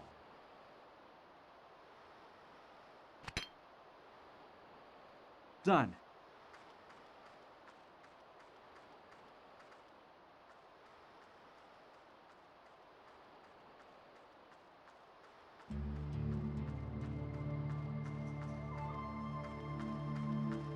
Let's grab the piece of rope I cut off. With this bit, I'll have enough to make a splint for Gina's leg.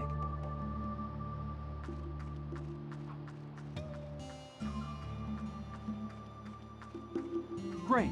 Let's look around and see if I can get a handle on this. Yeah, I bet the sacred crypt is up on the cliff up there. Man, it's not gonna be an easy walk. I can't stand those rickety old suspension bridges. Well, I can't turn back now, so off we go.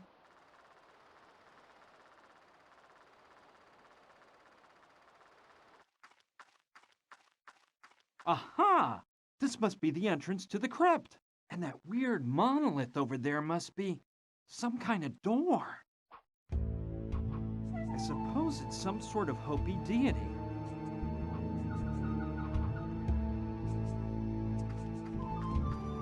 Yes, that must be the way to open the entrance to the sacred crypt. Bad news. The keyhole in the mouth of the monolith is jammed up with sand, and the key won't go in. Oh man, I thought this was all turning out too easy. I don't know what sort of plant that is, but the stem has pods growing on it like green beans. Okay, it may be just what I need. A couple of those pods are hanging from the branch.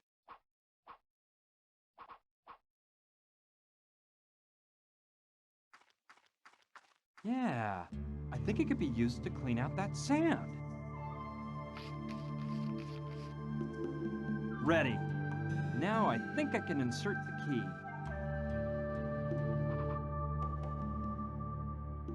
Well, I hope the key will go in now. Great! The monolith is moving! I did it! The time has come to uncover the hidden mystery behind all this. I just keep wondering what I might find in there. The truth is, I'm a bit nervous. Anyway, here we go.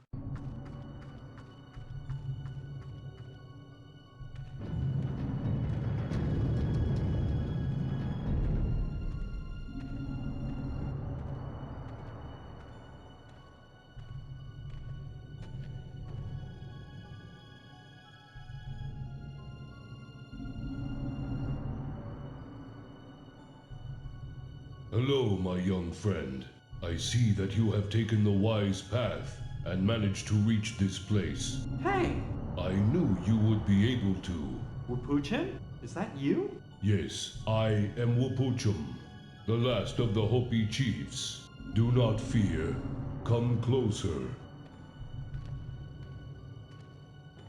But what are you doing here? I don't get it. There is nothing to get. Listen, you do not know it, but this is what you have come in search of. But that's... I know what it is. The man who put it here brought dishonor to his Hopi blood by hiding it in this sacred place. It is up to you to remove it and distance this rotten seed from our pure land. Who does it belong to? I am not the one to answer this question. You must ask the one who brought shame to his race by hiding it here. That person's dead. So? What do you mean, so? I can't ask a dead person. I assure you that you can. But how? You must find the path. I know that you will be able to. Now you must leave. But first, leave the sacred Hopi key here. This sacred place must never again be desecrated. Okay, I understand. Here you go. Thank you. Thank you, Chief Wupuchim. Will we ever meet again? Someday, my young friend. Goodbye, and may Okiwak's light shine on your path. Same to you, Wupuchim. Goodbye.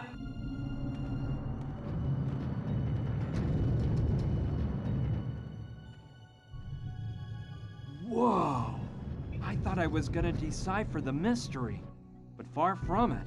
I found an even greater one. We've crossed half the country for a bottle with a finger inside. It is a real human finger, I'm sure of it. Bottled in formaldehyde to preserve it properly.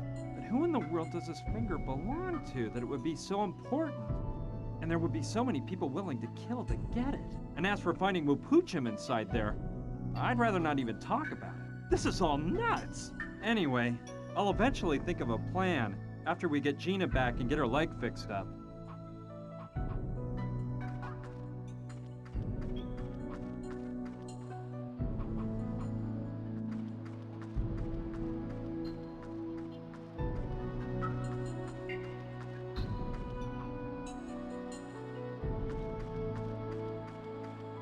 Let me just use the rope to tie the pieces of wood on tight. That'll make a good split. Let's see. Gina, try not to move. I'm gonna put a splint on your leg.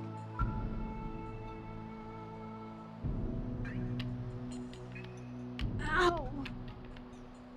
Okay, I think it'll work. Gina, it's time to go. We've got to get through the mine. But don't worry, I'll help you. And Yes, but tell me, what happened in that crypt? Did you get inside? yeah, I went in and, What did you find inside? Tell me. well, it was all really weird. I'll tell you on the way. But Give it a rest. We have a long walk ahead through the mine. We'll have to stop more than once for rest, so I'll have plenty of time to give you a thorough report. Come on, let's go. I think I know of someone who could fix up your leg. You're doing great. Put your arm around my shoulder.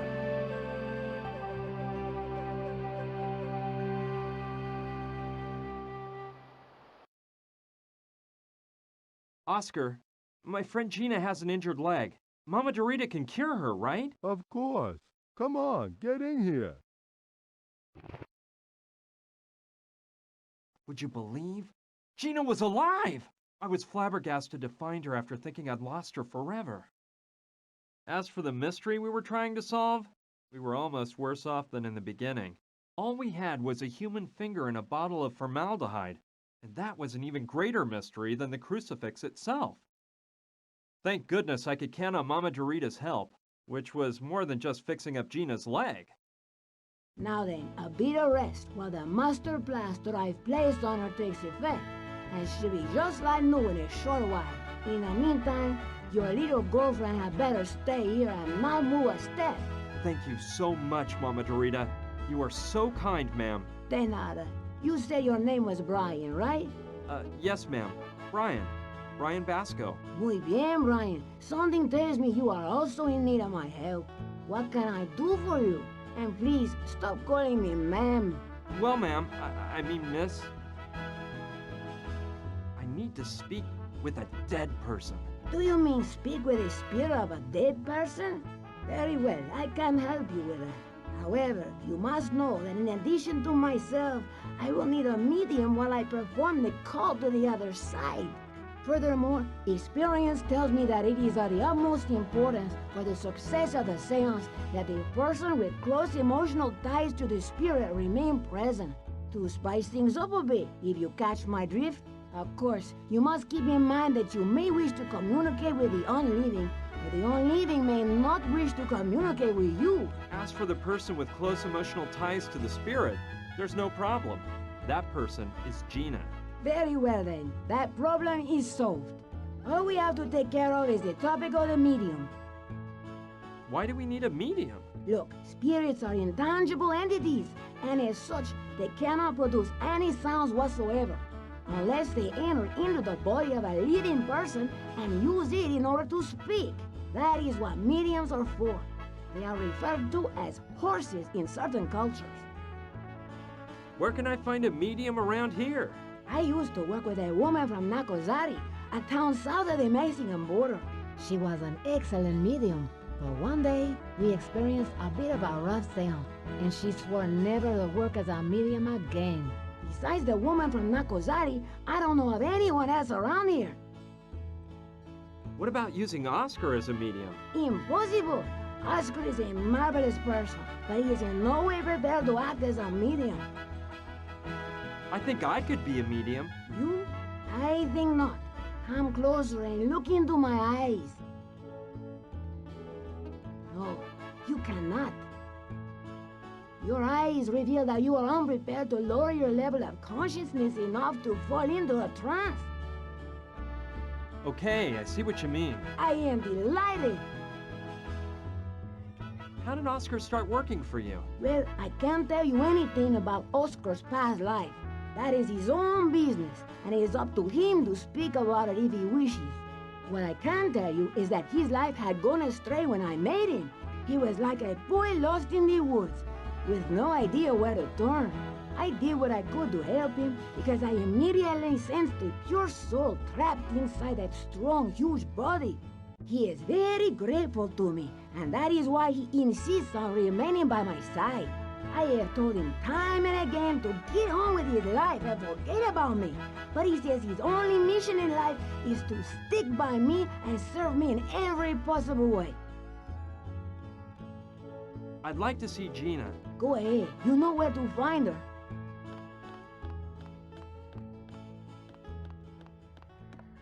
Gina!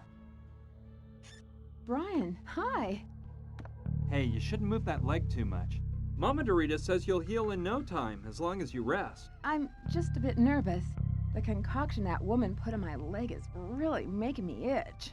Plus, I can't stop thinking about what you told me inside the mine as we were coming here. Especially the part about the human finger in the bottle of formaldehyde. My God, Brian, what are we gonna do now? Well, I've been giving it some thought, and all I can think of is one thing. What do you propose?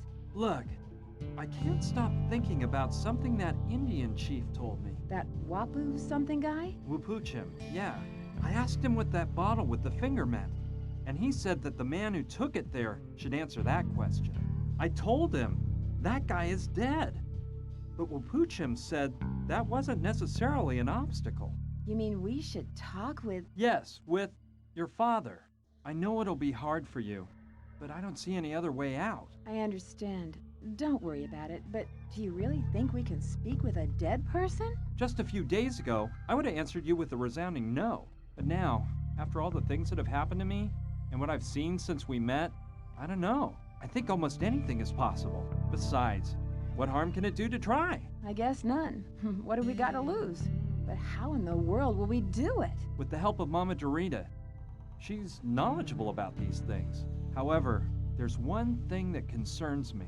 Wupuchim said that the person who hid the bottle in the sacred crypt had Hopi blood, so it couldn't have been your father.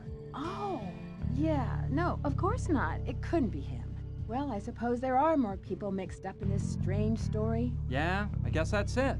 Anyway, your dad has to be able to explain everything. I'm sure he can. So, when should we do it? I have to get a medium for the seance. Okay. Well, keep me informed, please.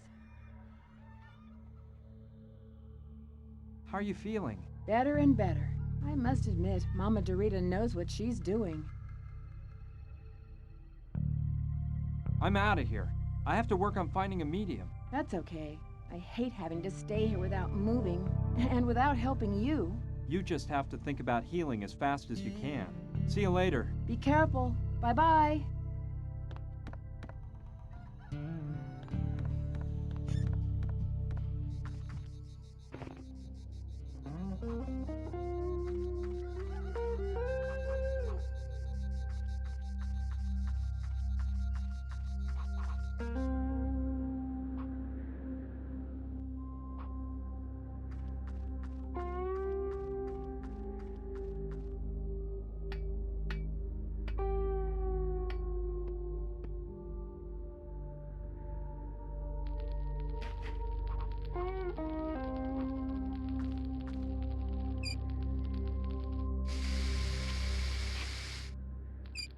Yes, a burst of steam blasted out.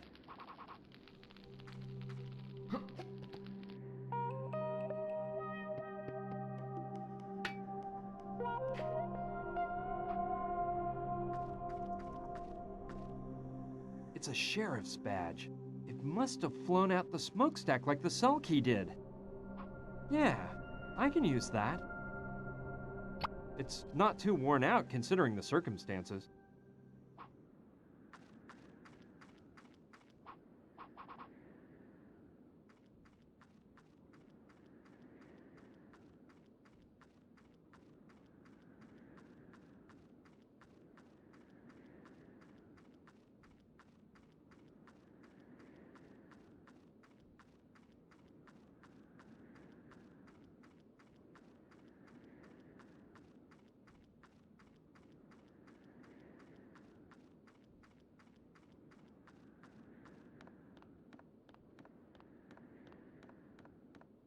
Brian, so you made it to the Hopi village, did you?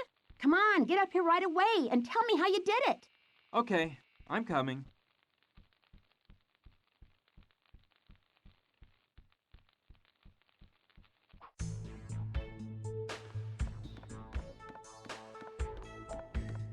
How did you find out? News gets around fast. And I also know you didn't come back from the Hopi village alone. You didn't tell me about the girl. You see, I thought she was dead, and I didn't feel like talking about it. Oh, I think there are lots of things you'd rather not talk to me about. Don't you think it's time you told me the truth about how you got here? Well, all right, but I'm warning you, it's a crazy story. Oh, don't worry. All the better. Here goes. A few days ago, I started on Gina is at Mama Dorita's house letting her leg heal, while I try to figure out the meaning of a bottle of formaldehyde with the human finger floating inside. That's all. You didn't believe a word I said, did you? No, you're wrong. I know when someone lies to me, and you weren't lying. Plus, Brian, I kind of like you. You can count on me to give you a hand with whatever you need. That's great, Sushi. Thanks.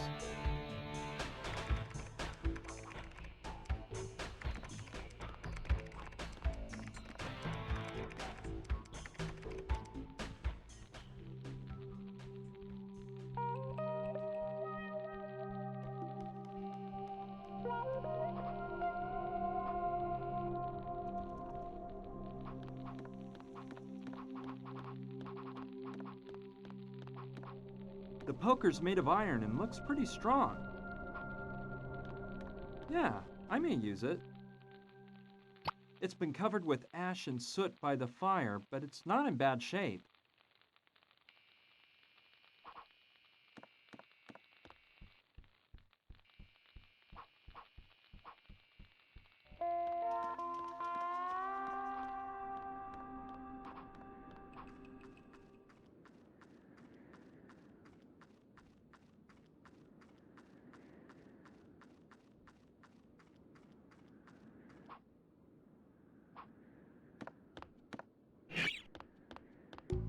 Hey, that guy over there must be Rutger. Hello, Rutger, right? Yeah. And you're Brian, I bet. Saturn's told me about you. By the way, that helmet you gave me is way cool. You wouldn't happen to have another one for me, would ya? No, sorry. I only have that one. Well, if you ever come across another one, keep Mr. Rutger in mind. Sure thing. Awesome, man. Hey, that music you were playing sounded really neat. You thought it was cool? Playing the bongos totally mellows me out. It's my hobby, you know. The greenhouse you've set up here is really something. Thanks, man. Plants are my life. That is the truth. I've mostly got African spices in here. You know why? 'Cause Africa is the mother of life. Could you tell me exactly what the Rastafarian beliefs consists of? No. I was thinking, you wouldn't happen to know of a plant or something like that that would help a person go into a trance, would ya? To enter a trance? You mean to trip out, right? I have some knowledge in that area. Do you think you could prepare me some of that? I could, but look, I don't know if you're aware of how things work around here. Oh yeah, I should give you something in exchange. That's it, right? You got it. And what might that something be? I don't know. I don't really need anything. Something I might like, you know. I'll just go on my way, Wrecker. See ya! See ya!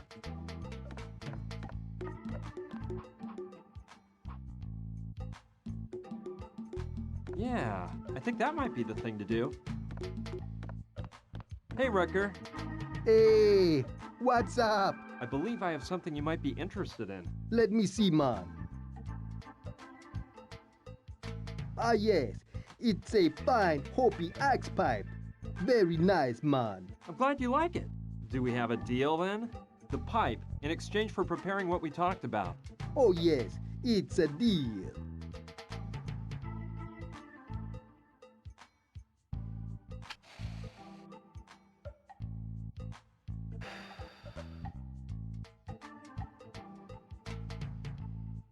This is sweet as honey. Take a puff. No thanks. I don't smoke. Listen, didn't you want some herbal pleasure to lighten you up a bit? Yeah, but... Well, this is the thing. Smoke. Okay.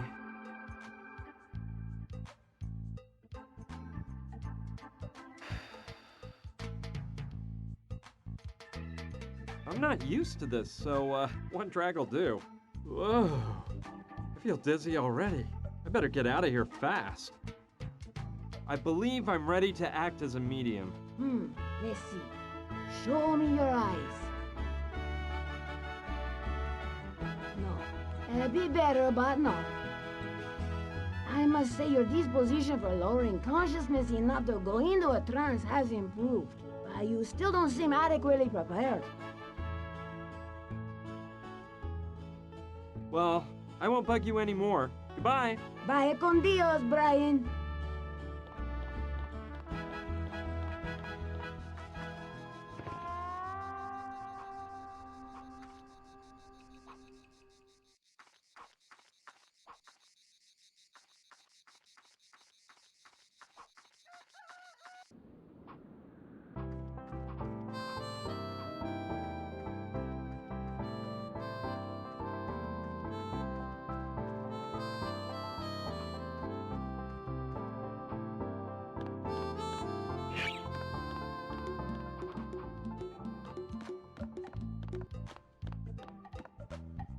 Hey, Rucker. Hey, what's up? That stuff you put in the pipe didn't work.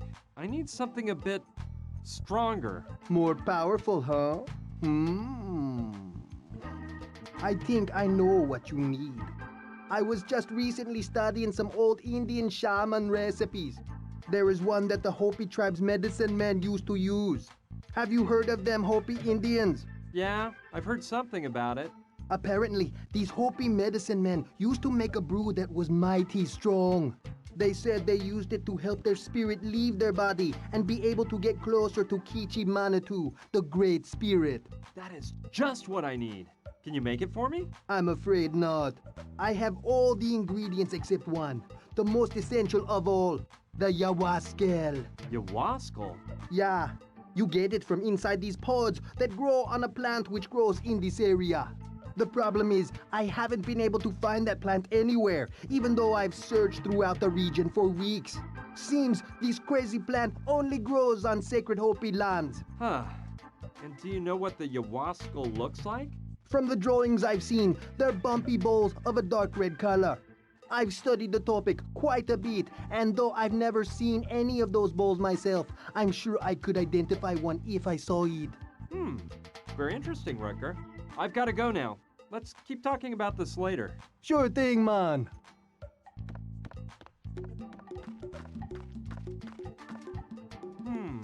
I still have the branch I tore off the outside of the sacred crypt. And now that I've taken a closer look, there's some pods on the stem. Yeah, what luck! I bet that plant I took the branch off of is precisely the one Rucker was talking about. I'll pull the pods off the branch. Done. Now I should open them and see if they contain those famous little red balls. These pods are really hard. There's no way I can open them with my hands. I need something else to tear them open.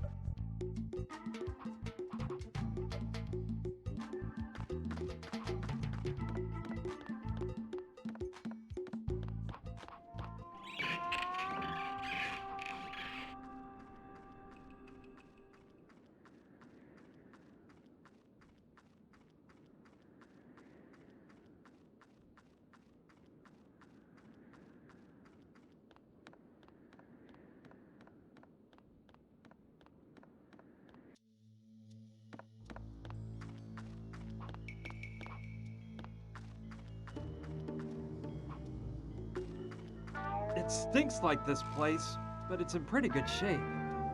Okay, let's take one more peek to see what I can find.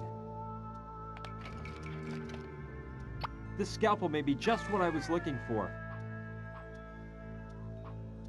Yes, using the scalpel, I can open the pods up and get the little Yawaskel balls out. Ugh, that didn't work. These pods are as hard as a rock.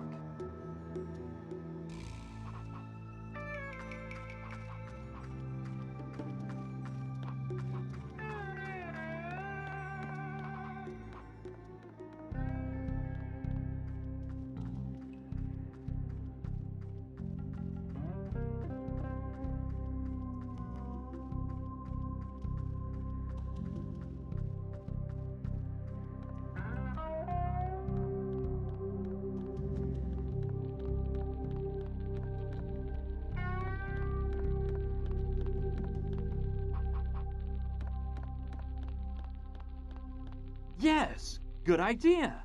If I heat up the scalpel, it'll definitely cut better.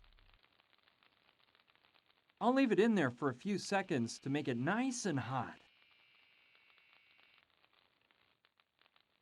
All right, that should do the trick. Ow! I gotta be careful. It's burning hot.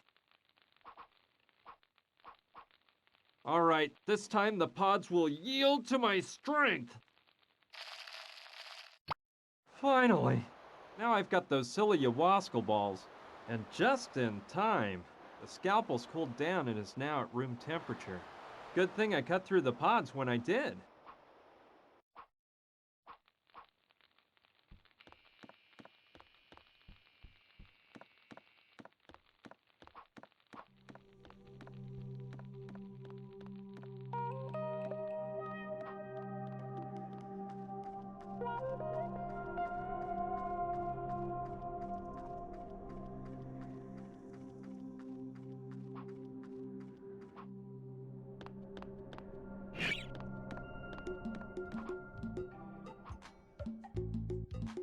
Whoa, Rutger's gonna flip when he sees this. Hey, Rutger. Hey, what's up? You'll never believe it. What? I've got some ayahuasca balls. No way, brother. Don't believe me? Seeing is believing.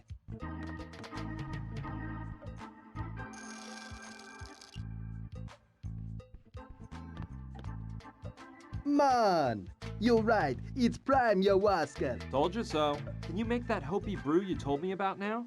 Of course. I'll get right to it. Perfect. I'll let you work then. Well, a long time seems to have gone by. I think that Rutger must have that brew ready. Rutger! Yeah, I'm over here, man. Is it finished? I have the finished product. And I'm telling you right now, this is some grade A stuff. Those Hopis sure knew what they were doing. If this doesn't put you into orbit, I don't know what will, my friend. Okay. Does this taste bad? Bad? No way. These guys even made their herbal infusions taste delicious. Drink with no fear, man.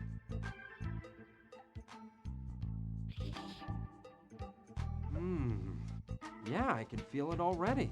It's as if I were levitating. I'm leaving before the effects get any stronger. Okay, sir, but I'm drinking the leftovers. Now I know I'm prepared enough to become a medium. You don't give up, do you? Very well. Let me look into your eyes. You win, Brian. I think you will be able. Your eyes have revealed this. Good. Your mind is ready. Now we must prepare your soul. Prepare my soul? It is indispensable in case something goes wrong. What do you mean by that? I didn't think this was dangerous. And it is not, provided the medium is truly prepared. Believe me, preparing your soul properly will keep you from fear. Okay already. Fine. What do I have to do? Kneel before the altar. Here? Yes, on your knees. Repeat after me. Okay. San Luciano, I pray that you care for my soul while it is absent from my body. San Luciano, I pray that you care for my soul while it is absent from my body. Santa Brigida, protect me with your cloak and do not allow the devil to take over my body. Santa Brigida, protect me with your cloak and do not allow the devil to take over my body. Jesus, my soul is clean and ready to travel to your side if you wish it to be so. Jesus, my soul is clean and ready to travel to your side if you wish it to be so. Enough. Please rise. Okay, should I bring in Gina so we can get this over with? Not so fast. We won't be doing it here. We are going to the Well of Souls. Where? Do not worry, it's a proper place. Do you see the well to my right? That is the place. Go. Do we really have to go in there? Yes, we do. Think no longer and go in. Vámonos. You will see a seat inside of our pentagram. Sit in it and prepare your mind. Oscar will help Gina and me down. All right, whatever you say.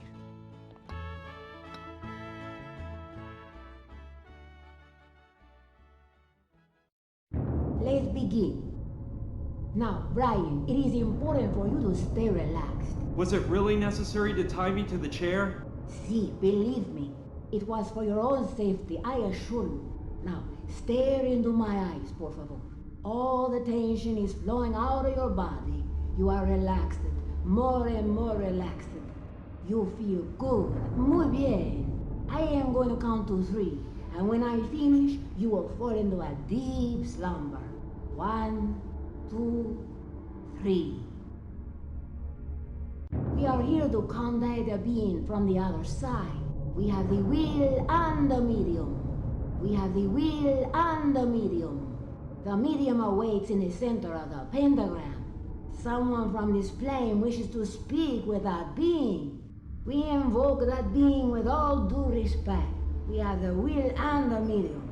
Gina, it's your turn. Speak with that spirit. Tell him you want to talk with him. Johnny the Indian. It's me, Gina. I need to talk with you. You were about to tell me something and we were interrupted. Now we have the chance to finish our conversation. Johnny, it's me, Gina. Please talk to me.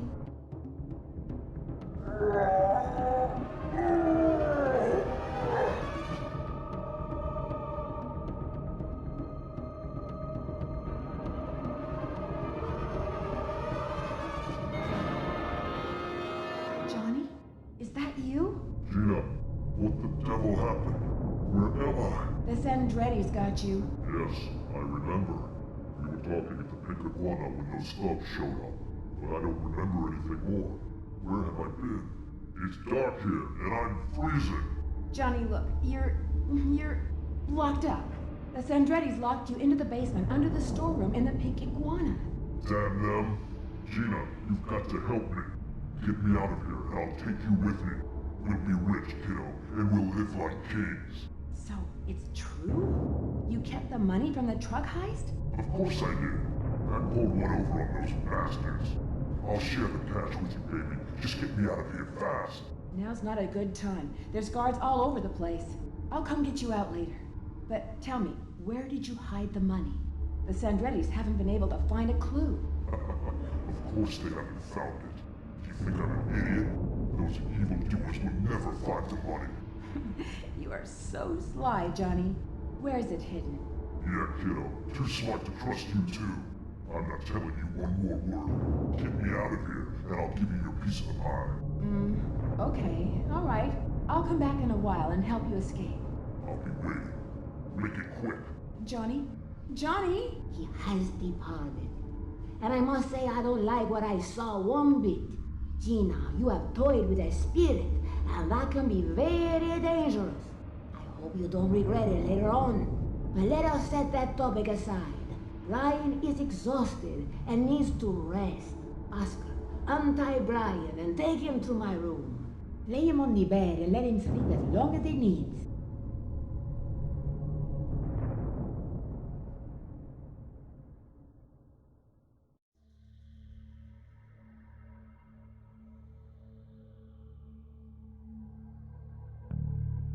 Ow! Gina! Oscar put you in bed. You've been asleep for nearly 24 hours. The effort of being a medium left you exhausted. Do you remember anything that happened in the Well of Souls? Enough! Everything seemed like a dream. It was like I was floating above your heads, but I perfectly remembered that you didn't invoke your father. No, it was Johnny. Johnny the Indian. That's it. Well, don't you think you owe me an explanation? Yes, I guess so. Well, here goes. Remember everything I told you about my father's death in the hospital? Yeah, of course I remember. Well, it wasn't exactly true. You mean your father didn't? No, he's perfectly fine. And he doesn't work for the government, like I said. He breeds sheep in Marion Bridge, Utah. So, you invented all of that? Not exactly. Let me explain. I really did work at the Pink Iguana, but I wasn't really a singer. I performed in another type of show. That night, when my act was over, I talked to Johnny the Indian, a pretty shady fellow who'd just gotten out on parole. Johnny had had a few too many. He told me he was going to start a new life and that I should go with him. He showed me the crucifix he wore around his neck the whole 4 years he's been in prison and said it was the key that would open the door to that new life. He was drunk and I didn't take him very seriously. I thought the guy was embracing Christianity or something like that. And then the Sandretti brothers showed up. Johnny asked me to keep the crucifix for him and to disappear before they saw me. Everything I told you about my father's death in the storeroom of the Pink Iguana was true, but it wasn't my father they killed. It was Johnny. They interrogated him and beat him to a pulp. I'd heard of the Sandretti brothers and how dangerous they are, but that night I saw it with my own eyes. When I saw them kill Johnny, I couldn't help but scream, so they found me out and I ran as fast as I could down the alley.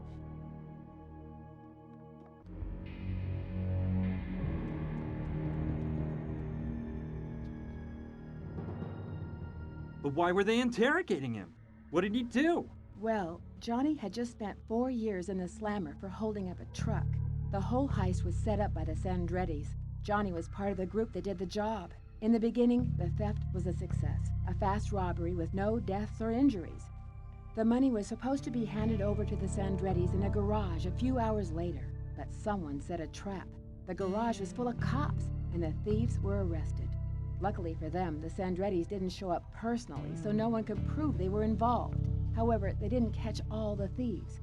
For some reason, Johnny managed to get away, and they didn't find him till 2 days later near the Mexican border. More importantly, the money from the robbery never appeared. What do you mean? It wasn't in the garage, and Johnny didn't have it when they arrested him. He swore he escaped from the garage without taking a cent. Despite all their investigations, the police never found the cash. From what I heard the night they killed Johnny, the Sandrettis suspected he'd kept the money, and that he was the one who informed the cops and set up the raid on the garage. They thought he'd hidden the dough somewhere during the 2 days he was hiding out, and that he had let himself get caught, so the Sandrettis wouldn't suspect anything. You think someone with that much money would allow himself to be caught, knowing he'd be put away for years? Yeah, if he didn't have any other choice. He knew that if he ran off with the money, the Sandrettis would find out and hunt him down long before the police did. He must have thought 20 million bucks were well worth 4 years in prison. 20 million? 20 million! No doubt Johnny thought that by the time he was released, the Sandrettis would have forgotten the whole story, and that he could enjoy a great retirement. But things didn't work out that way. The Sandrettis don't forget 20 million bucks just because, and they were looking for him the day he got out of jail. So, when the Sandrettis interrogated him, did they get the truth out of him? No, that animal Gustav killed him too fast, and Johnny never acknowledged having kept the money. So we don't know if Johnny really even had it. Oh, yes we do. He told me so through your mouth during the seance. The bad thing is I couldn't get him to tell me where he hid the money. So, all you were really interested in the whole time was getting that money, huh? No, well, at least not at first. I was just trying to save my life. I had been an eyewitness to a murder and knew that they would snuff me out to keep me from talking. After that, I admit I thought if we found the money, I could start a new life far from the Sandrettis. Is that so terrible? Depends on how you look at it. What I don't understand is why they didn't knock us off in Chicago when they had us trapped in the museum. Someone at the Pink Iguana probably told them Johnny had talked to me before they killed him. They must have thought I knew something about the money, and they wanted to get it out of me. Lucky you were so great and got us out of that awful cabin. Oh, don't suck up to me now. You've been fooling me all this time. I'm such an idiot. I walked right into your trap. Please, Brian, you've got to forgive me. I swear I never wanted to lie to you, but I was scared to death, and I was afraid you wouldn't help me if I told you the truth. Well, you're wrong there. I'm so stupid I'd have helped you anyway. But this is the end of it. I'm leaving straight for California, and you? No, please. You know they'll kill me. Sooner or later they'll find me and do me in. My only chance is to find the money and use it to start a new life. You know that. Please don't leave me alone now. Help me. Okay. I'll help you find that cursed money. And then, I never want to see you again as long as I live. Don't say that. I really care about you. Oh, please. Don't play me for a sucker again. I already said I'd help you. Save the sorry act for the theater. Don't believe me if you don't want to, but I'm being sincere. Besides, if we find the money, half will be yours. I don't want a dime of that money. Do whatever you want. Well, we know Johnny safeguarded the money somewhere nearby. And no matter how strange it seems, the finger in the bottle must have something to do with it. But where should we start to look? Look, while you were asleep, I remembered something Johnny told me years ago, before the robbery. What? He said that he used to take time off between jobs to spend a few days in his homeland in Arizona, in an old trailer where he used to live before going to New York. That trailer can't be very far from here.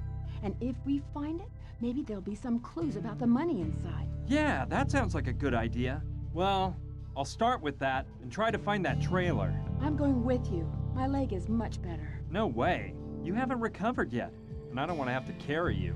Are you gonna be mad at me for the rest of your life? No, because I plan on removing you from it soon.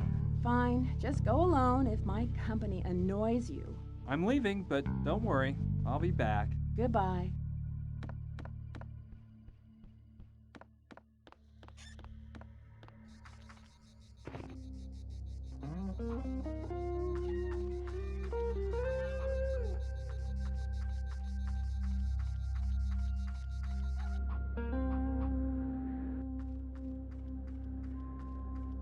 I think the first thing I'll do is go see Sushi. I've got to speak with someone I can trust about all of this.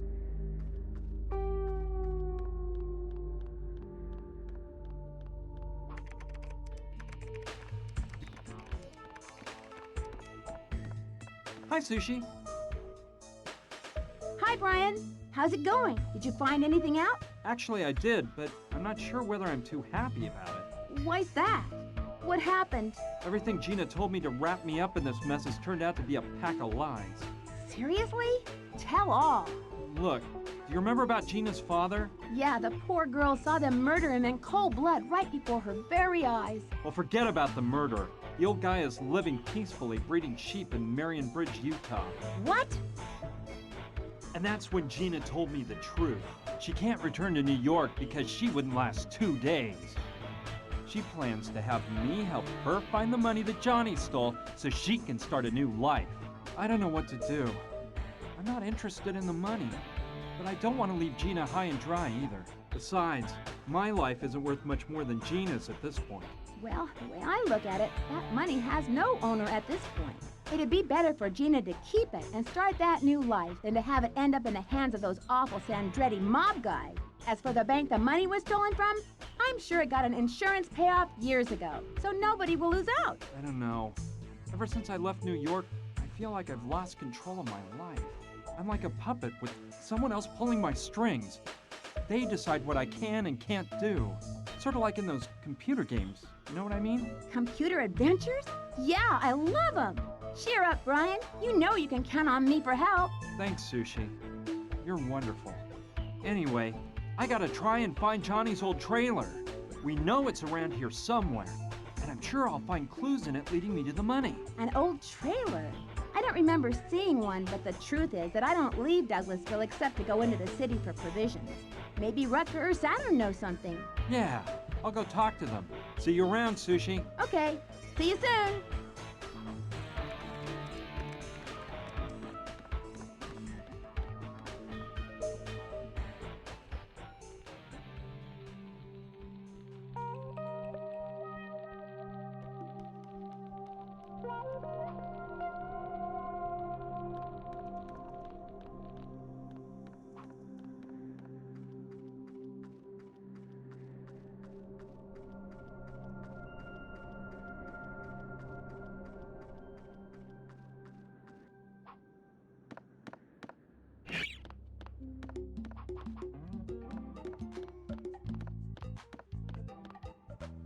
Hey, Rutger. Hey, how was that yummy cocktail I made for you? Great, it worked fine. But I assure you, I don't plan on trying it again. Well, whatever. Hey, do you remember seeing a trailer around somewhere during your plant gathering expeditions? A trailer? No, I don't remember seeing any trailer, man. I'll just go on my way, Rutger. See ya! See ya!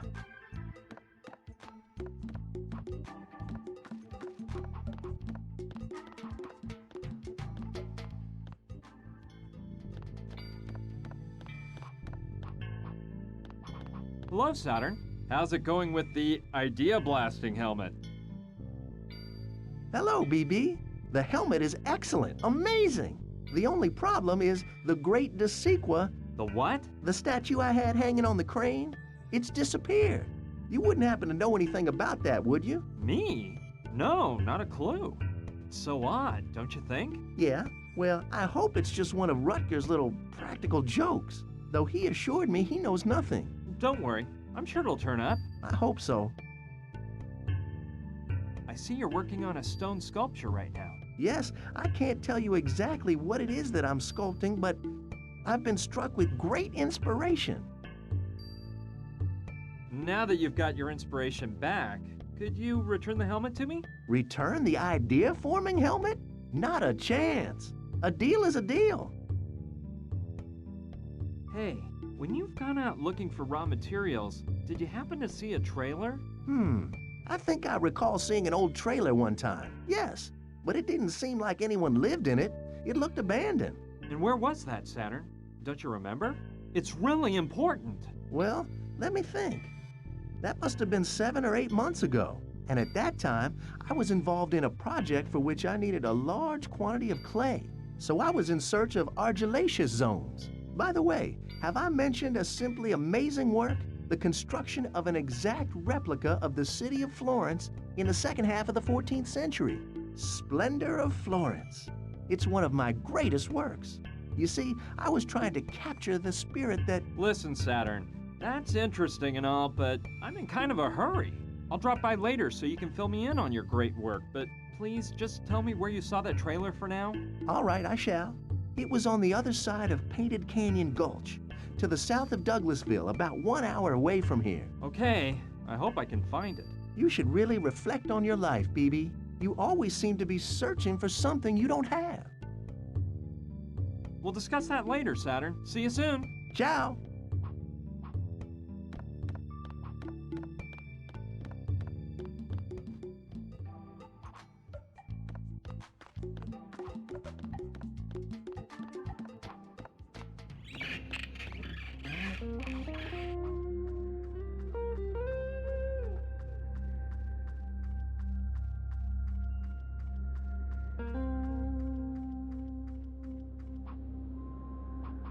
Okay, let's see if I'm able to find that trailer.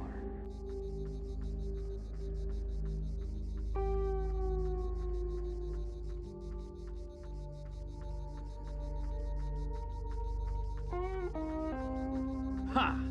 There's the trailer. No doubt about it. That's gotta be the one. Okay, let's see what I find around here.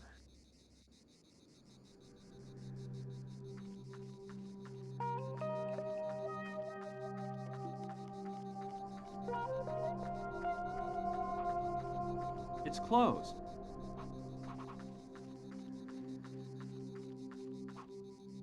What a wreck.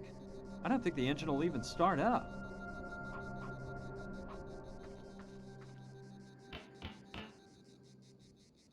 Impossible. It's locked up tight.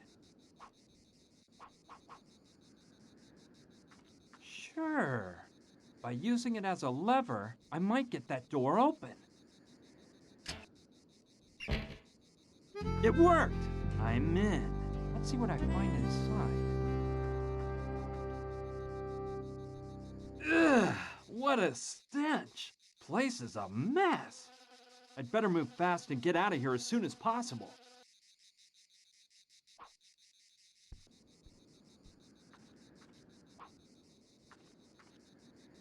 It's full of papers. Okay, I'll just rummage through these papers. This looks interesting. It's an advertisement for a bank. That may be where the money is.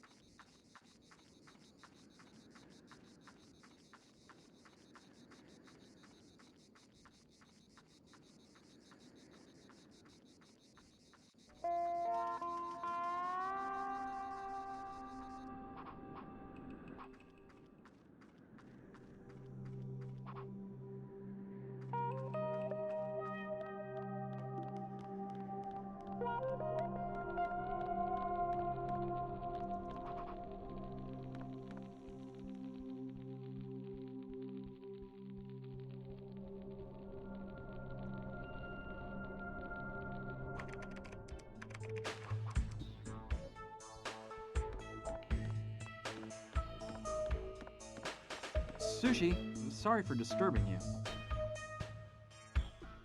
No problem.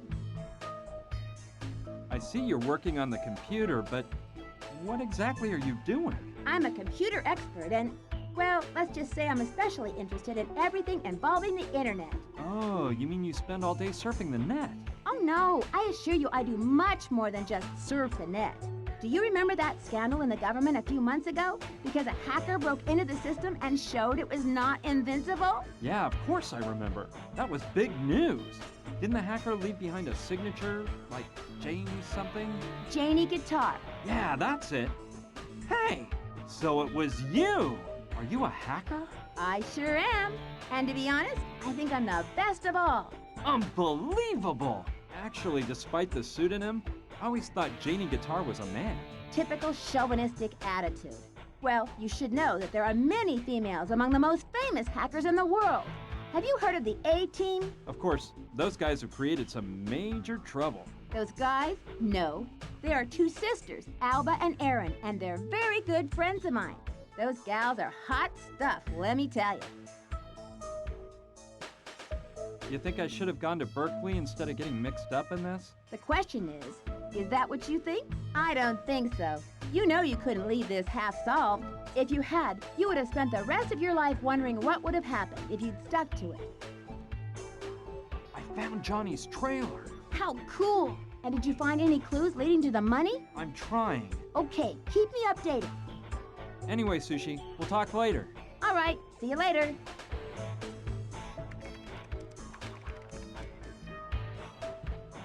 Sushi! Hey, Brian, anything newsy? Yeah, I found a brochure for a maximum security bank in the trailer. I'd appreciate it a lot if you could investigate it on the internet and find out about the bank. Sure, that's a cinch. I'm gonna finish a little job I'm wrapped up in, and then I'll get right to it. Leave the brochure on the desk, please. Okay, thanks, Sushi. No problem. I'll report back later.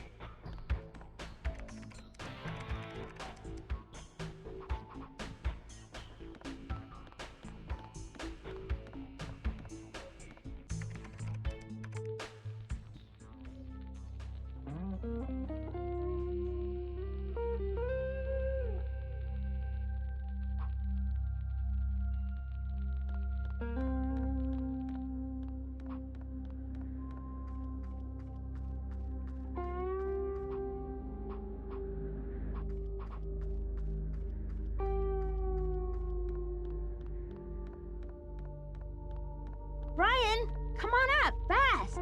I've got some really juicy news. I'm coming.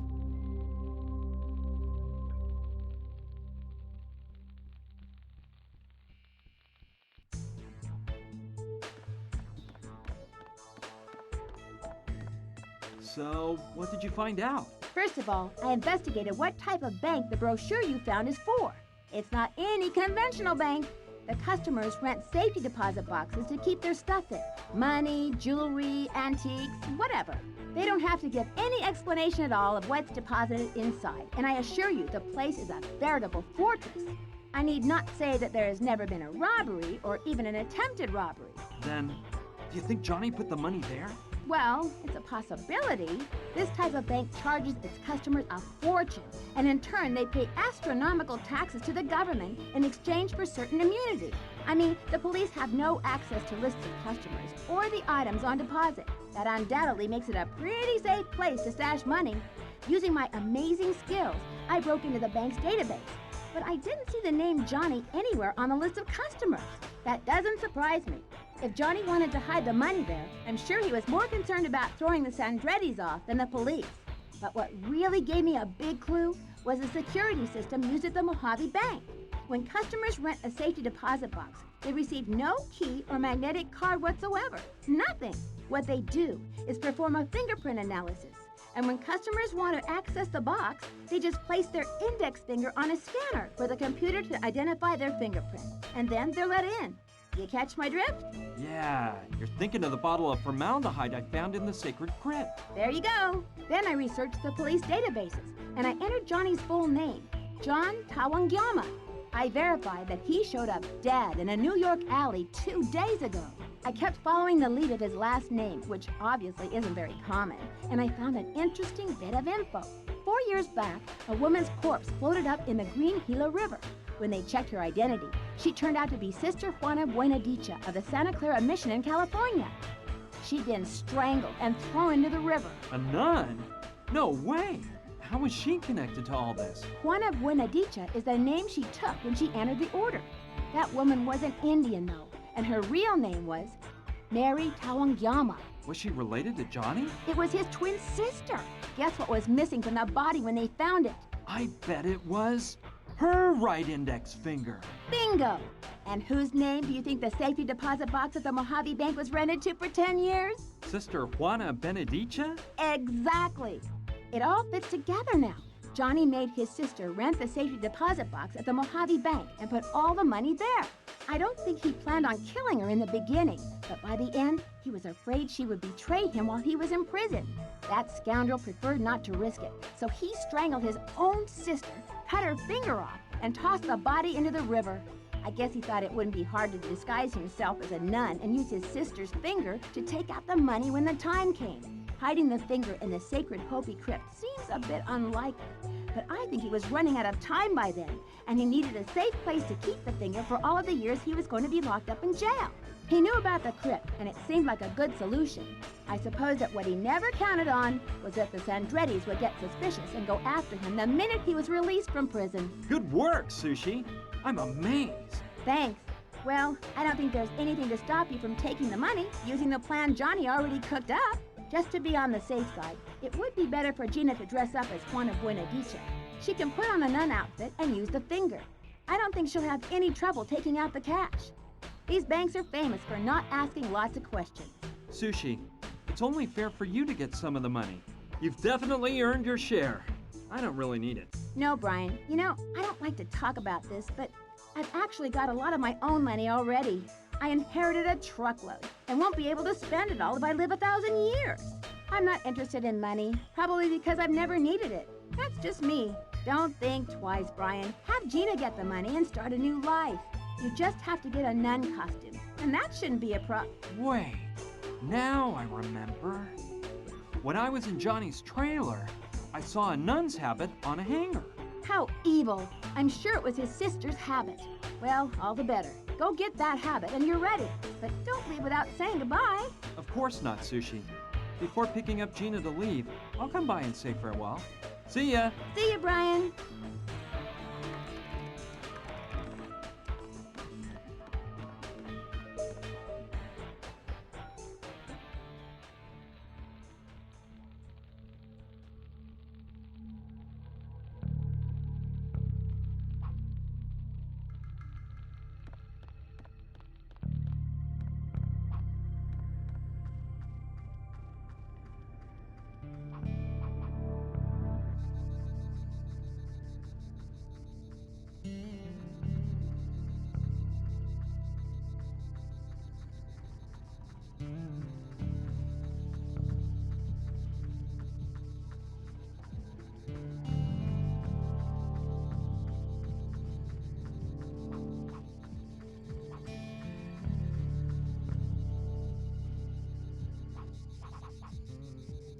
Must be the habit Johnny's sister used. It must be the habit Johnny's sister used. Okay, but it gives me the creeps to take it. Look at that poor woman killed by her own scoundrel of a brother. I think we're in luck. The habit is just Gina's size. Okay, all set. Now for the money. Hey, I hear the sound of an engine in the distance. I think a car is approaching. It might be dangerous. I'd better hide just in case.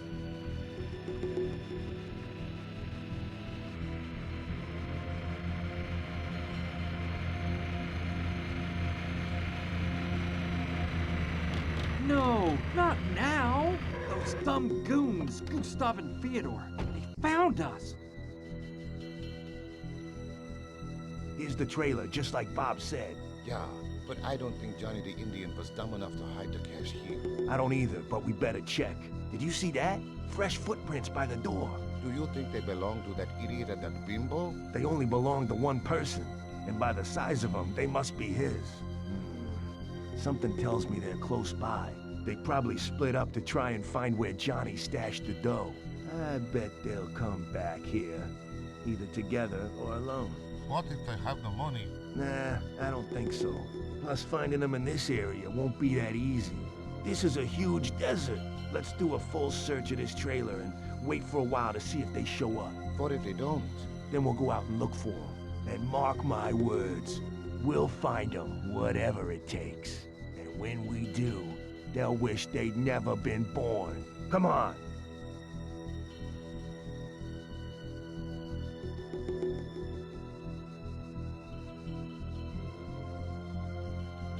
Rotten killers! I've got to do something before those two find us.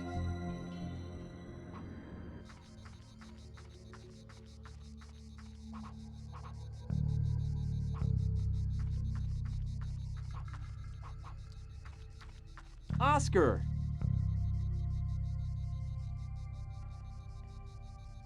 What?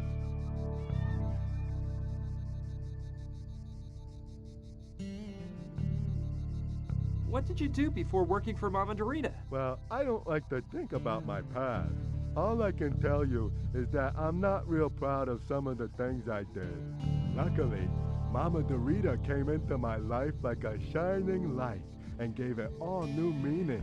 Now my only mission is to serve Mama Dorita. Oh, forget it. Okay. Oscar? What's up, Brian? Your life has a new mission. I've spoken to Mama Dorita about this, and she fully agrees. Well, what is it? Oscar, you've been named the new sheriff of Douglasville. Wow. Please raise your right hand so I can swear you in. Repeat after me. I promise to defend, with my life if necessary, the laws set down in the Constitution of this nation. I promise to defend, with my wife if necessary, the laws down in that Constitution of this here nation. And I swear I will do everything necessary to ensure that these laws are not violated and to pursue anyone who might attempt to break them. And I swear I'll do things necessary to ensure them laws aren't violated and to pursue anyone who might attempt to break them. Perfect. Oscar, I hereby officially name you Sheriff of Douglasville. Dandy. Sheriff Oscar, your first mission has already come in. Listen, you've got to go to... Hey, what about my weapon? What? My sheriff's weapon. What kind of law enforcement official can I be without a weapon? Yeah, you're right. Of course, your sheriff's weapon. Sorry, I forgot to bring that. I'll go get it. You wait here and I'll be back faster than you can say sheriff. Yes, I know the rifle Sushi shot me with when I got to Douglasville has to be around here somewhere. I know she won't mind if I take it. Now this is looking better. So you were saying?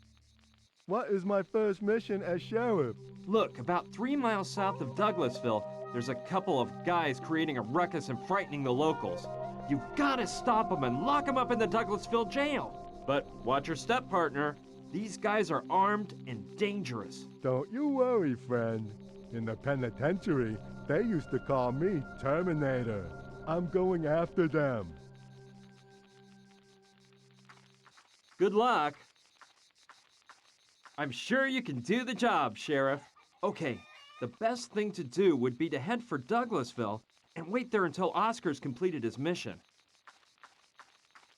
From this window, I'll be able to see Oscar when he arrives. Here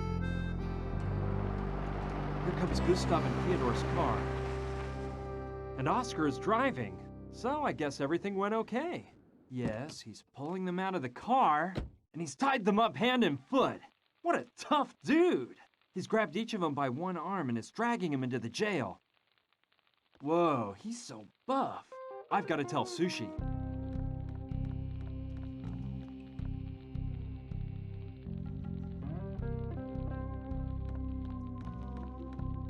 Sushi, good news! Really? What is it? Those cursed assassins are now locked away in the town jail. But how did you manage that? It was Oscar. I made him the town sheriff and gave him his first mission, to capture those two killers. No way. You're unbelievable, Brian. That big guy Oscar is unbelievable. By the way, I gave him your rifle so he could carry out his mission. You don't mind, do ya? No, that's okay. Plus, I won't be needing it anymore. Law and order have been brought back to town. But seriously, this is all good, but it doesn't solve the real problem.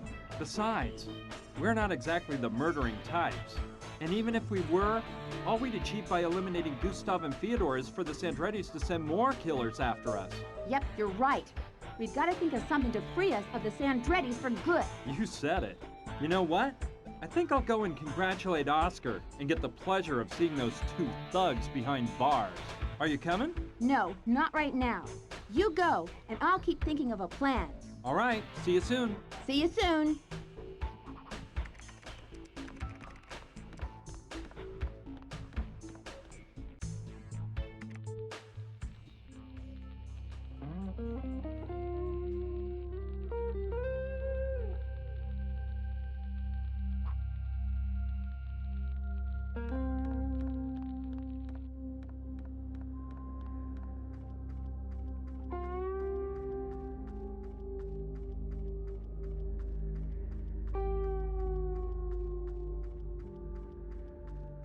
Oscar, good work! You managed to catch those two bad guys. Thanks, but I was just doing my job. Those two bandits thought they could beat me with a little gun and some knives. Yeah, they were really fooling themselves. You locked them up in the cell, right? Yeah, the things they were carrying are in a jail bag on the desk in the office. Perfect, Oscar. You're a real professional. Just doing my work. By the way, Brian, from now on, would you mind calling me Sheriff? Of course not. It would be a pleasure, Sheriff.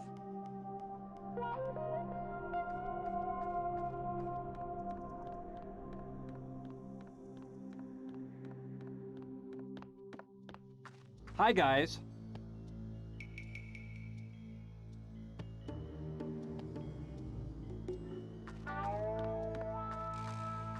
You're the moron behind all this? Not as much of a moron as you, it seems. This time you've met your match, one would say. Wouldn't you, boys? You mean that orangutan? He caught us off guard. He didn't look dangerous with that silly face. I'd watch my mouth if I were you. If Oscar hears you, I accept no responsibility for his actions. You're some smart-aleck kid, but you're out of your league. Stop playing funny, boy. You're a dead man. Yeah, deader than that corpse there behind you. I don't think you should be threatening anyone at this point. You should be begging! And speaking of that guy back there, take a good look, because that's how you guys are gonna end up. What a waste of time talking to two killers. That's the bag Oscar left me. Inside are the things Gustav and Fyodor had with them. Why don't you shut your trap, you Russian Okay. retard? Examining the stuff those two guys were carrying around may give us some ideas. The canvas is pretty worn out, but I don't think it'll tear.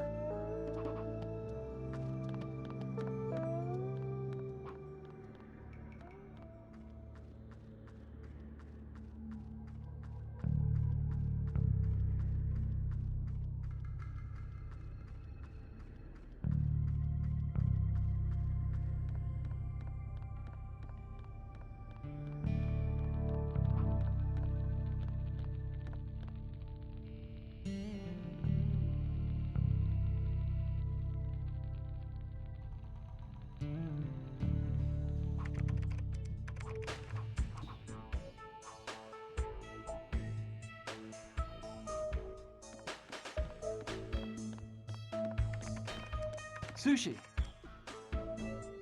Yes, Brian. I brought you everything Gustav and Fyodor had on him. Maybe you can use it to investigate on the internet or something like that. Okay, as soon as I have time, I'll take a look at it. Leave it on the table for me, please. All right, it's all inside a jail bag. Okay.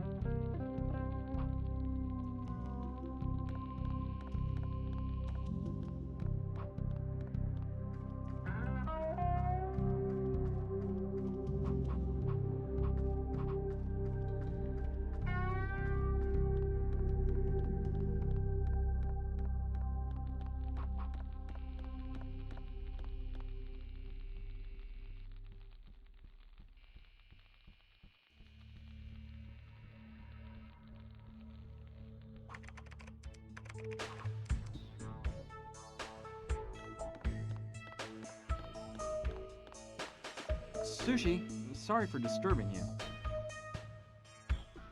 No problem.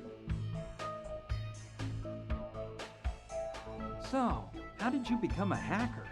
It's a matter of challenges, you know? I've never done anything to hurt anybody. No viruses or anything like that. But when you get the challenge of breaking into a supposedly invincible system, it's just irresistible. You have to demonstrate that you can do it, that the people who created the infallible system might be good, but that you are even better. Have you taken a look at Gustav and Theodore's things? Yeah, but I bet all their papers are fake. I haven't found any information on their past on the internet. Although, well, there is one thing I discovered. Gustav is a total movie fan. Movies? How do you know? While looking through his wallet, I found a season ticket to the Film Archives of New York. Can you believe it? That animal is a cinema lover. I don't want to imagine what his favorite films are. You know, movies are what I miss most since moving here. In Boston, I used to go 2 or 3 times a week. You like movies? Oh, I do too. I'm a major movie freak. Oh, yeah? So tell me, who is your favorite director? Woody Allen. He's my favorite, too. I know it's hard to pick, since there are so many good ones, but which of his movies do you like best? Manhattan Murder Mystery. I love that one. Do you remember the scene where... Hey, wait a minute. I think I've got an idea to solve all this. Just let me think for a minute here, and it should work. Wait, let me organize everything, and then I'll explain. But can't you tell me about your bright idea? No, I'd rather make sure that we have everything we need first. Come back in an hour, okay? Seems like it's been an hour to me.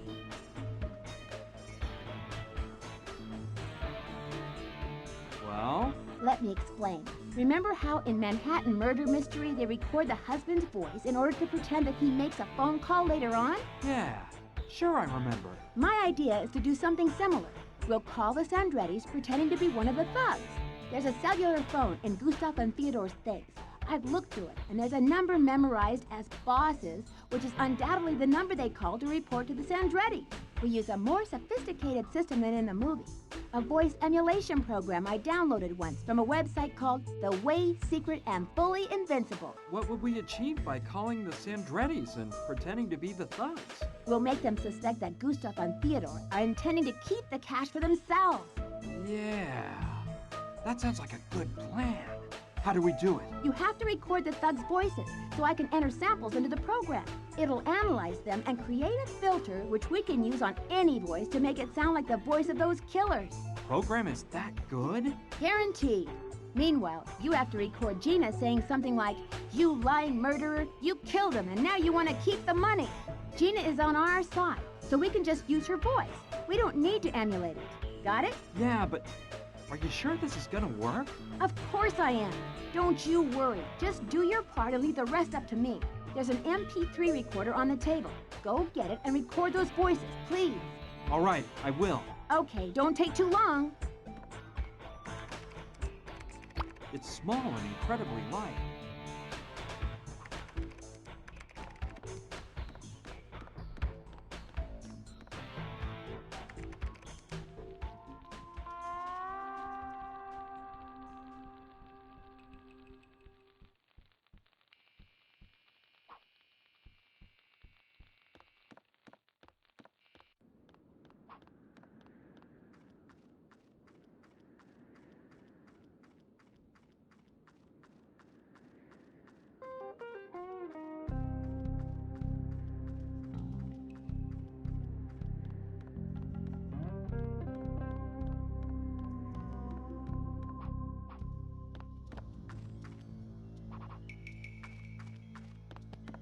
Okay, let's do it. Hi guys, how's it going?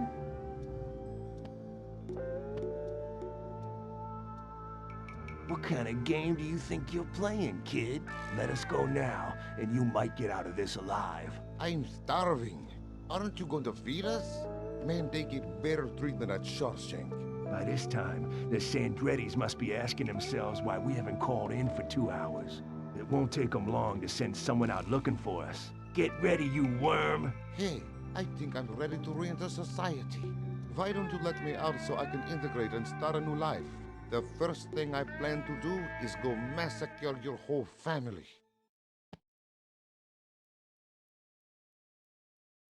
Why don't you shut your trap, you Russian retard? Give it a rest, One Eye. Come on, boys, don't argue. Cellmates are supposed to get along. Done. Now I have the voices of those two recorded. Give it a rest, One Eye.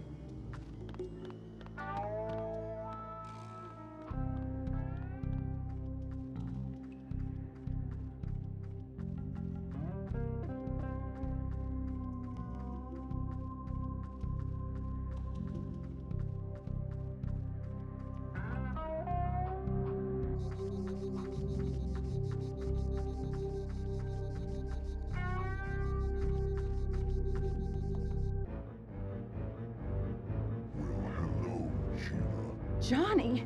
You tricked me, you hussy! Now you're gonna die! You don't know how it feels to be dead. Calm down. You were asleep. You must have been having a nightmare. Yeah, it was horrible. Johnny was rising from his grave to kill me. There. It's all over now. Yeah, good thing you got here and saved me from Johnny.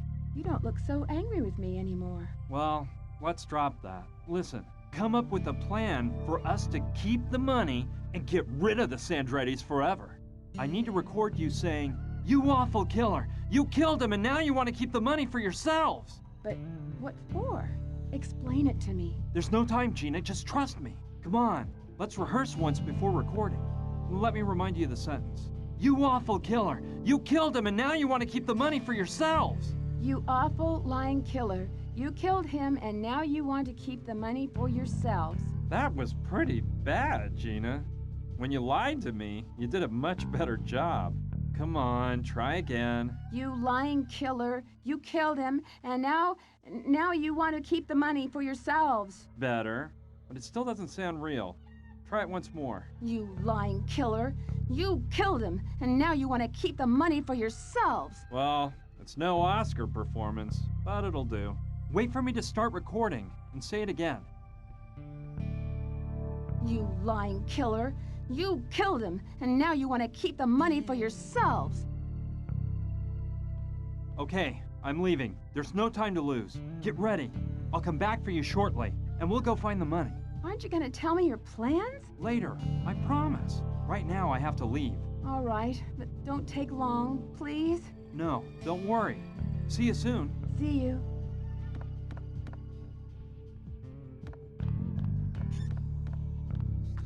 Now it's all recorded. I should take the recorder to Sushi ASAP so she can implement the plan.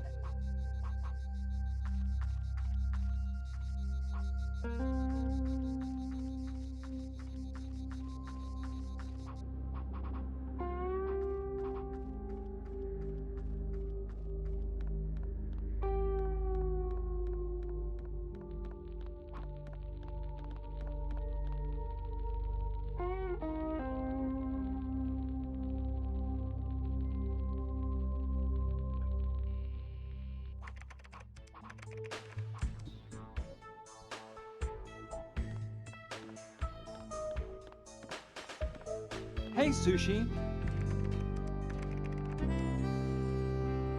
Hi. Did you get the recordings? Yes, I have it all. Excellent. Leave the recorder on the desk and give me an hour to organize everything. Whatever you say. See you in an hour. Bye.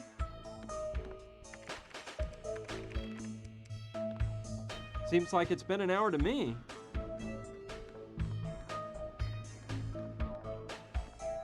All set? All set. Look at this. Brian, you're a bag of pond scum. How does it sound? Wonderful, Sushi. And you said I was unbelievable. You're the amazing one. Well, it's no big deal. I ended up using Gustav's voice because he seemed like the thug leading the show. We'll make the call using my computer, but the computer has a system that will make them think they're receiving the call from Gustav and Theodore's cell phone. I've also prepared the sample of Gina with a few touch-ups, including gunshot sound effects I added in. Let's go. I hope everything turns out okay. I'm sure it will, Sushi. I trust you.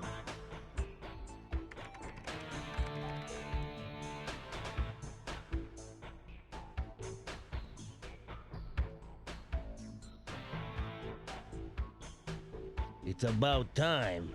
What the heck is up? We nabbed him. Well, have you gotten the information out of him? It's what we suspected, boss. Johnny told that floozy where the money was hidden before we did away with him. I knew it. So, what about the cash? Do you have it back? Bad news, Chief.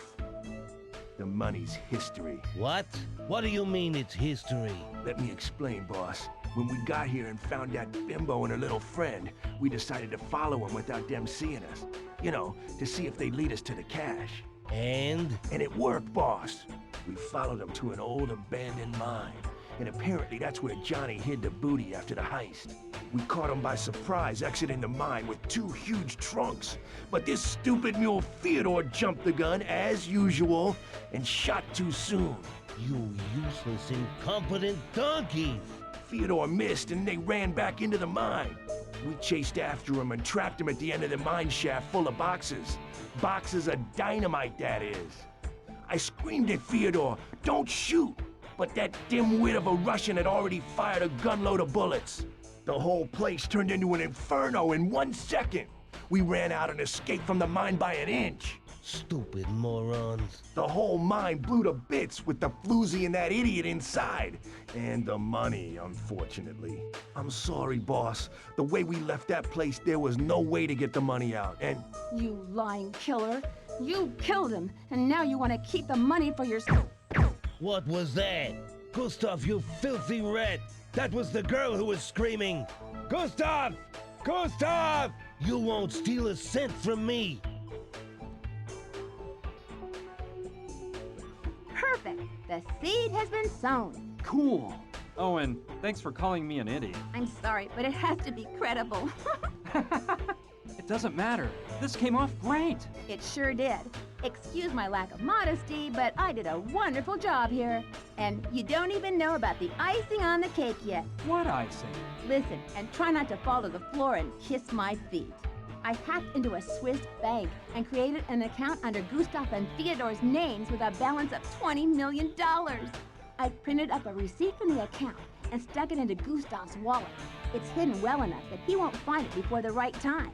Tomorrow, I'll instruct Oscar to take the killers out of the jail, blindfold them, and take them far away from here. I'll tell him to abandon them on some remote highway, but to make sure he gives them their stuff back first. Either I'm way off here, or the Sandrettis will soon find them. I wouldn't want to be in their skin when the Sandrettis find the receipt from the Swiss bank. Simply brilliant, Sushi. You never cease to amaze me. The only thing is, I'll have to lend Oscar the thug's car. I thought I'd use it myself to pick up Gina and go straight to the Mojave Bank before having a panic attack, but... Oh, take it. It doesn't matter. Oscar can just take one of my Hummers tomorrow. One of your Hummers? Yeah, I have 3 in the barn, so that's all worked out. Anyway, let me tell you something. I hate goodbyes. I always end up in tears. So I'd rather just stay here by my computer instead of watching you leave, okay? Thanks for everything, Sushi. I'll never forget you. Goodbye, Brian. Please come back someday. And send me some email. My address is sushidouglas@hotmail.com. Of course I'll write to you, Sushi. So long. Farewell.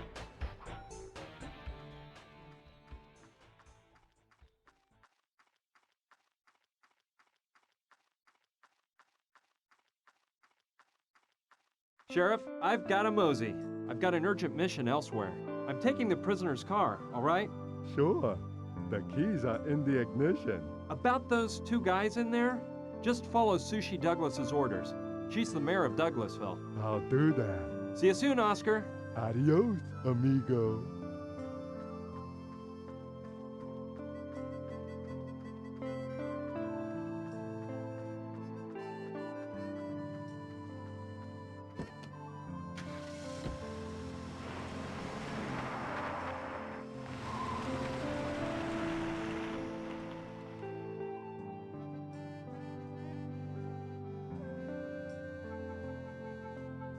Goodbye, Brian. We'll miss you.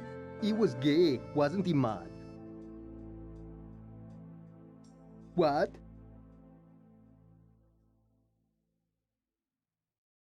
It's amazing how Sushi helped me put all the pieces together, isn't it? She's an amazing girl. I picked up Gina at Mama Dorita's house. Her leg had almost totally healed, so we headed for the Mojave Bank. We got there at dusk. That wouldn't be a problem. Sushi made sure it was the kind of bank where customers can do transactions at any time of day. We were pretty scared, but it turned out getting the money was simpler than we expected.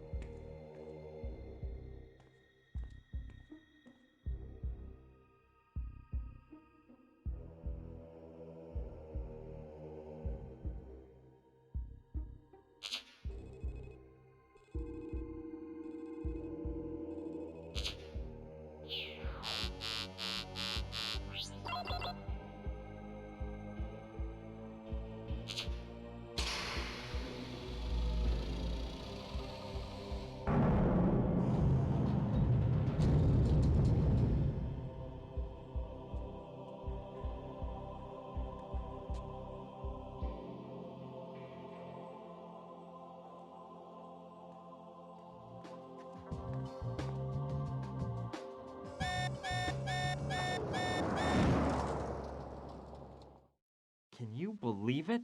There I was, driving a car stolen from a bunch of murderers with a beautiful woman at my side and 20 million bucks in the trunk. Las Vegas was close by, so we headed that way. We ditched the car and checked into a luxury hotel. Throwing caution to the wind, Gina insisted we get the best room in the hotel, the honeymoon suite, obviously for newlyweds. So, we signed in under bogus names, pretending we just got hitched. Let me tell you guys, that sure made up for the bad days I've had. Gina and I, well, let's just say we had time to get more up close and personal. One morning when we went down to breakfast, we read in the newspaper that 2 guys' bodies had shown up riddled with bullets in a New York alley. Their description left no room for doubt. It was definitely Gustav and Fyodor. They didn't give any further information in the paper, but I can imagine what went down. Stop lying, you leeches. Where's the money? I swear we don't have it, Don Roberto. That tramp's little friend is smarter than we thought. He framed us. So what about that telephone call? I never made that call, Don Roberto. You filthy mutt. Do you think I can't recognize your scratchy betraying voice, you cellar rat? We aren't lying, Don Carlo. We would never betray you guys. Roberto, perhaps they aren't deceiving us. Gustav and Fyodor are our best men, and they've always been loyal. I know, Carlo. I know. But unfortunately, loyalty comes at a hefty premium these days. And I guess losing it for $20 million isn't a bad deal. So let's see if your faithful boys have an explanation for this. It was tucked away very nicely in Gustav's wallet.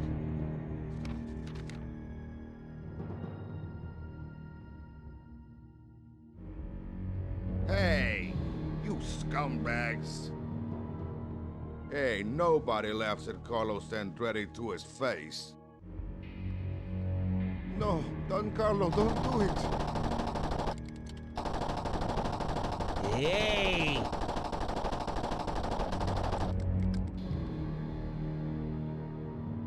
Damn it, Carlo. If they're dead, we'll never get back the money.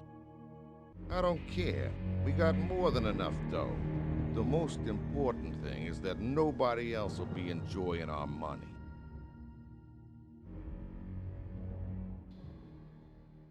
Everything turned out all right after all.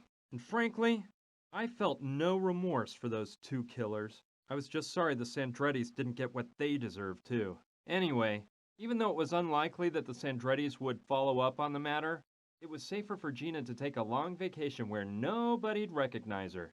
The Cayman Islands seemed like the perfect place. Gina insisted I go with her, but well, look, I just couldn't. I'd worked so hard to earn my chance to study at Berkeley. I couldn't just throw it all away.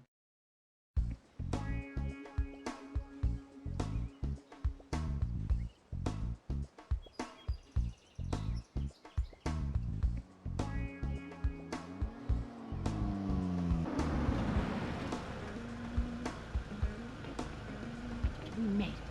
Brian, are you sure you don't want to come with me? No, Gina. I worked really hard to be able to come here, and I can't just let it all go by the wayside. Whatever you want. I'm gonna miss you. I'll miss you, too. But it's for the best. This is where I belong. You could always take a year off and then... That wouldn't work. Be happy, Gina. See you soon. I'd be happier with stubborn old you. Goodbye.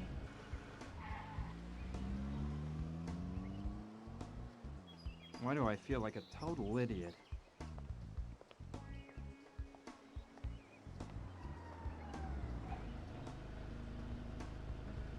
What did you forget now? Well, something tells me you're dying to come with me. Am I right? Maybe, but what about you? What about me? Are you dying for me to go with you? Of course. You know that's silly. Well, now that I think about it, Berkeley's been here for over 100 years, so I guess it can wait 1 year more.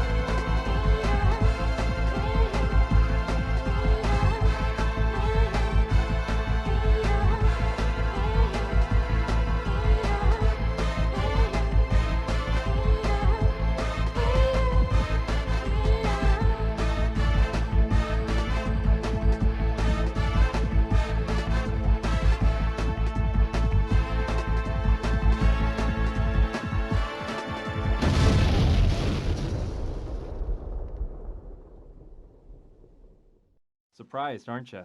Yeah, I know what you're thinking. Ryan's the kind of geek who'd rather be studying at Berkeley than to party with a hot girl. Well, I admit I almost did.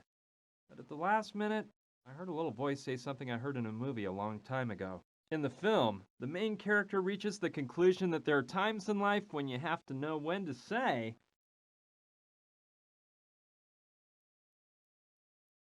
what the heck? Hey, darling, can you rub some lotion on my back? Of course, dear. I'll be right with you. Well, friends, now I must bid you farewell. As you can see, duty calls. I hope I haven't bored you too much with this little adventure story. So, I'll be seeing you real soon, okay? Brian, are you coming? Yep. So, like I said, friend, see you soon.